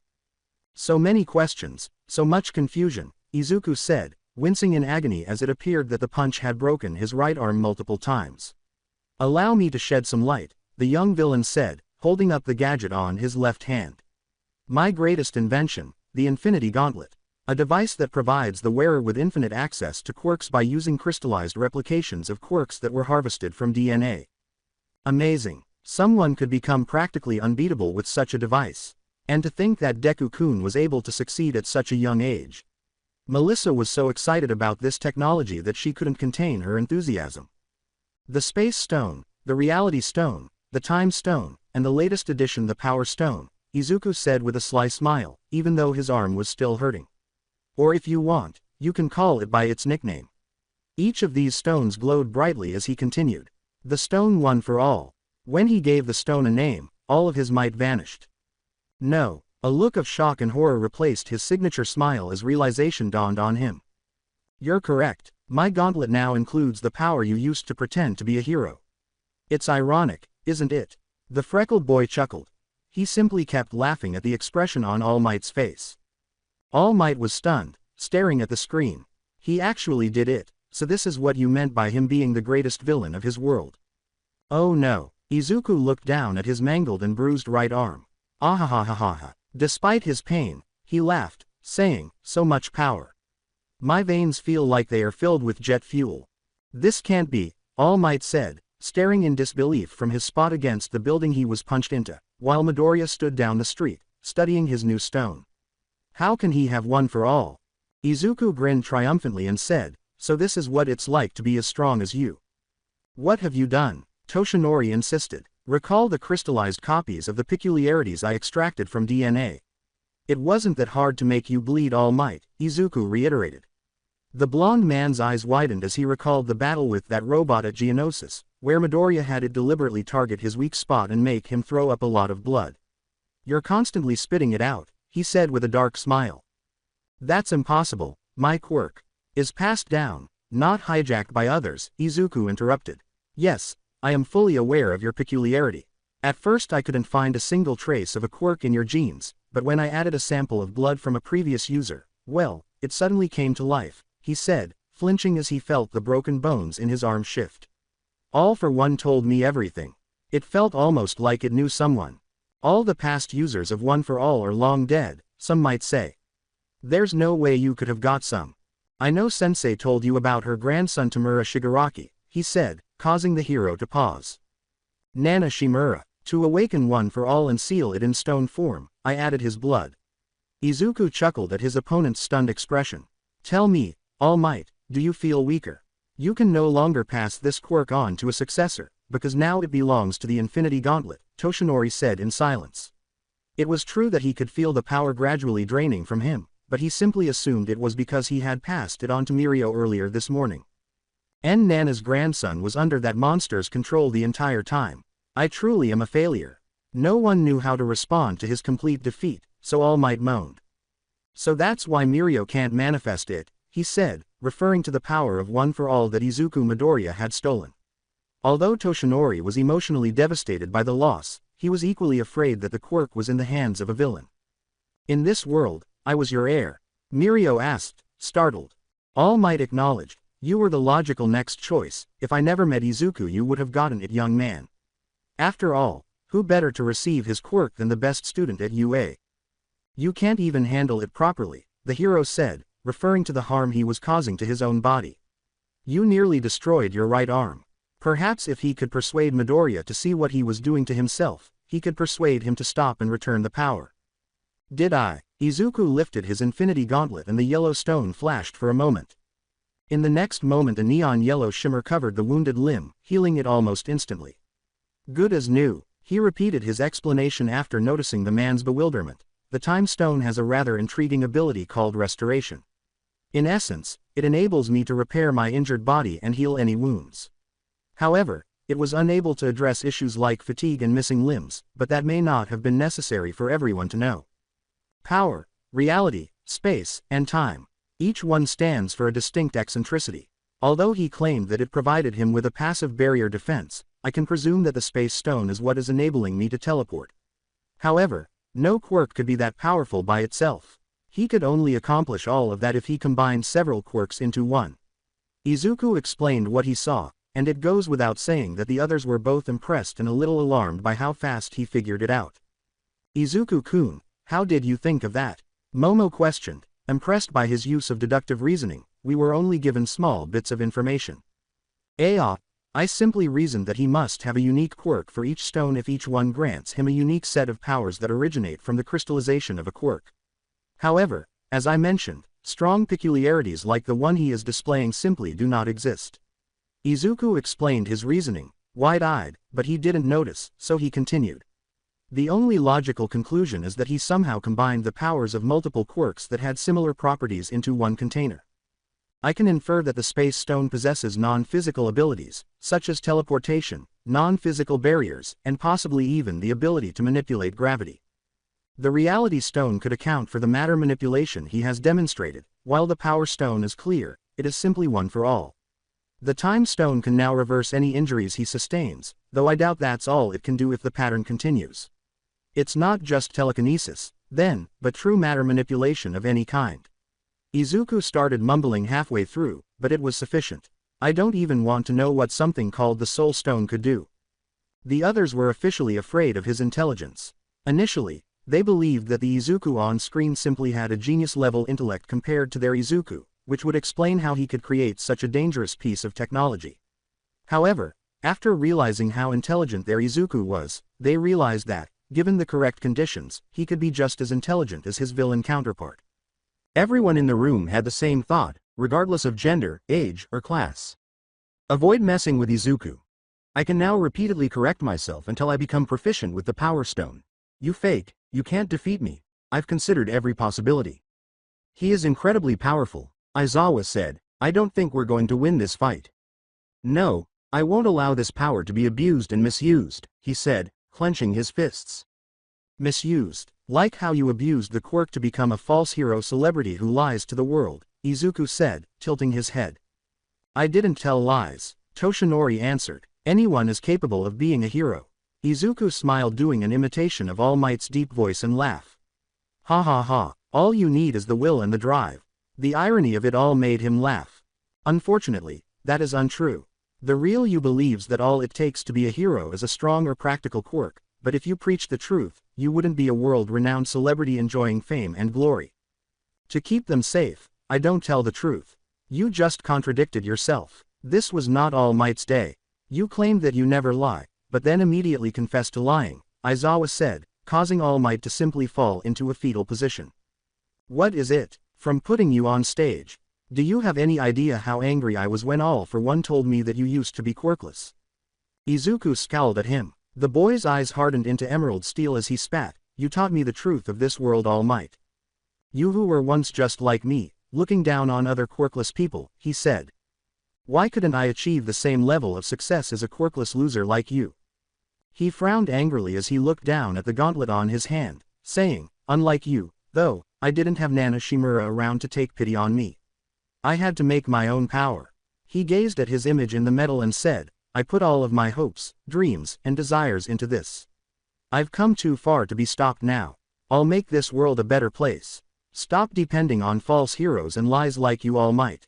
In my world, only true heroes will be permitted to live on. His principles, Ida noted, her eyes shadowed. They look like stains, but fortunately they don't seem as violent.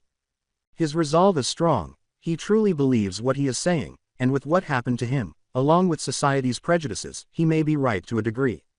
Nezu acknowledged. It appears that he developed that strength on his own, created that gauntlet with his own intelligence, and even defeated All Might. Hiroshima looked at the villain Izuku and said, he's ridiculously manly for a villain. And what will you do to people who don't live up to your expectations? Izuku grinned in response to All Might's question.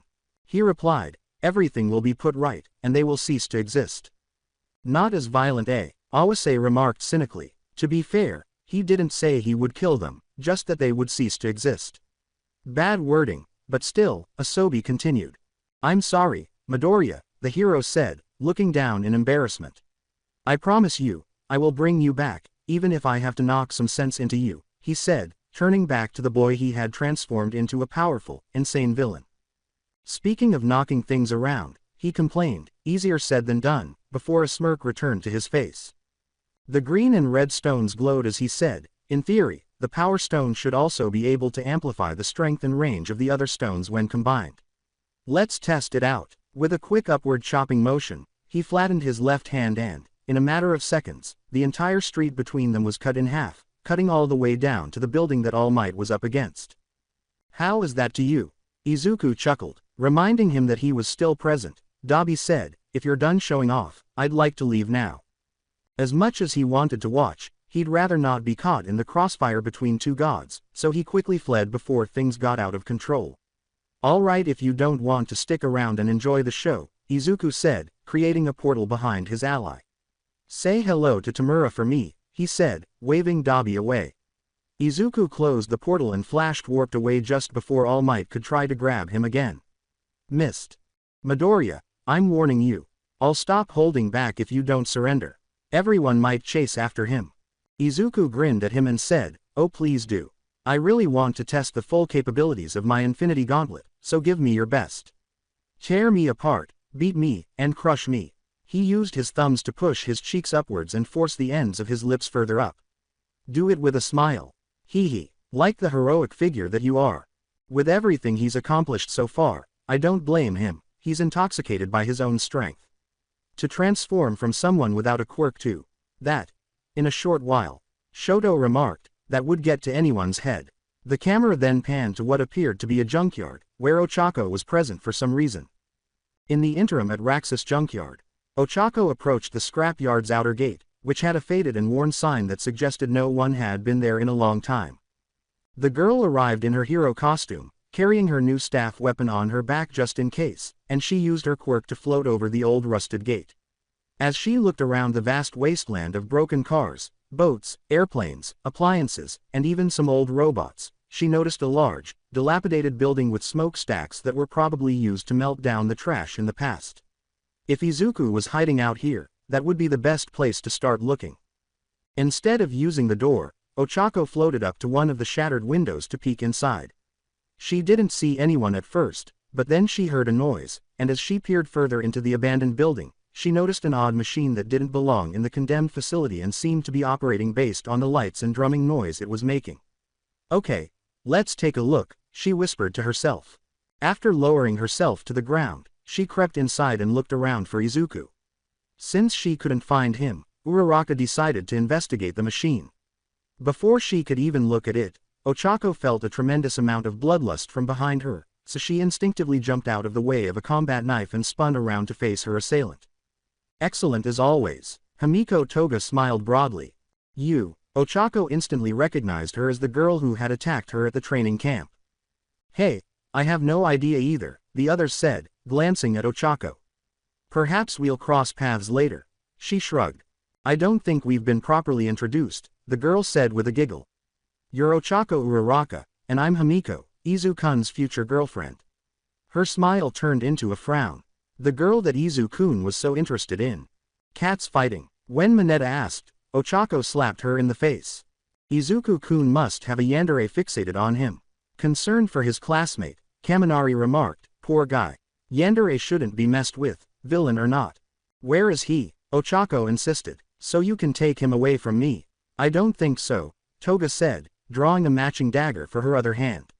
Izu-kun said to guard the machine and to deal with intruders however I see fit. Her demonic smile came back. That's unfortunate for you. The student who was the hero pulled out her staff and prepared to fight. Ochako scowled at her and said, we'll see about that. Returning to the city, Midoriya was hiding in the floating debris, and every few seconds he would send a random object flying at the hero and then flash warp away to keep his position hidden. The truth was that Izuku had not yet fully figured out the Power Stone and was playing it a bit cautiously now. Every time he tried to use it, his body would suffer damage, which he easily fixed with the Time Stone, but Izuku wanted to eventually be able to properly wield one for all. All Might sighed in frustration, this isn't working. So be it, he said, as the hero bounded into the middle of the floating field of debris. In an instant, the last of it was blown away, and All Might grabbed Midoriya by the right arm. He used gravity and his super strength to pull the boy back to the ground. AHG. All Might tried to remove the Infinity Gauntlet on his left arm after Izuku's back painfully collided with the pavement. Thinking quickly, Izuku bent his thumb and index finger and flicked it in his direction. Normally, this would only hurt an insect, but since the boy was using the Power Stone, the flick was powerful enough to produce a force that blew All Might clean off of him. As he skidded to a stop, Toshinori remarked, that seemed almost desperate. Izuku smirked at the hero and stood back up, saying, I could say the same about you, as he fixed his broken finger. Are you perhaps approaching the end of your time limit? All Might complained about intelligent children and their need to retain every detail, saying, of course you remember that. All Might laughed to himself, it really is unfair, cut an old man some slack. But you're not that old, All Might. Izuku responded, maintaining his all-dad demeanor. Izuku recalled, well, I was your biggest fan at one time. Kaminari enjoyed the byplay and remarked, I guess being a villain makes him more playful during fights. Toshinori told him, you know you still have a chance to be a hero. You just need to remove that gauntlet and give up. Izuku responded with a chuckle that gradually turned into a full-fledged, hysterical laugh. You can put a stop to all this, Midoriya. Remove my gauntlet of infinity. The boy with the green hair approached the hero slowly, and returned to being a worthless, quirkless Deku, cocking his right fist back while green sparks danced across his arm. Mars. Smash. The buildings surrounding them were destroyed with a single blow, and the street they were fighting on was completely destroyed. Jiro, who appreciates a good name when she hears one, remarked, so he has a cosmic theme going on, pretty cool. Whoa, so that's the difference between 30% and 60%, Izuku said, glancing down at his arm, which appeared to be more damaged than when he had first used the Power Stone. He quickly healed himself with the Time Stone and turned to All Might, grinning contentedly. The symbol of peace appeared a little ragged, with several cuts on his body and his costume ripped in a few spots. You appear to be enjoying yourself, All Might said, gasping after taking the brunt of that final blow. Amusing. Fun isn't something one considers when trying to create a better world, Izuku said with a raised eyebrow. But this does put a smile on my face, he grinned while raising his fist covered in a gauntlet. Midoriya, look around you. Look at all this devastation you're causing, yelled the top hero at him. Do you truly think that this will make the world a better place? I know it will, he said, choosing to take a look around and realizing that he had partially destroyed the city. As for this mess, don't worry, he said. I am able to retrieve my toys, pointing the gauntlet into the air. The green Power Stone, the red Reality Stone and yellow Time Stone began to glow brightly together. Clenching his fist, he released a burst of yellow and red energy that covered the entire area. Slowly, little by little, the rubble and concrete began to move, reconstruction becoming faster and faster. All Might watched in morbid fascination as the buildings and streets were rapidly put back together. In moments, all the destruction caused by their battle was undone, and the two of them stood in the middle of a city that was as good as new. See. No one person can manage that level of power. It's incredible, Momo exclaimed. I guess Izuku-kun was right about the stones having even more power, after noticing how quickly all of the damage was fixed. She was even more impressed when his prediction came to pass. I suppose this is the Time Stone, since the buildings seem to be melding together. How? A trail of blood started to trickle from Izuku's nose. The Time Stone doesn't just repair my body, he said. I can also use restoration to repair any damage done to non-organic objects as well, and if I combine it with the power in Reality Stones, an entire city block is child's play. He wiped the blood and examined it for a moment. Note to self. Don't do something on that scale again without more practice. It appeared that this power put some strain on his body, at least for the time being. Where were we now? With his right fist raised, Izuku flash warped to get up close and personal with All Might. The hero then fired his own fist forward to counter the boy's attack, which was successful and overwhelming, sending Midoriya flying back until his back struck a truck's side. That's more like it, Izuku said, wiping the blood and saliva from his chin before rushing forward through the air. Using the Reality Stone, he ripped some metal from nearby buildings and fashioned it into a large sword, which he tried to stab into the number one hero. With his other hand, he tried to strike Midoriya again, but a small portal opened between them, allowing his arm to pass through. Izuku smiled and closed it, trying to dismember him like he did to Muscular, but All Might saw what he was about to do and yanked his limb out at the last second while also backhanding the kid away with his other. Izuku laughed and got up from the floor, dusting off his pants and grinning contentedly. You're actually starting to take me seriously, but is it too late? He gestured to the man's gradually contracting muscles. You lost a few centimeters of bulk there, All Might. Momo noted that the prospect of a valiant triumph was dwindling by the moment. It's not just his overwhelming power, his intelligence and tactical ability match our own Izuku-kun. Every time he tried to force himself to simply end the fight, Toshinori was reminded of his guilt and the fact that he was fighting a boy the same age as his students, which caused him to subconsciously pull his punches. Now that he was almost out of time, he would have to give it his all, even if it was only for a brief moment. Nothing gets past you, I see. All Might have realized that he was right. I've spent years researching heroes. Izuku pointed at him and said, There's nothing you can do to stop me. I know their quirks, techniques, strategies, and patterns. It appears that any attempts to persuade Izuku to resign were futile. I've planned this all out too well, All Might sighed in resignation. Forgive me for this, Midoriya. Wah! Before he could blink, All Might was in front of him. Using the Reality Stone, Izuku struck out, but the hero overcame its telekinetic force and grabbed his right arm. He pulled Midoriya over his shoulder and then used his opposite hand to strike the child's head with such force that it almost broke the ground beneath them. Steam covered his rapidly shrinking body as he continued to hold the boy's now insane body up by his arm. After the battle was over, Toshinori finally let go of the breath he was holding. Kaminari began. Well, that was a bit antically, but was cut off. Was that it? His eyes widened as the young villain spoke. No, that is far from sufficient. Well, it looks like you've used up all your power, All Might, Izuku said, forcing the man to release his arm. Unfortunately for you, I am not bound by such limitations, he said, but the news helicopter's approaching sound cut him off. The hero had now completely lost all of his strength, returning to his skinny, emaciated form. When would they have the courage to take a closer look? You were aware of their presence. With anxiety, Toshinori turned to face the helicopter. Obviously. Who, in your opinion, provided them with the anonymous tip that All Might be facing a villain in the city? Everything was going as planned. After One for All was successfully taken, all Izuku had to do was figure out when the hero's strength would run out. Based on the familiar sight of the shriveled man, it appears that he did.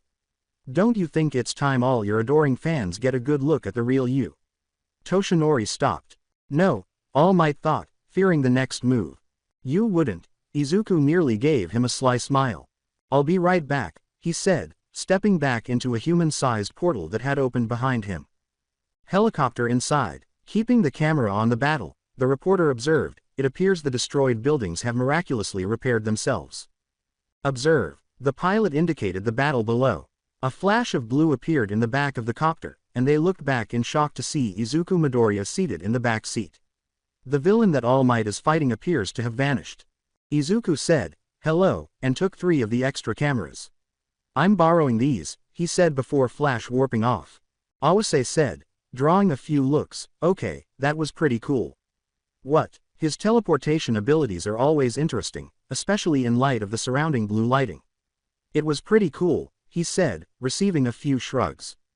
Returning to the fight. Do you miss me? Izuku reappeared with 3 video cameras, which he levitated around himself using the gauntlet. Don't do this, All Might have said, feeling embarrassed by what he knew was about to happen. Hi everyone. Izuku ignored the man's request and waved to one of the cameras, saying, my name is Izuku Midoriya and this, he gestured to the cameras aimed at the hero. As All Might, he gave the hero a sinister grin and said, that's right, folks. The world's greatest hero is actually this skinny matchstick man. This is your peace symbol. Izuku was having a great time. The best way to exact revenge on Almighty was to expose him to the world and expose all of his lies. Did you know that Almighty and I have something in common? Killing him would be too easy and simple. So that's his plan. Aizawa understood and said. Avoid. Toshinori became aware of what he was going to say. Neither he nor I have any quirks. Izuku cried out. He was using a quirk that never belonged to him the entire time. But his body is now too frail to make the most of it. I ask you, all of you that are quirkless or have an impractical quirk, he said, pausing to move the cameras around to get a better view of the gaunt man. The villain he fought in Kamino Ward should have retired him, but he still clings to his title and power like an old dying king clings to his throne. Is this the cornerstone of justice for you? Are you willing to accept this lie and fraud as your peace symbol? Everything that Izuku had spent years concealing and covering up so that the people had someone to look up to with hope was now in the open, revealed by a boy whose hope he had destroyed, but all might have looked down in shame and humiliation while Izuku simply grinned with delight. Stain could never pull anything as bad as this. Aizawa remarked softly, he's going to be a celebrity by the end of this. Hell, I bet a good portion of the population is going to be backing him after a speech like that. Even if this Izuku went behind bars, the repercussions would be massive. He knew a loss when he saw one. All Might, then, are you able to speak for yourself? Anything to say for your lies and deceit? The cameras asked, getting closer. After a brief period of silence, the hero muttered, speak up, your people can't hear. Everything is going to be all right, Toshinori said, gathering the last of his strength to prop himself back up. Izuku scowled at the man's restored confidence and smiled despite being exposed. He wouldn't go down in shame like this. At the very least, he would stop this threat before he retired and faced the world and its judgment. Concerned for his talented pupil, Nezu remarked, "Admirable, but I think that just made the situation worse." A complete liar, huh?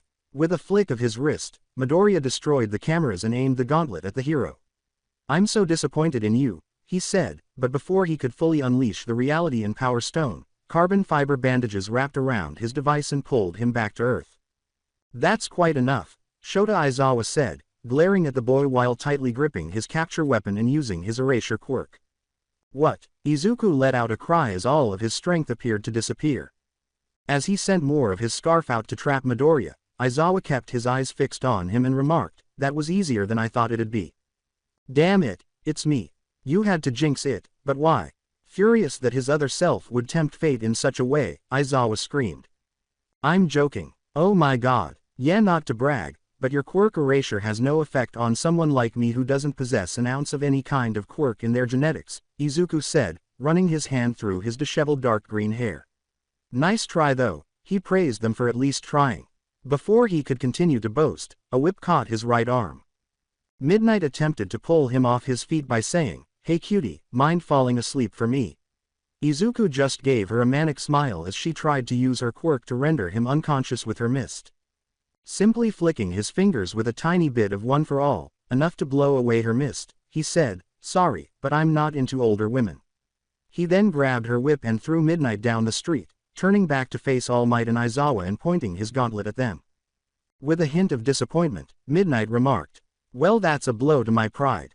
Behind them, the building's surface collapsed, the rubble forming a massive hand that encircled them. Holding onto Erasure Head, All Might ducked out of the way and landed safely beside a recovered Midnight, but regrettably it cost him the last bit of strength he had just managed to extract. Midnight said, "He sure doesn't play around, does he?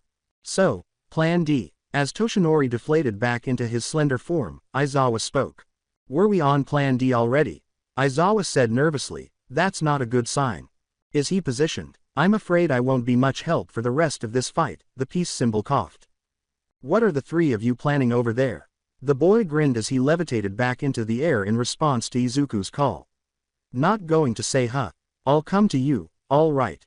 Izuku flashed, warped to where they were, and appeared directly above them with his fist raised. "Run," he said, bringing his arm down to create a massive shockwave that shook the city. The screen then turned black, and everyone released the breath they had been holding. "Well, wouldn't you say that was pretty intense?" As the others attempted to gather themselves, Asobi said, "It's too bad you all didn't get to see it all. That particular Izuku is one of my favorites. Why would we be interested in seeing more? Did he ultimately defeat the heroes? Or did he ruin civilization?" Shoto inquired. "Oh, no, he was successful in every way. A complete triumph. He was no longer even regarded as a villain by the end of that week. I smirk and reveal that he even succeeded in removing Endeavor's ranking as the number 2 hero and outlining all of his previous transgressions." Shoto is at a loss for words, as none of them did. "Hey, I did warn you guys that the multiverse might cause some mental trauma, but only one of the 4 worlds you've seen was really horrible. Furthermore, it's not as though you have a genuinely evil version of Izuku because he hasn't even killed anyone. That's what I call pretty lucky." After that, they made an effort to ignore me while chatting among themselves. Well, I suppose I should get ready for the next episode anyhow. After fiddling with the projector in an Emiya-style manner, I got off the rug and said, "Got it. Okay, the next episode is ready. This will be a pretty short one. It will show the choosing of 1A's class president.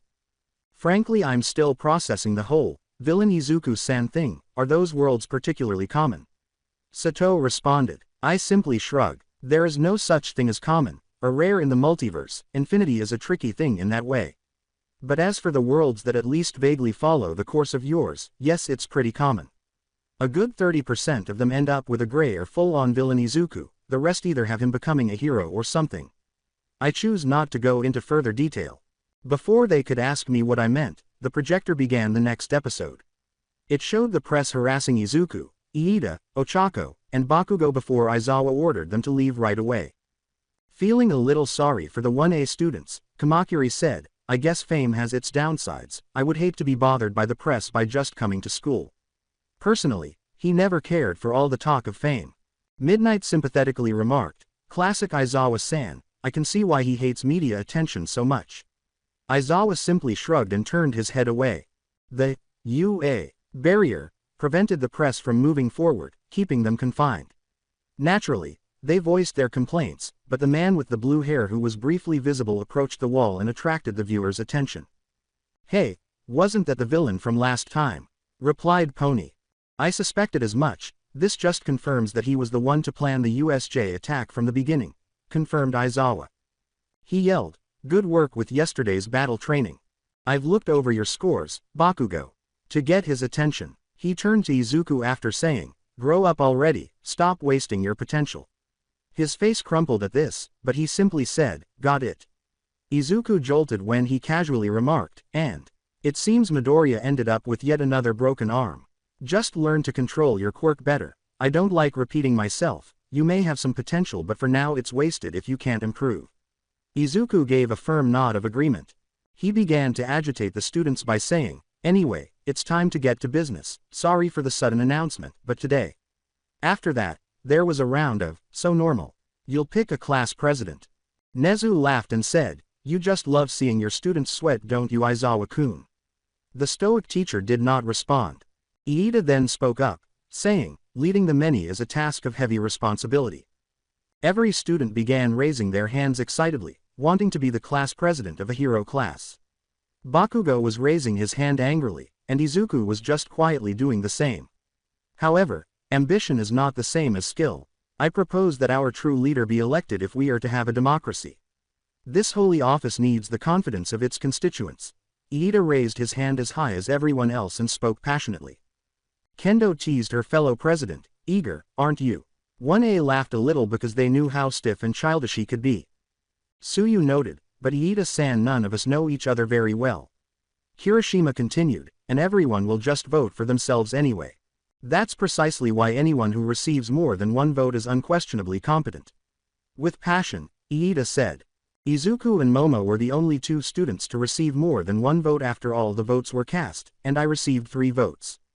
Who voted for him? He nearly didn't even vote for himself, Izuku exclaimed in shock. Who in hell cast a ballot for Deku? Out of the 20 students, Ochako, Iida, and Bakugo were the 3 who voted for Izuku. Bakugo asked out loud, oblivious to Ochako's innocent whistling attempt to appear natural. But why is Iida-san the president if Izuku-san won the election? Kendo inquired. You'll see, but long story short, I wasn't prepared for the position so I passed it on to the person that I thought was best. Izuku replied. The scene then shifted to the cafeteria where the Golden Trio sat and talked while eating. They enjoyed their meal as Izuku asked them if they were sure he should be class president, and they confirmed that he would do just fine. The conversation ended with Iida revealing that his family was made up of a long line of heroes, with his older brother being Ingenium, earning him a fanboy moment. Izuku began stuttering in disbelief at being the class president, while Momo was giving him awkward looks due to his reactions. Are there any heroes you don't know everything there is to know about them? Mina made fun of it. The class merely gave Izuku eye smiles when he said, well, I tend to keep track of the top 100 heroes, along with the heroes that I relate to most, but for most others I have second-grade information at best. Only Izuku would play off with stats of over 100 heroes as something minor. Suddenly, an alarm went off throughout the school alerting the students to a security level 3 breach. Perplexed, Iida asked an upperclassman what it meant, but all he got was that it had never happened before and that he should hurry up. The widespread panic simply resulted in a pile-up in the hallway that blocked the exits. Squeezed up against the window, Iida saw that the press had entered the school and attempted to calm everyone down, but he was unable to speak because everyone was in a panic. As Ochako approached him, he thought, what would Midoriya do? Or my brother? Tenya-kun, did you think of me first when you needed advice? Izuku asked, genuinely moved by this. Iida firmly stated, yes, I had great respect for you even back then, and it has only risen since. Make me float, Uraraka-san. He ordered. She was confused but did as he said. Iida then started floating and activated his engine to propel himself to the exit. As he got there he thought to himself, I need to be short and concise. He took a deep breath and yelled. Everybody calm down. It's just the press. There's no danger. This is the United States of America. Please act appropriately. At this point, the students calmed down and began to leave in a systematic manner. The teachers were able to push back the media, and the scene returned to the classroom. In preparation for Izuku and herself to choose the remaining student council members, Momo said, "Go ahead, class president. I have something crucial to say before we do that." Iida gave him a startled look when he said, "I think Iida-san is better suited to be the class president." Izuku firmly stated, "You all saw how well he led the class back there. I think he's the correct choice for the job." Aizawa simply didn't care and called it all a waste of time before returning to sleep. After that, the screen went black once more. Seriously, Aizawa-kun, there are limits to what a teacher can get away with. Sleeping in class is just setting a horrible example. Nezu yelled at him. Kodai looked at Izuku awkwardly and said, "Well, that was pretty interesting. It helped us get back into the groove of things after." He gave her a nod in return and reassured her, "It's okay, Kodai-san. I know it must have been strange to watch me act that way, especially toward All Might, but I assure you it's fine to talk about it." Recalling Gauntlet Izuku's speech about making the world a better place, Iida remarked, "Well, it's not like that Izuku was all bad, at least his goals were noble even if his methods were not." Asobi's perspective, "That's what you get for not answering my calls, asshole," was said by a voice that emerged from a green portal directly above me as I was about to turn on the multiverse router. The portal then closed, and I saw what had happened to the router. It was completely soaked in sparking purple arcs of electricity. Before the screen went crazy and began projecting random images, I managed to say, "Well, this isn't good." Third-person perspective. The onlookers, who had watched all of this unfold from the sidelines, could only chuckle at what they had just witnessed, then take note of the sporadic projector flashes and wait anxiously for the flashes to cease and a new universe to emerge. Izuku was practicing his martial arts in a large, empty field that UA had created. He was surrounded by clones of himself, each of whom was attacking him from different directions. He was dressed very differently from their own Izuku, wearing a dark purplish-blue gi with a red obi, a white turban, and a white cape. During a training session, we apprehended him. It's a good time, I suppose. But why is he dressed in that strange combination of cape and turban? Kendo questioned as he silently marveled at this Izuku's demonstration of fighting prowess. And in this one, is he cloning his quirk? Pretty cool, Melissa continued, adding that she was envious of the amount of work you could accomplish with a quirk like that. Really, you can materialize clothes from your very being, Izuku said in a voice that sounded ancient. As Deku now hearing voices. And I thought his oddity was cloning himself, making clothes out of nothing. Bakugo inquired. And it is pretty weird, I wonder if that voice belonged to any of the previous wielders, All Might remarked. He would be an excellent sidekick to Best Jeanist. You wouldn't have to spend anything on supplies, manufacturing, another female voice said, but Izuku cut them off, saying, "I'm trying to focus on training." After a clone kicked him in the jaw. "Sensei." After hearing his master's voice, All Might asked in disbelief. The old voice said, "What you should be focusing on is what you're going to do after this whole all-for-one mess is over." "Fine, but what would we even call this hypothetical clothing line of ours?" He asked the two. "Big green threads," they said together, persuading Izuku to stop. Kaminari said, 7/10, after a few seconds. Izuku said aloud, "We might need to workshop that. I think it's a perfect name," All for One's voice said from nearby, a spectral figure materializing beneath his feet. "Who the hell is that? Holy SHT. When Mineta saw the intimidating man, she became terrified. Still alert, All Might remarked, "I'd rather not talk about it." The old voice said, "Wait, are we hallucinating? How long have we been training?" 3 days, All for One replied. Quote. The class stopped together as they realized how exhausted Izuku must be and that he would definitely train for several days in a row if given the chance. Quote. He approached the exit and screaming, "I'm out." He slammed the door open.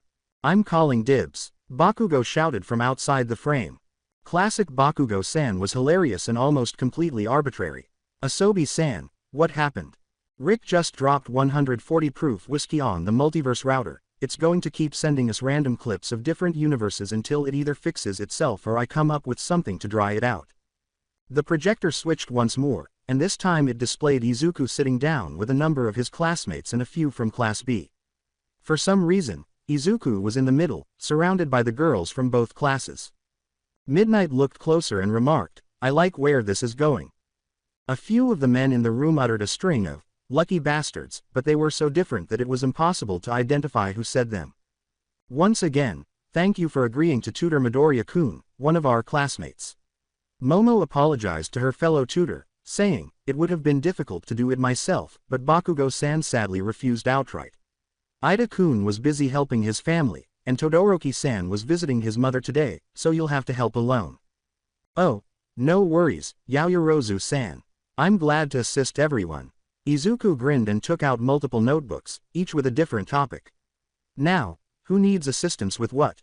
He held up Heroics 101, Modern Japanese, and Hero History, the three classes in which he excelled, and said, "We should divide the workload by whatever we're best at." Izuku-san chose to assist during a tutoring session. After a moment of intense blushing, they resumed the clip. "How adorable. Keep this up and I'm sure you'll be very popular, Small Might," Midnight said, referring to Izuku by his other nickname. "Why didn't I consider that? It would have been wonderful to have one of the most intelligent students in the class assist her in tutoring the others, and it would have been appropriate to invite Class B.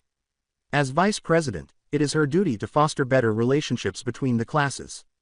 As the day went on, every student made significant progress.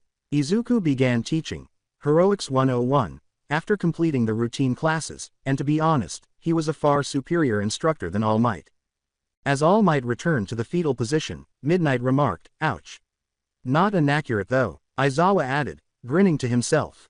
All Might tried to gauge the reactions of his students, but most of them simply turned their heads away from him in a slight sense of guilt. Perhaps Torino-sensei was correct, he thought. "You mean that when a villain asks, we don't have to declare that we are professional heroes?" Mina inquired. "No, who said that to you? That's essentially the same as the old myth that a police has to tell you who they are if you ask." "Really? Who believed that was a law? If it were, Eraserhead would face much more difficulties. I thought it was a real law. I need to stop watching those old hero movies," said All Might, who continued to sink further into depression. "You truly are an expert, Midori-kun. Perhaps we should do this more frequently. It was always entertaining to watch him blush uncontrollably. Or should I call you Midori-sensei?" Mina teased. While Izuku was pretending to be a radish, the girls perused some of the journals he brought. They were labeled Hero Analysis for the Future, and numbered 1 through 13. "Hey Deku-kun, are these those journals that you always write in?" As she turned through the first one, Ochako said, "I've been meaning to ask what they were for." "Yes, they continue to appear, but before you can show us, something always gets in the way." Ochako expressed annoyance at the situation. "Well, I consider those to be somewhat of a pastime." Ochako gave Izuku a wide-eyed look as he explained, "He wrote these when he was 3. Ever since I was 3 years old, I wrote down everything I could about different heroes and how they operate. Some of our notes already pale in comparison to these." As she reviewed the first 4 entries, she thought, "Oh, they're not that amazing, are they? Furthermore, each of my favorite heroes receives a 10-page section, so those don't even include thorough information about each one." Izuku made it sound even more amazing by downplaying it. "Quirk data and the different strengths and weaknesses of each hero make up the majority of it. Since I made them when I was very young, the first 4 are a little rough, but the ones that follow are much better." He rubbed the back of his head and said modestly, "Or at least I think they are. They improve." "Hey Deku-kun, why did you keep this one?" she asked, glancing at number 13, which was burned and covered in wet marks. She skipped the next few, hoping to find the newest edition. "It appears to be severely damaged," she inquired. Several people glared at Bakugo as he turned his head away from that one. "Yes, that one holds a special place in my heart. When I eventually discovered my quirk, I used this notebook." Izuku turned to one of the book's final pages and explained, "It's also special for another reason." The others gasped when he opened it and showed it to them. A complete All Might autograph appeared on both pages. "You unlocked your quirk and received an autograph from All Might in the same year. It makes sense why you found this particularly memorable." After making the connection, Toru exclaimed. "Among other things." The Green Wonder nodded as Suyu pointed out, "That really was an eventful year for you, Izuku-kun. And that was barely a year ago. Time sure flies, huh? Izuku thought to himself. Well, that's part of it, you see. He continued, explaining the sludge villain incident from his own point of view. Normally he wouldn't discuss it, but since they asked, it seemed appropriate to do so. Naturally, he omitted the part where he was taken in as All Might's successor, but he did tell them the most crucial part. I had been waiting my entire life to hear him say, "Young man, you too can be a hero." After I finished telling my story, Ochako gave me a tight hug and said, "Of course you can be a hero, Deku-kun." I could never forget it. Most of the girls were crying when I looked up, while others were staring at me with admiration. I already think you're the best hero I've ever met. God, that still sounded strange. Ochako agreed with herself. Needless to say, I second that. I can also third that. Still appreciative of Izuku's assistance to her and her father, Melissa called out. It would be an understatement to say that he was moved. Usually, being so close to such a lovely girl would make him blush, but this time, he just smiled and gave the hug back. Group hug. As the girls from both classes began to dogpile him, Mina called out. Whether on purpose or not, this led to Ochako and Izuku colliding, lips first. Shortly after, the projector turned off. Yes, Izuku fainted, and shortly after, Ochako joined him. Midnight yelled, her face flushed and manic. What a fortunate bastard. Unfair, Mineta muttered under his breath as he screamed. So this is why it would have been a bad idea. Or perhaps it was the best idea. Momo thought to herself. Aha, Asobi exclaimed as he emerged from his trance-like state. I got it. I mixed up a chemical that will get the alcohol out of the router and leave it dry afterwards. Are you a chemist? I'm a lot of things, though I do prefer the sciences over magic, Inko inquired. After that, I cleaned the router because, in my opinion, they're much more stable. Since the USJ battle is coming up, Class B should be prepared for this. It's time to continue watching what Class B has been anticipating, ladies and germs. I said, the infamous USJ attack. Class B looked excited, while everyone else looked nervous, especially Inko, who had already had to deal with hearing about the terrible invasion. Witnessing it firsthand might be too much for her. The students were obviously shocked and a little perplexed by what was happening when the screen came to life and a steady stream of villains emerged from a dark purple portal. What kind of villains would be stupid enough to sneak into a hero school? Sensei, aren't there intruder sensors?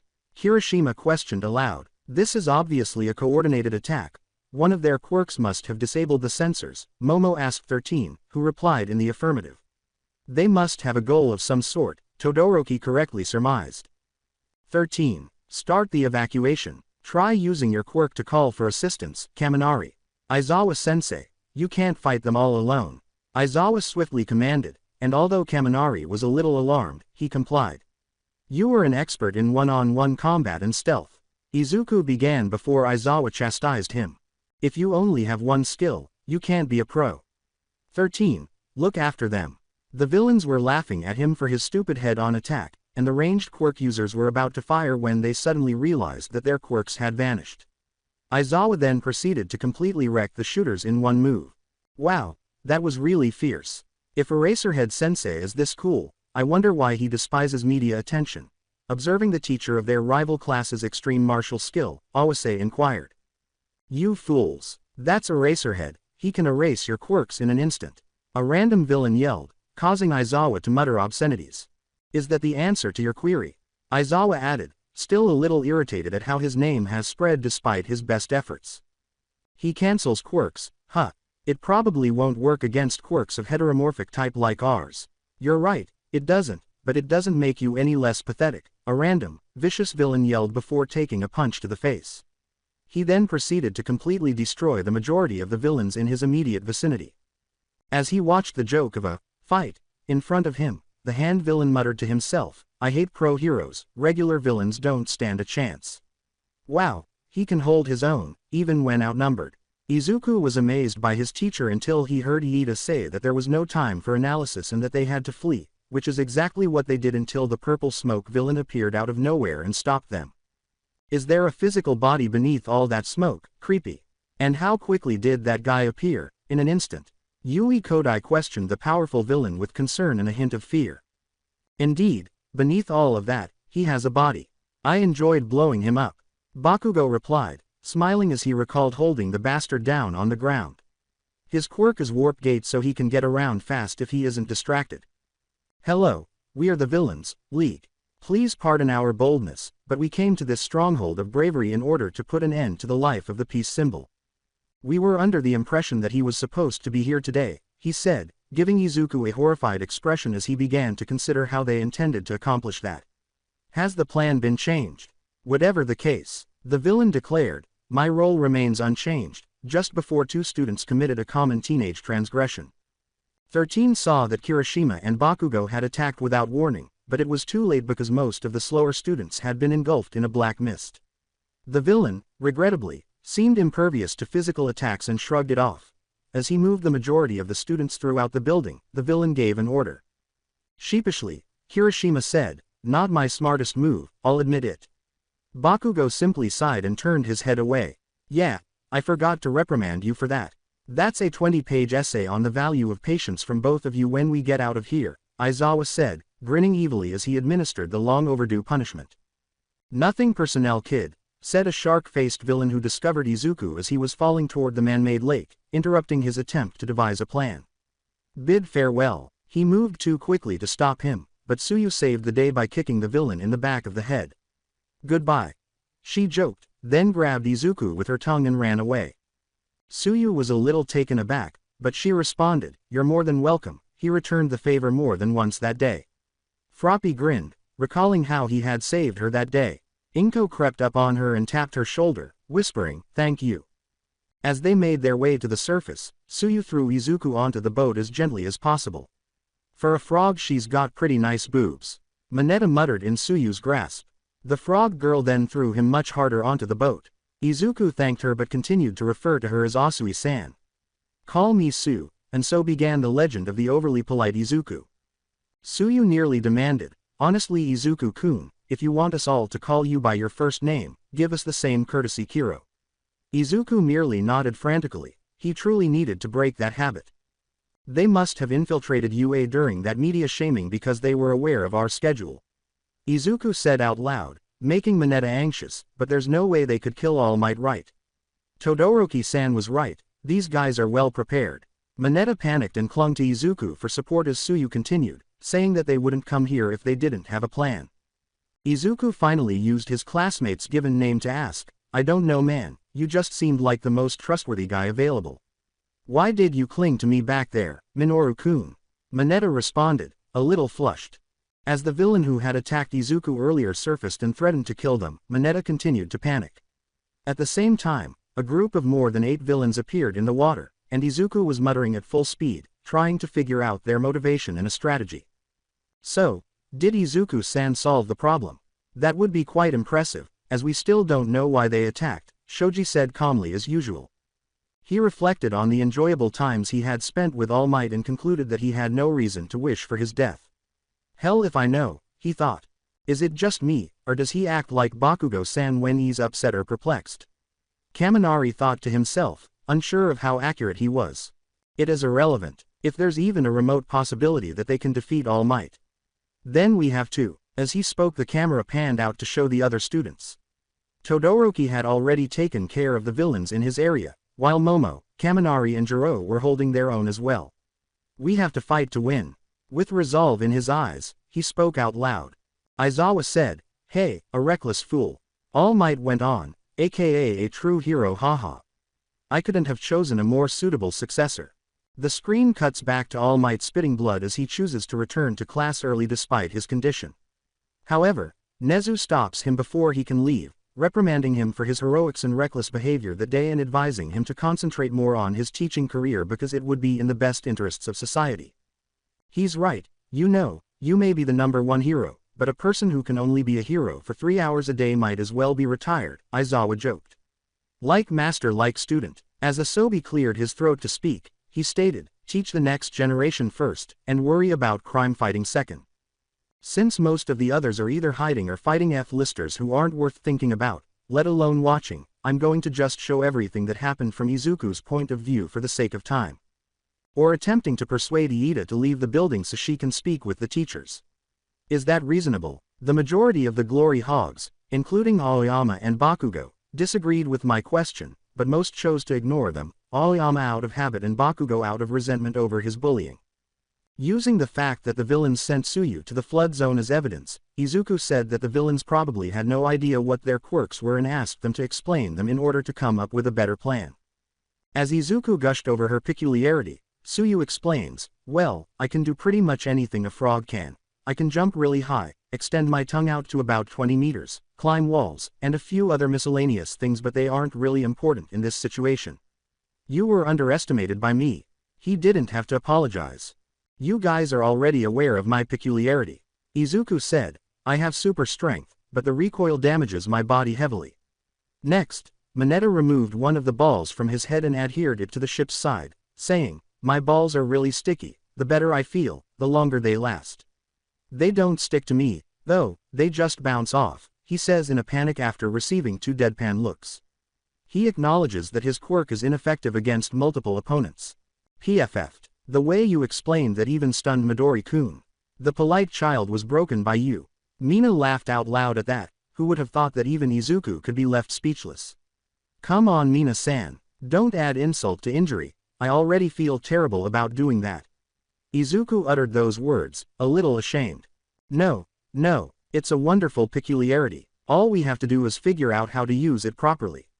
A villain became impatient after he said this and chose to cut the boat in half, drastically reducing their window of opportunity.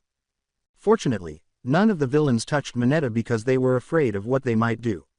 "This is our chance. I can't hold back," Izuku thought, barely noticing Mineta's frantic screaming at the situation.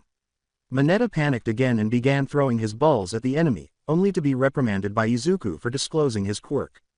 "Your best chance is when the opposition believes they have won. That's what All Might once said. We can only win this way." Before pulling a Bakugo, he spoke aloud. Wide-eyed at what the green-haired wonder was about to do, Awase remarked, "So he does copy Explosion Boy when he's desperate." He thought, just like Kachan, before yelling at the top of his lungs and hurling himself off the boat, shouting, "Go to hell." As he fell closer to his death, he flicked his fingers while thinking, "Physics don't fail me now." With that mental battle cry, he flicked his finger yelling, "Delaware smash. Tsuyu." Mineta now. The water gave way and created a vortex as the shockwave moved out, drawing all the villains in. As Tsuyu leapt out and caught him in midair, he gave an order. "Midoriya-san, what the hell? You're always doing the coolest things." Mineta thought before attempting to assist by tossing his balls at the vortex. "Izuku-kun, I've never seen anything so manly as that. You set a pretty high standard, but I promise that one day I will exceed it." Tetsu asserted that his perception of Class 1A as a whole had greatly improved after witnessing Izuku battle villains firsthand. "We appear to have prevailed. Well done, you two," Tsuyu joked, holding both boys with her tongue. As soon as she finished speaking, the screen turned black, and the viewers exhaled a breath they were unaware they were holding. That was really intense. It's unbelievable that Midori-kun devised such a brilliant plan under such duress. Mina gave Izuku a back hug and said, It was nothing. I ought to have thought of a way to avoid getting hurt." He replied modestly, "I had and still have a lot to learn.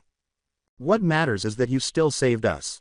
He blushed more, and the Izuku casualty rate rose once more as Tsuyu said in her monotone voice, "And I never did get the chance to thank you properly, Izuku-kun," before surprising him with a kiss on the cheek.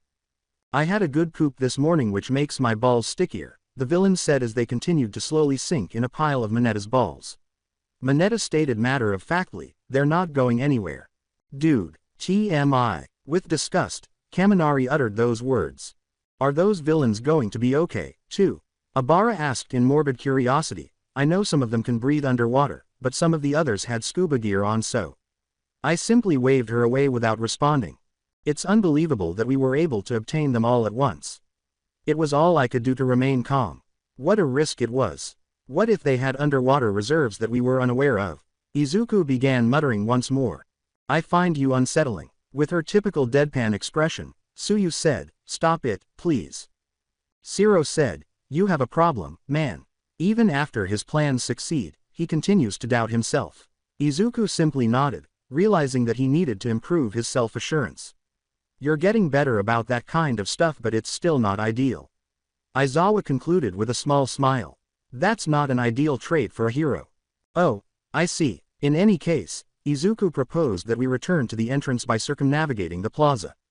Well thought out. In this manner, we avoid the area where Aizawa-sensei is engaged in combat, Tsuyu remarked.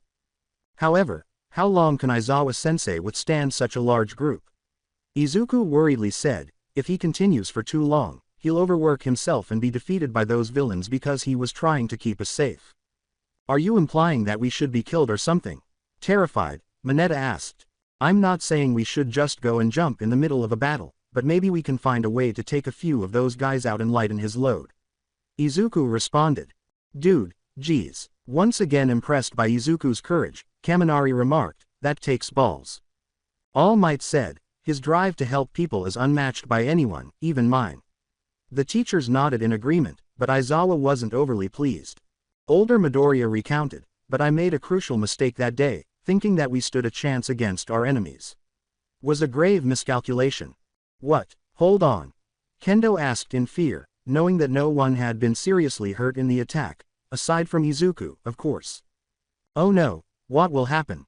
Pony inquired. She was unaware of the details. The public was only informed that one of the villains had managed to cause All Might minor injuries. Izuku answered, they had a trump card. It was too strong, even All Might had a hard time when he showed up. He said solemnly, to tell you the truth, we nearly lost that day.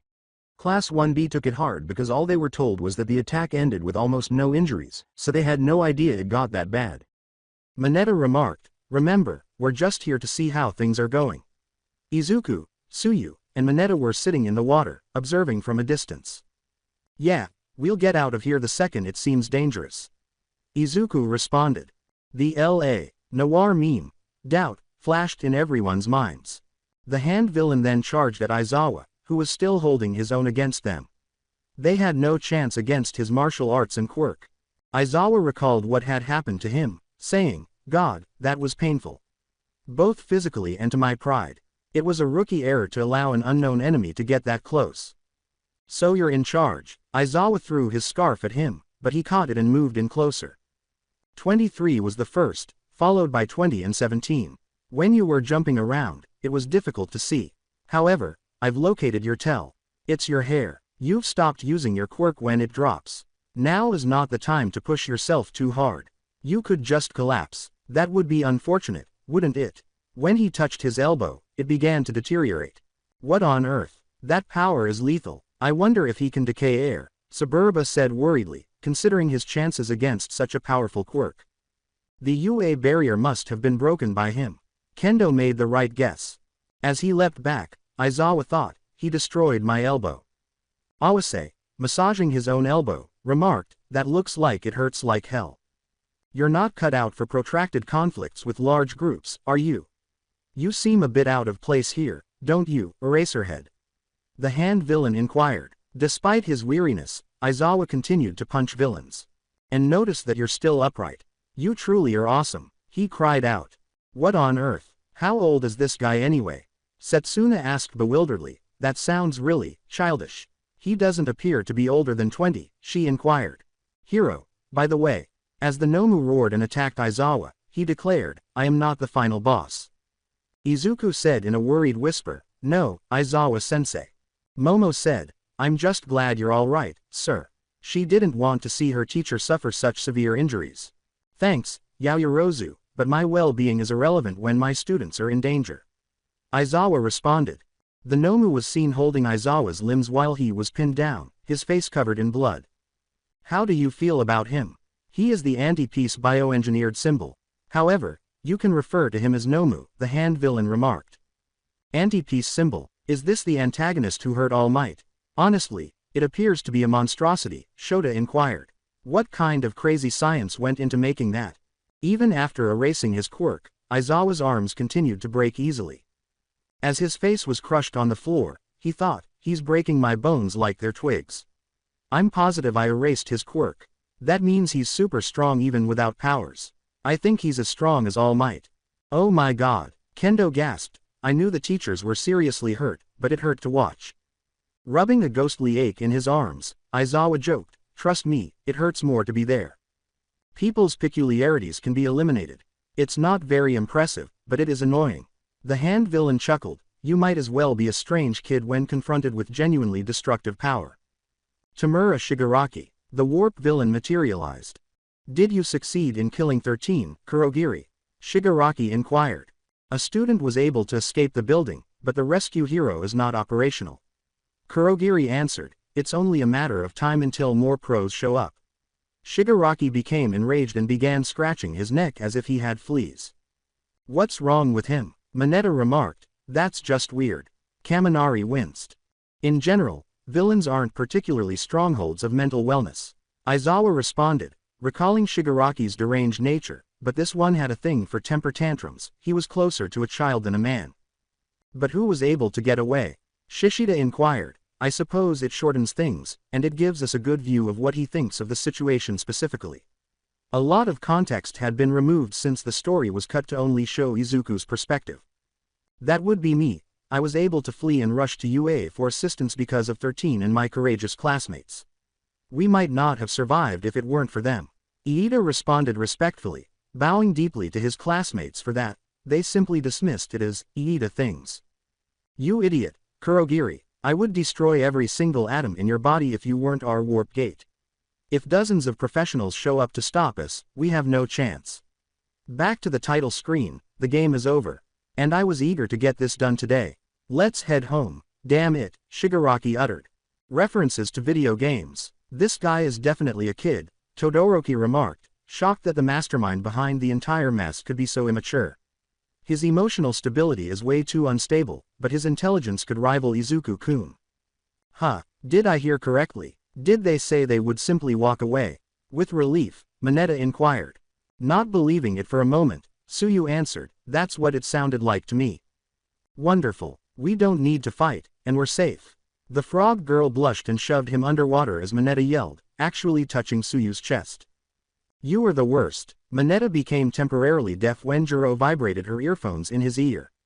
Aizawa glared at the small pervert, who nodded in fear, and said, Mineta, you and I are also going to have a talk when we're done here.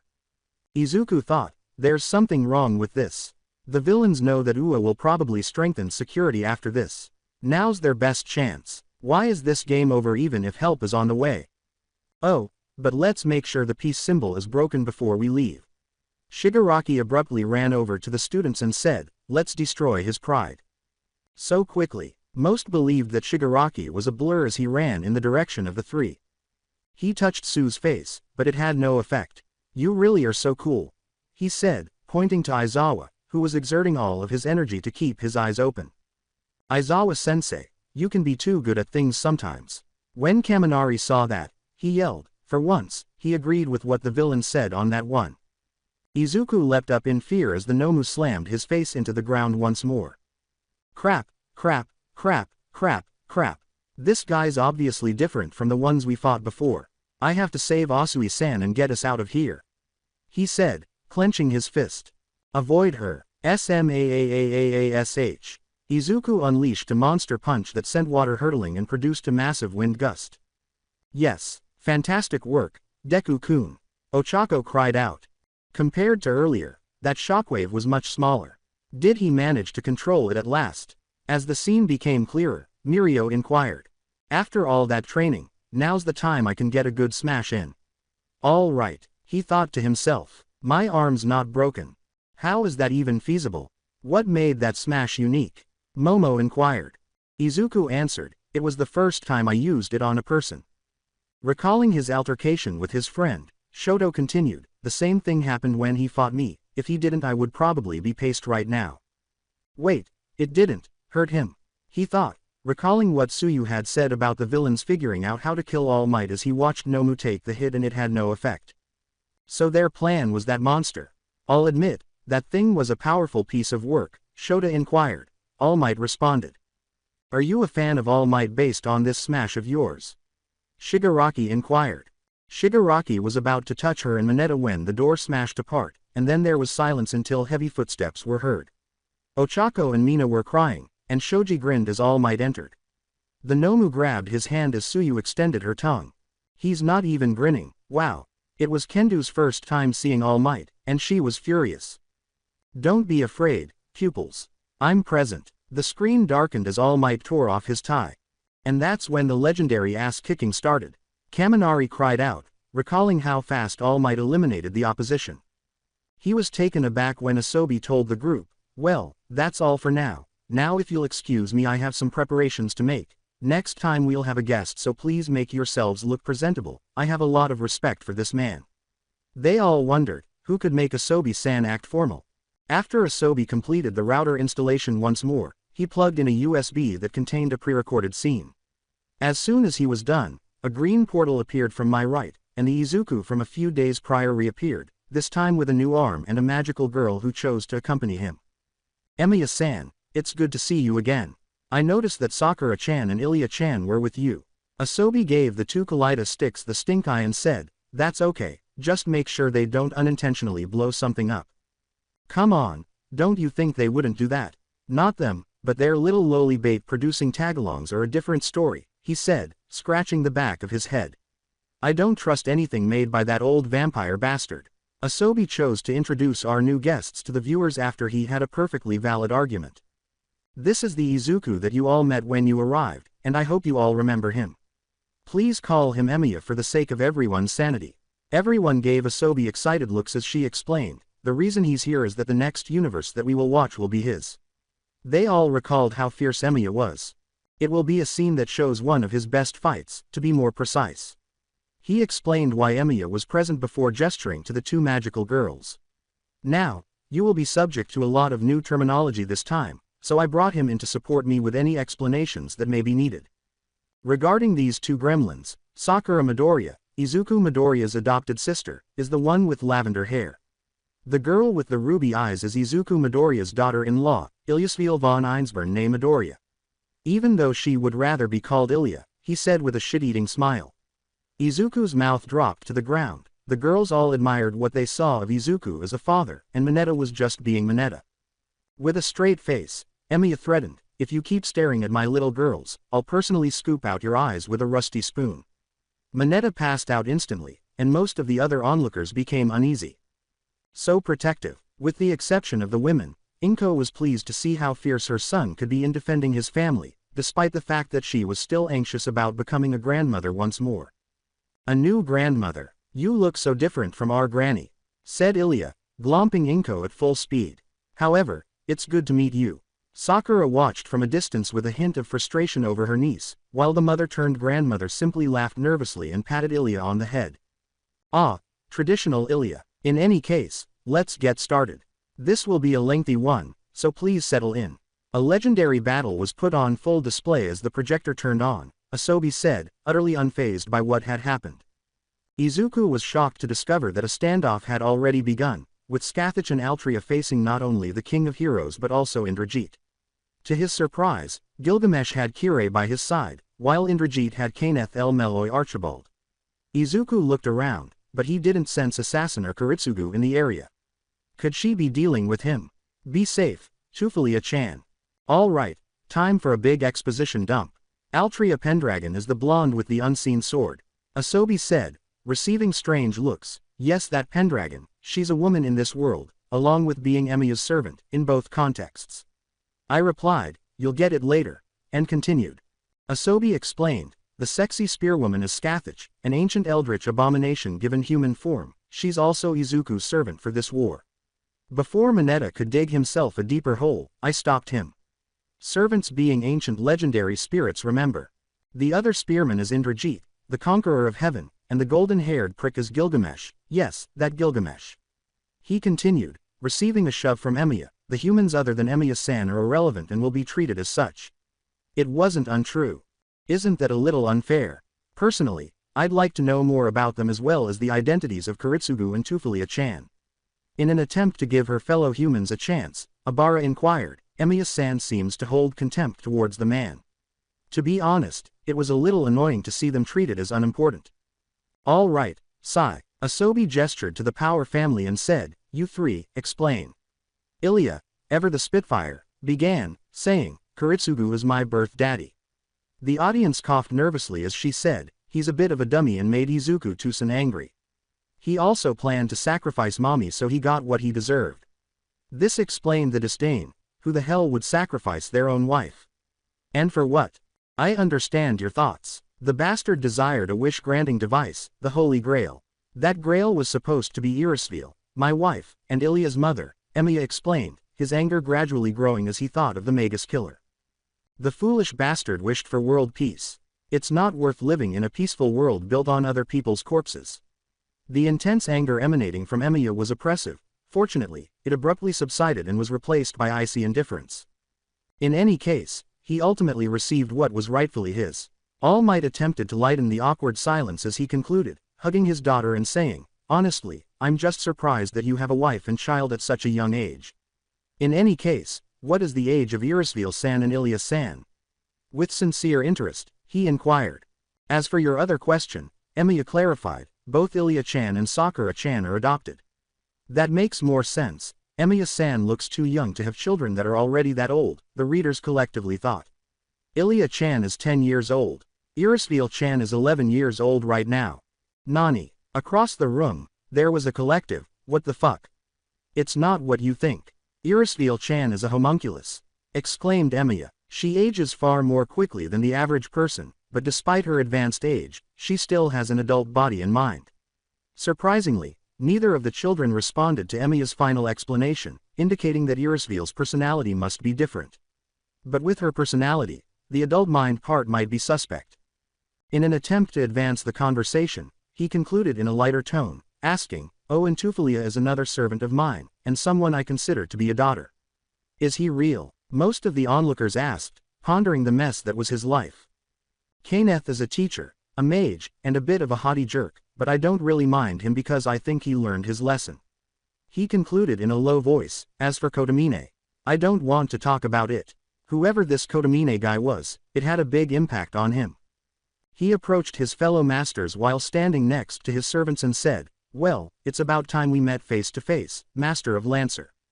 You're the one who turned the Grail War on its head," Lord El Meloy said with a courteous nod. "You don't appear much older than Waver." Izuku fixed his gaze on the emotionless priest and said, "Looks can be deceiving, sir. Where is Tokiomi Tasaka? When such obvious devastation took place in his city, I thought he would be present in person." Tokiomi Tasaka is the magical proprietor of Fuyuki City and Sakura-chan's former father.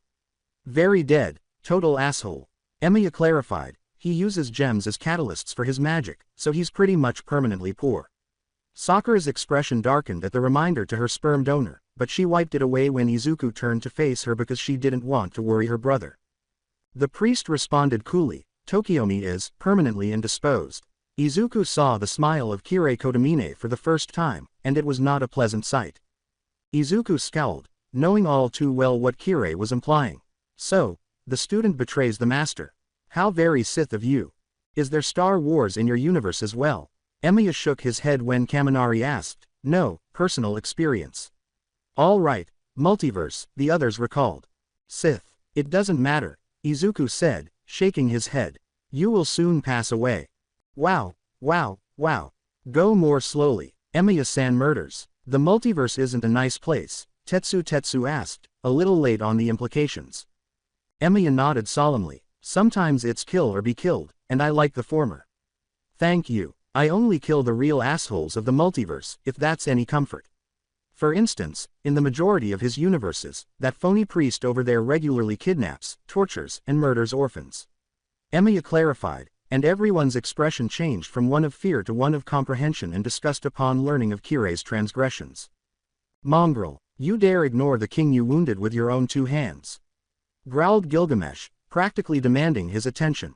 "I might have been tempted to give you a quick death if you had begged for forgiveness and begged for your life. Now, though, the king has now decided that you will pay a price for your obvious impudence." Izuku laughed. Was his observation origin malfunctioning? Why hadn't he noticed it earlier? A person's origin is what makes them who they are. Knowing one's origin is a double-edged sword. Once you know it, you will have almost unavoidable urges to do certain things involving said origin. Fortunately, Emiya-kun's origin observation is fairly benign when combined with his kind personality. Asobi clarified the idea to the perplexed audience, omitting the theological aspects to save time, but that could be covered later. "You know, it's amusing. You refer to us all as mongrels, but you are the one who is 1/3 human and 2/3 divine. What really irritates you, Gilgamesh, is 2/3 of the very thing you hate the most. Izuku grinned smugly, teeth bared in satisfaction at what was about to happen. And that's just killing you inside, isn't it? That no matter what, you have no choice but to acknowledge you're closer to the gods, the very beings you despise with such passion, because they took everything and from you, than you will ever be to anyone and everyone else around you. Asobi thought, this is going to be good, as the golden prick went crazy, and he materialized a bucket full of popcorn and sat down next to everyone else. So, you mock the king to his face, do you, worm? Gilgamesh asked, his face turning as white as his eyes as he smiled. Then he laughed and brought forth a key-shaped blade. Do you want to make me angry and bring the wrath of the only real ruler of this world upon your head? Congratulations, you've succeeded. Gilgamesh scoffed angrily. Your just reward will be given to you. Bab-ilu. Kaminari attempted to say, well, looks like he's royally pissed. However, he was met with a chorus of jeers from everyone else, including sweet little Sakura, who gave him the thumbs down, crushing his spirit. Emiya teased, I guess your sense of humor is consistent in every world, Taser boy. Finally, Asobi threw a kernel at his face. A maze of crimson energy in the form of cuneiform writing scrawled across the sky as the sword key was turned, and hundreds of golden portals opened in the air, some of them in front of, beneath, behind, and even directly above Izuku. Despite the seemingly deadly curtain of steel that was about to cloud his body, he simply grinned and said, trace on. Everyone thought he was badass because of his cool attitude and magic trigger. Evaluating the idea of creation, a theoretical protection against projectiles. Making assumptions about the fundamental structure. An excellent round shield, making a duplicate of the composition. Cowhide covered solid bronze, mimicking the artistry of its creation. Craftsmanship was rudimentary but efficient, it became a limited field. Relating to the experience of its development. To block any weapon inferior to Hector's spear, Doridania. Reproducing the years that have been accrued. I am currently 814 years old. Achieving excellence in each manufacturing process. Its construction surpassed the capabilities of the ancient Greek forge masters, making cowhide as hard as concrete and bronze more durable than steel. Projecting from a front-facing barrier to a dome. Completed alteration. Trace loaded. Firing the 7 rings that cover the fiery heavens. Hey, Ayaz. This process resulted in a dome shaped like a Consolida ajacis flower blooming above him, from which a 7-layered defense formed, each petal bearing blue-white runes on its face, further enhancing its protective power. All of this occurred just before Izuku and his servants were hit by a torrent of A-rank projectiles that plinked off the projected shield like rain on a tin roof. While most of the servants marveled at their master's power, Scathach scrutinized his work. He was able to consider all of that and produce something incredibly stunning and strong. Less than a second. What sort of capacity for creation is that? Momo asked in utter amazement at what she had just seen. She was so engrossed in the scene that she failed to notice that she had fallen to her knees. I'm pursuing a kind of projection magic. Shuru Emiya, my predecessor, created it. It enables me to replicate and make any weapon I come across, including any magical qualities it might possess. Normally, they would be a full grade lower than the originals, but I found a way to get around that weakness. Emiya did his best to describe his skill, and he couldn't help but smile. Even he could be proud of this spell. The strongest is Papa Zuku. Not only that, but this is not his ultimate form. After all, it was her responsibility to discipline her niece, so Sakura gave Ilya a light smack after she went full meme. It's impressive to use the Urzu's rune to further improve a bounded field based on a noble phantasm. No, you've ranked it higher twice. You've broken a noble phantasm with runecraft without actually breaking it, even though your projections are a rank lower than the original. After blinking at the implication, the Queen of the Land of Shadows said to her master, remind me never to truly anger you, master. A twice broken guy bold, much less some of the other weapons you can bring to bear. I shudder at the thought of the destruction you could unleash. Her tone had a hint of genuine fear. This time, Asobi said, when the Lovecraftian abomination is scared of you, you know you've done something special. Izuku simply shrugged as though it were a common occurrence, which, to be honest, probably was. Calm down, I won't be doing this very often. If I use anti-army or above noble phantasms, there is too much chance of collateral damage. Very amazing, master, but shouldn't we be taking some sort of revenge on our adversaries?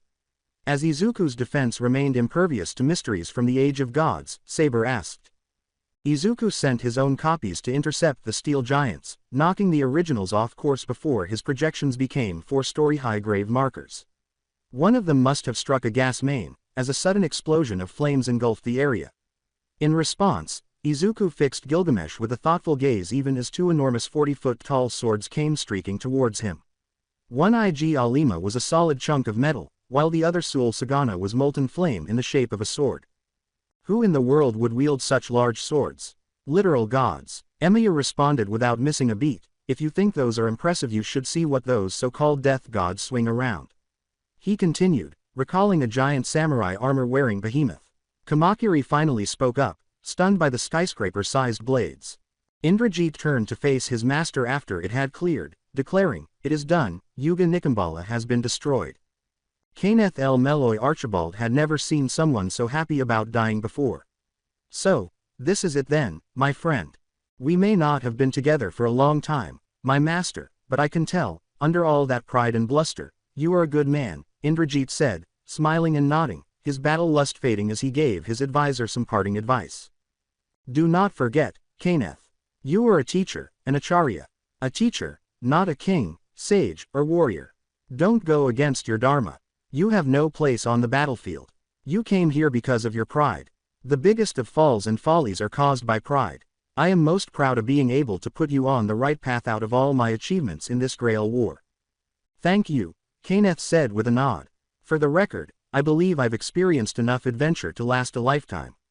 I'm eager to resume my studies and teaching career, but you will be deeply missed."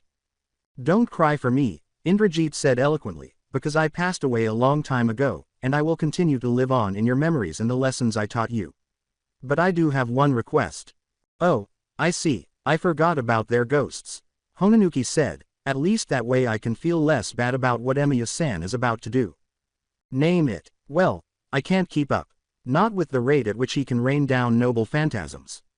If I could project all my blades at once, then I'd have the advantage, but I can't do that," Izuku said, oblivious to the banter between Lancer and his master.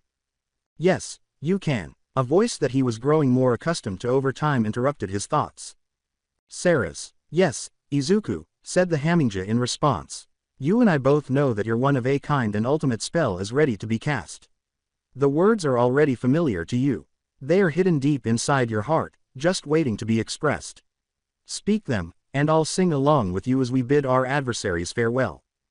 Kendo exclaimed, Emiya-san has a literal guardian angel on his side." "Certainly he does," Kendo said. "What comes next? Is he also a vampire?" Emiya simply whistled naively in response to Minetta's sarcastic question. "Of course he is," Minetta said, giving up. Izuku nodded, feeling Sarah's materialize behind him and starting to sing in time with his own chanting as he incanted. He wasn't sure how, but he knew she was correct. "I am my sword's bone." He was a sword who would do everything in his power to keep everyone safe. "Ash is my blood, and steel is my body." He was iron, he was war, he had bled and killed, he had tempered himself by training and trials. "I've built a blade mountain." He had thousands of blades. Neither men nor gods are aware of it.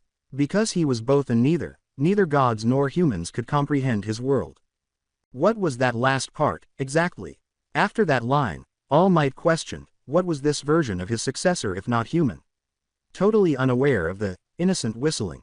At the top, I stand by myself. He sits, enthroned on a seat of melted and jagged steel, intoxicated on victory, alone atop his mountain, a kingdom of steel blades and corpses, the cries of battle, his roaring trumpets, blood, his wine, and the crushed bones of his enemies, his bread. With a hint of fear in his voice, Kaminari remarked, "This is getting strangely biblical. Don't tell me that Emiya-san is some sort of Jesus figure or something?" He asked in jest, not anticipating a serious answer. Josh hasn't been very honest about that one, to be honest.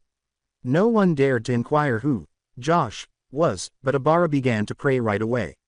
"If I am supposed to be one, I certainly don't know," Emiya replied. "The wicked will be struck by my weapons." It would be extremely painful for him to cut down even the wicked, but he had chosen to take on this role, which would be a burden for his heart. He would separate the wheat from the chaff, the good from the wicked. However, no one should be held by these filthy, blood-stained hands. Even though Shinji didn't deserve to hold anyone in his blood-stained, sin-soaked hands after all the murders he'd committed, whether in combat or not, he could still make an effort to keep everyone around him smiling. Thus, Traestrinsa blade works, as I bemoan. Indeed, this was a lamentation. For the loss of innocence, the naivete of believing that everyone could be saved, and the understanding that sometimes, people simply had to die so that others could carry on with their peaceful lives. So this is the kind of hero that life made you. I'm sorry you had to go through so much, young Midoriya. If only things could be different. At least you still hold a hero's heart, even if it has been tainted by death, All Might lamented over his student. The actors in this play of death were blinded by lightning that arched from his body as a heatless fire spewed forth in an all-consuming wave, and when it cleared, they found themselves on top of a mountain with blades impaled into every face and facet of stonework in the same majesty as a mighty temple. Giant golden Dharma wheels were slowly spinning in the sky, glowing every hue of the rainbow as an aurora borealis shone overhead. The most notable feat was the blood-red gibbous harvest moon shining menacingly onto the battlefield. Izuku and his companions heard the sound of water trickling behind them and turned to see a fountain with a statue in the shape of a half-octopodidae creature holding a menacing spear in one hand and numerous equally menacing eyes on its face. Streams of clear water trickled from the creature's eyes, the suckers of the tendrils that made up its lower half, and even the point of its spear. Cthulhu imagery, huh? Kaminari made a joke. Izuku's expression was almost one of reverence as he gazed at the statue that most people would find grotesque, and Saber was undoubtedly surprised by its strange appearance. Scathach, on the other hand, simply turned her head away, her cheeks slightly flushed, and muttered, "I had no idea you were so taken with me, Master." "Oh no, I was correct." The human Taser's voice, understandably shocked, came. After being transported to Izuku's inner world, Assassin gazed around in awe and inquired, "Where are we, Master?" "This is Marble Tufalia-chan, my reality. Are you okay?" A person's inner world is physically represented by reality marble. One can only be made by those who are fundamentally almost entirely alien to humanity. To put it simply, Emiya-san created a world to call his own, a world that represents his own ideals. Asobi did his best to explain it. In reality, it was far more complex than that, but it was the best he could do without delving into its metaphysics. If Emiya-san is not a human, so what precisely are you? Curious about what he meant by, neither god nor human, Abara asked. Josh said something about me being closer to a primeval human than anyone else. He compared me to Adam. Knowing that the man in front of him was so close to the original, perfection, of humanity, Abara went back to prayer. I'm also part vampire, but not at the same time. To be honest, I don't know what the hell I am, Emiya replied, unsure of his true identity. The majority of the girls blushed when they heard the word vampire. They thought, he certainly has the inhuman beauty and charisma at least. With barely controlled rage, Bakugo exclaimed, "And how did you get so strong? What the hell kind of method turned you from a quirkless nobody into?" Everyone began to perspire as he casually remarked, "Well, I did have the help of the drunken king of mad scientists, his nervous but kind grandson, and a metrosexual, rainbow, vampire, wizard." Asobi, on the other hand, simply laughed heartily at what he referred to as Zelrech. He concluded, "Oh, and Sears's Lucifer, but we're not exactly on speaking terms after that Nekosho fiasco a few months back. Bastard was about to turn a blind eye to genocide because of his Siskin tendencies. I mean, I know he's a devil and everything, but that's just rude." At that point, everyone stopped attempting to understand this crazy man's life. "You're on a first-name basis with God and Satan," Abara screamed in frustration. Emiya clarified, "Lucifer, not Satan. Josh told me that the latter wasn't real. At least not in the origin of all evil way. That title goes to several other gods of evil." Abara noted that fact for later use. The assassin replied, "Yes, Master, I was in the middle of a fight with Emiya Kuritsugu, his newly summoned servant caster, and a servant calling herself ruler when I was pulled into your world." Kirishima said, "Wait, Emiya. He's related to you." Emiya shook his head. "The reason I carry this name is because I am the successor to Shuru Emiya, the adopted son of Kuritsugu. I have no blood relation to him whatsoever, and neither does my predecessor." He quickly distanced himself from the bastard. The newcomers caught everyone's attention. The woman's attire was akin to that of a saint, i.e., a provocative black outfit with a neckline that reached her navel. Izuku learned all about her from the bloodstained staff-turned-spears she was holding. She was abandoned on a raft with the staff that the Messiah had given her after seeing him killed by the Romans. Throughout his life, the faith he gave her was transformed into mind-numbing fury. Anger at the Roman Empire for murdering a good, devout man who only advocated for peace. Thus, as she washed up on the shores of France, it was anger rather than faith that kept her going. She set out to defeat the ferocious dragon Tarisk after learning about it, but not for the benefit of humanity, but rather so she would have a weapon to destroy the Roman Empire. After bringing the dragon to heel with the help of the staff he gave her and her own fists, they went on a rampage through the vast Roman Empire. She would go on to destroy villages, submerge the nobles and his impostor followers in fictitious baptisms, and personally drive the staff into the hearts of Longinus, Pontius Pilate, and even Augustus Caesar. One of the heavenly host's warriors killed her. She was given the opportunity to turn from her sins, but she chose to fight to the end, and boy did she. Her fighting style was created especially to combat angels. She thus managed to battle the warrior until the end. He gave her the staff, and when he impaled it through the heart in the chest, the warrior's white wings tore off its back, leaving behind only bloody stumps. Tarisk's head was severed clean from its body during the battle, and the blade was buried deep in the former saintess's stomach. Nevertheless, she thought, I'll never forgive them, even as she lay dying. Never pardon humanity for its transgressions. The unpardonable transgression they've committed. Martha, the patroness of vengeance and bringer of retribution upon the wicked, was the name of the saint.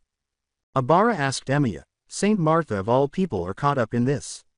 And what's with that blasphemous story? Emiya simply raised his arms in defense. Servants aren't bound to a single timeline. Anything that can happen will and has happened, including dark versions of each servant. We call these altars. He responded with composure. This made Abara feel a little ashamed because she had forgotten how different the various worlds could be. Then Izuku looked at Kuritsugu and his caster. Caster appeared to be rather contemporary. He wore a bulletproof vest, greaves to protect his legs, a red cowl over his head, and tan bandages over his face. There was a belt around the servant's waist that contained various pouches and satchels, including a gun holster with a. On that servant's hip, is there a Thompson contender? Izuku pondered. Indeed, it appeared to be. He saw the caster's combat knife, another peculiarity, and realized why this servant was so off. No way, could someone really be that self-centered? Whoa, Izuku seemed to have witnessed all of the bloodshed. Kuritsugu Emiya, the servant, had been called by Kuritsugu Emiya, the master. Kaminari joked, wow, and I thought Bakugo-san was prideful. After a torrent of profanities, they were able to carry on observing. If I had to summon a legendary spirit, then who better than myself? After all, I'm gonna be the #1 hero anyway, exclaimed Explodio, demonstrating the point made by Zap Boy. At that, Izuku couldn't help but blink or stop whistling in admiration. I didn't think a modern person could develop into a heroic spirit. He must have spoken his thoughts out loud because Scathach asked, why do you say that, master? Izuku pointed and said, Kuritsugu, his caster, is himself. The servant was informed by Kuritsugu, I told you to hide the knife. No, I want him to know exactly who it is when I ram this knife into his heart, caster firmly retorted. Scathach challenged him, saying, just try it. You won't even touch a hair on his head. Gilgamesh did not even give the newcomers a glance, instead scoffing in frustration. He was obviously not impressed by either of them or his new environment. A reality marble. You think this will save you? Think again, mongrel.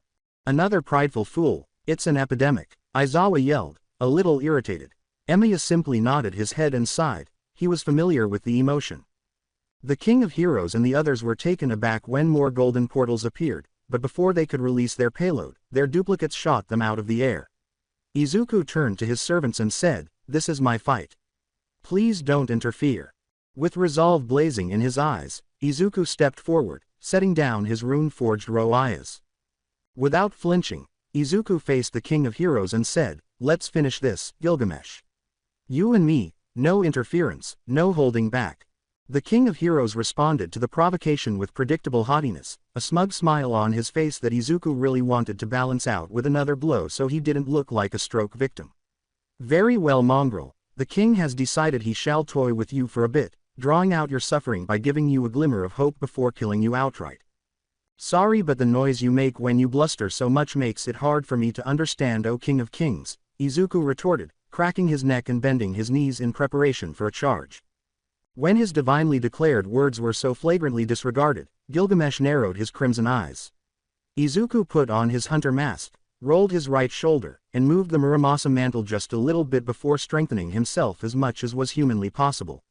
Additionally, his body was now covered in runes, which improved his strength, speed, reflexes, and vision. Bakugo surprised everyone by saying, "Fucking badass." Bakugo giving Izuku a compliment. "Has hell frozen over? What? I can appreciate badassery when I see it." Besides, it wasn't his Deku. Behind Gilgamesh, hundreds of golden portals opened, each containing a fragment of the greatest grade and class of human ingenuity. As they waited for the bell to ring at high noon and for blood to stain the parched ground, tension hung in the air like two gunslingers engaged in combat in the OK Corral.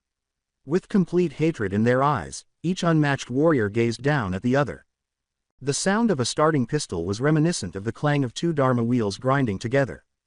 Then, a red, black, and white blur of swords flew in all directions, with one standing like a golden bulwark and another charging in.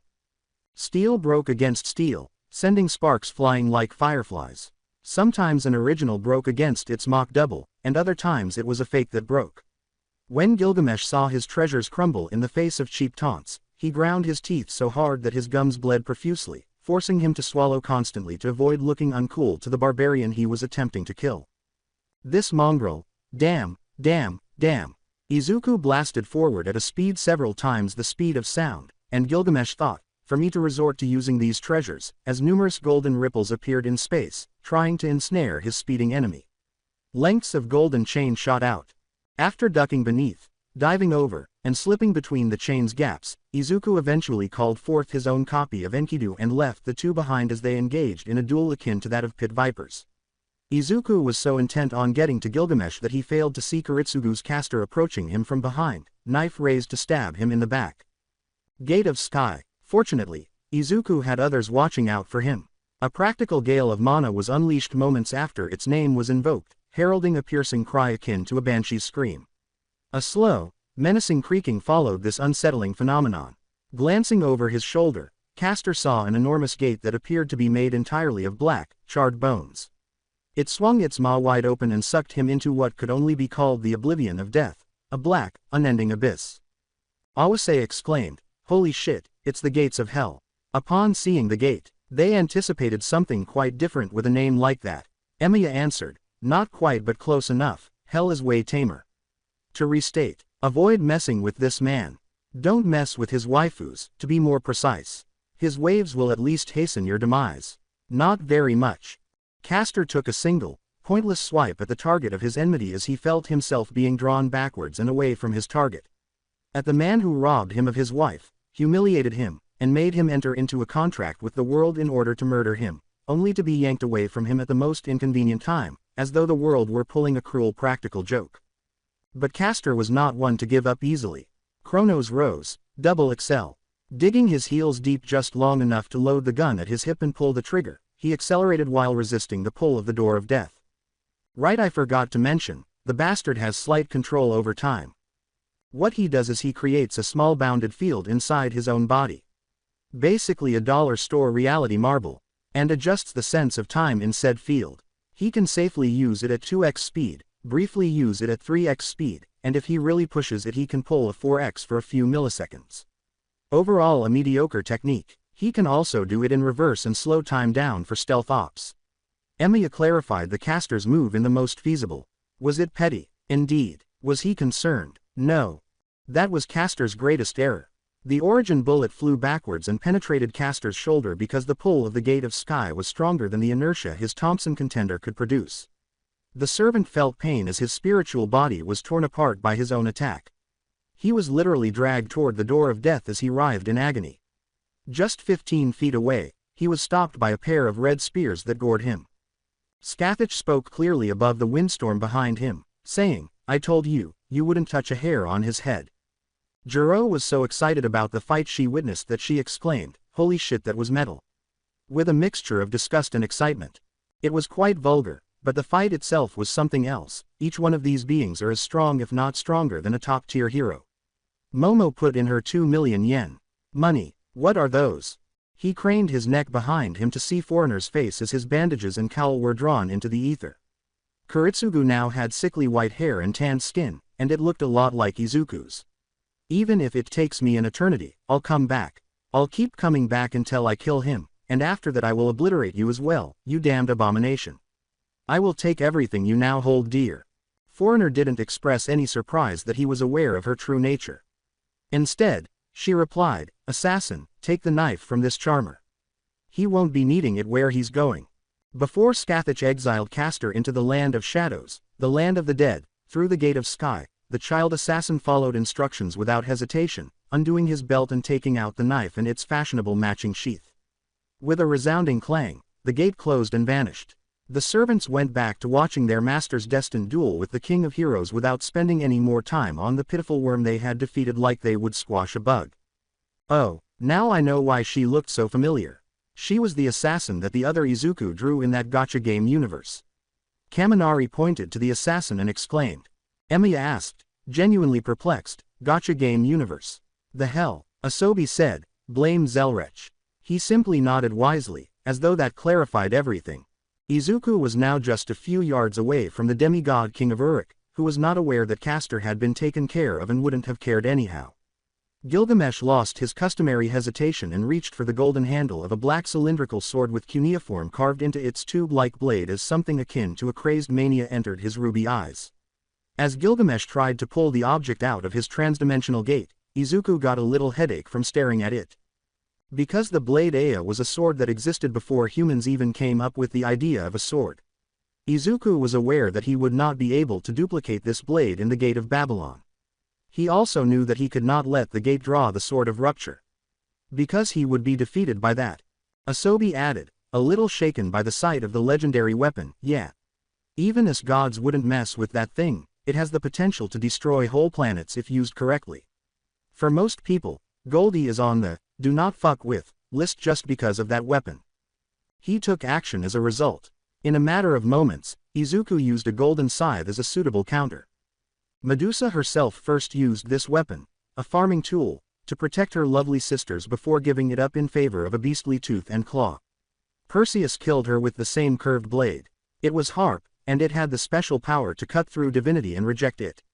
It cut off Gilgamesh's arm and took Ea with it as it sliced through the prototype divine armor that he was wearing like paper.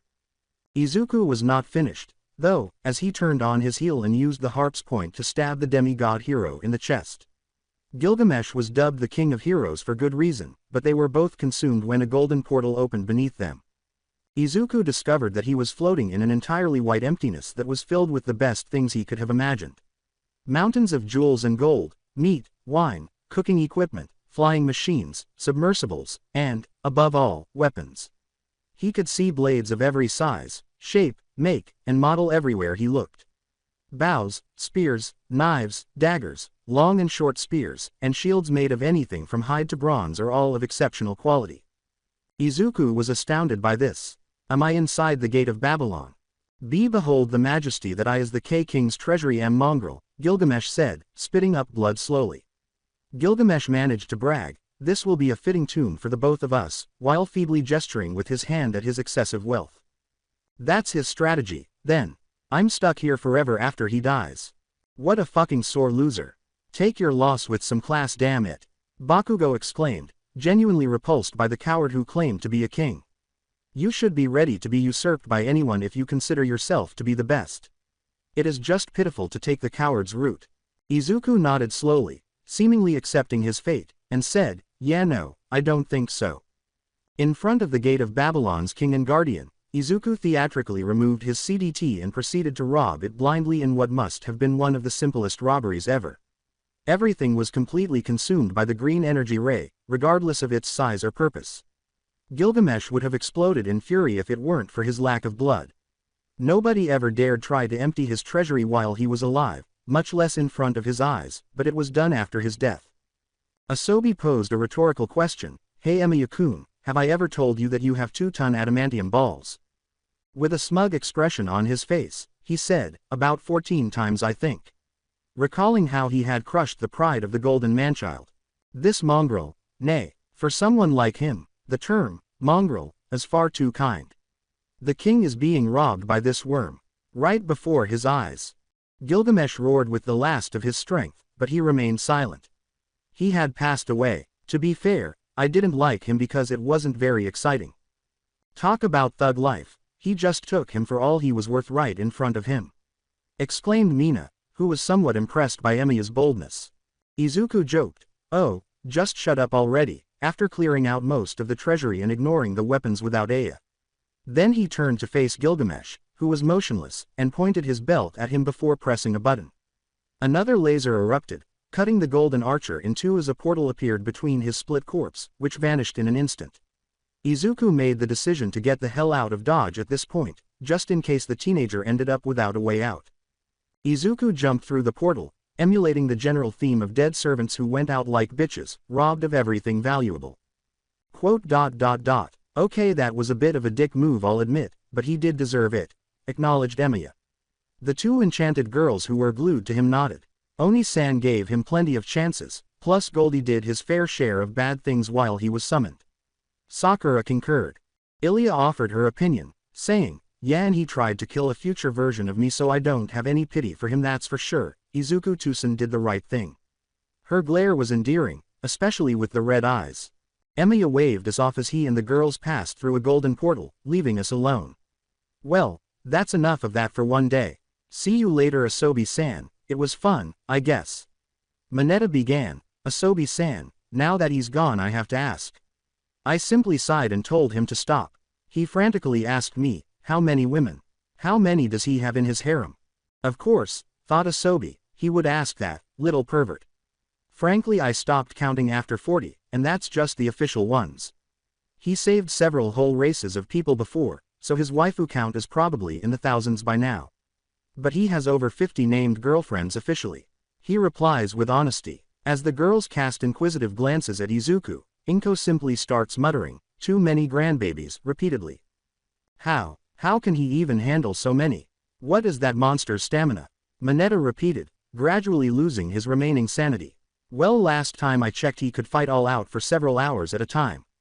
Izuku was stared at even more intently by a group of drooling mouths, and the little green wonder instantly passed out. My successor is one lucky bastard. I guess all that stamina training is going to come in handy in more ways than one, All Might thought, wishing his fortunate or unfortunate student luck because he would need it. So this was it for the series. I hope you enjoyed it. To watch more series like this, subscribe to my channel. Till then, bye bye.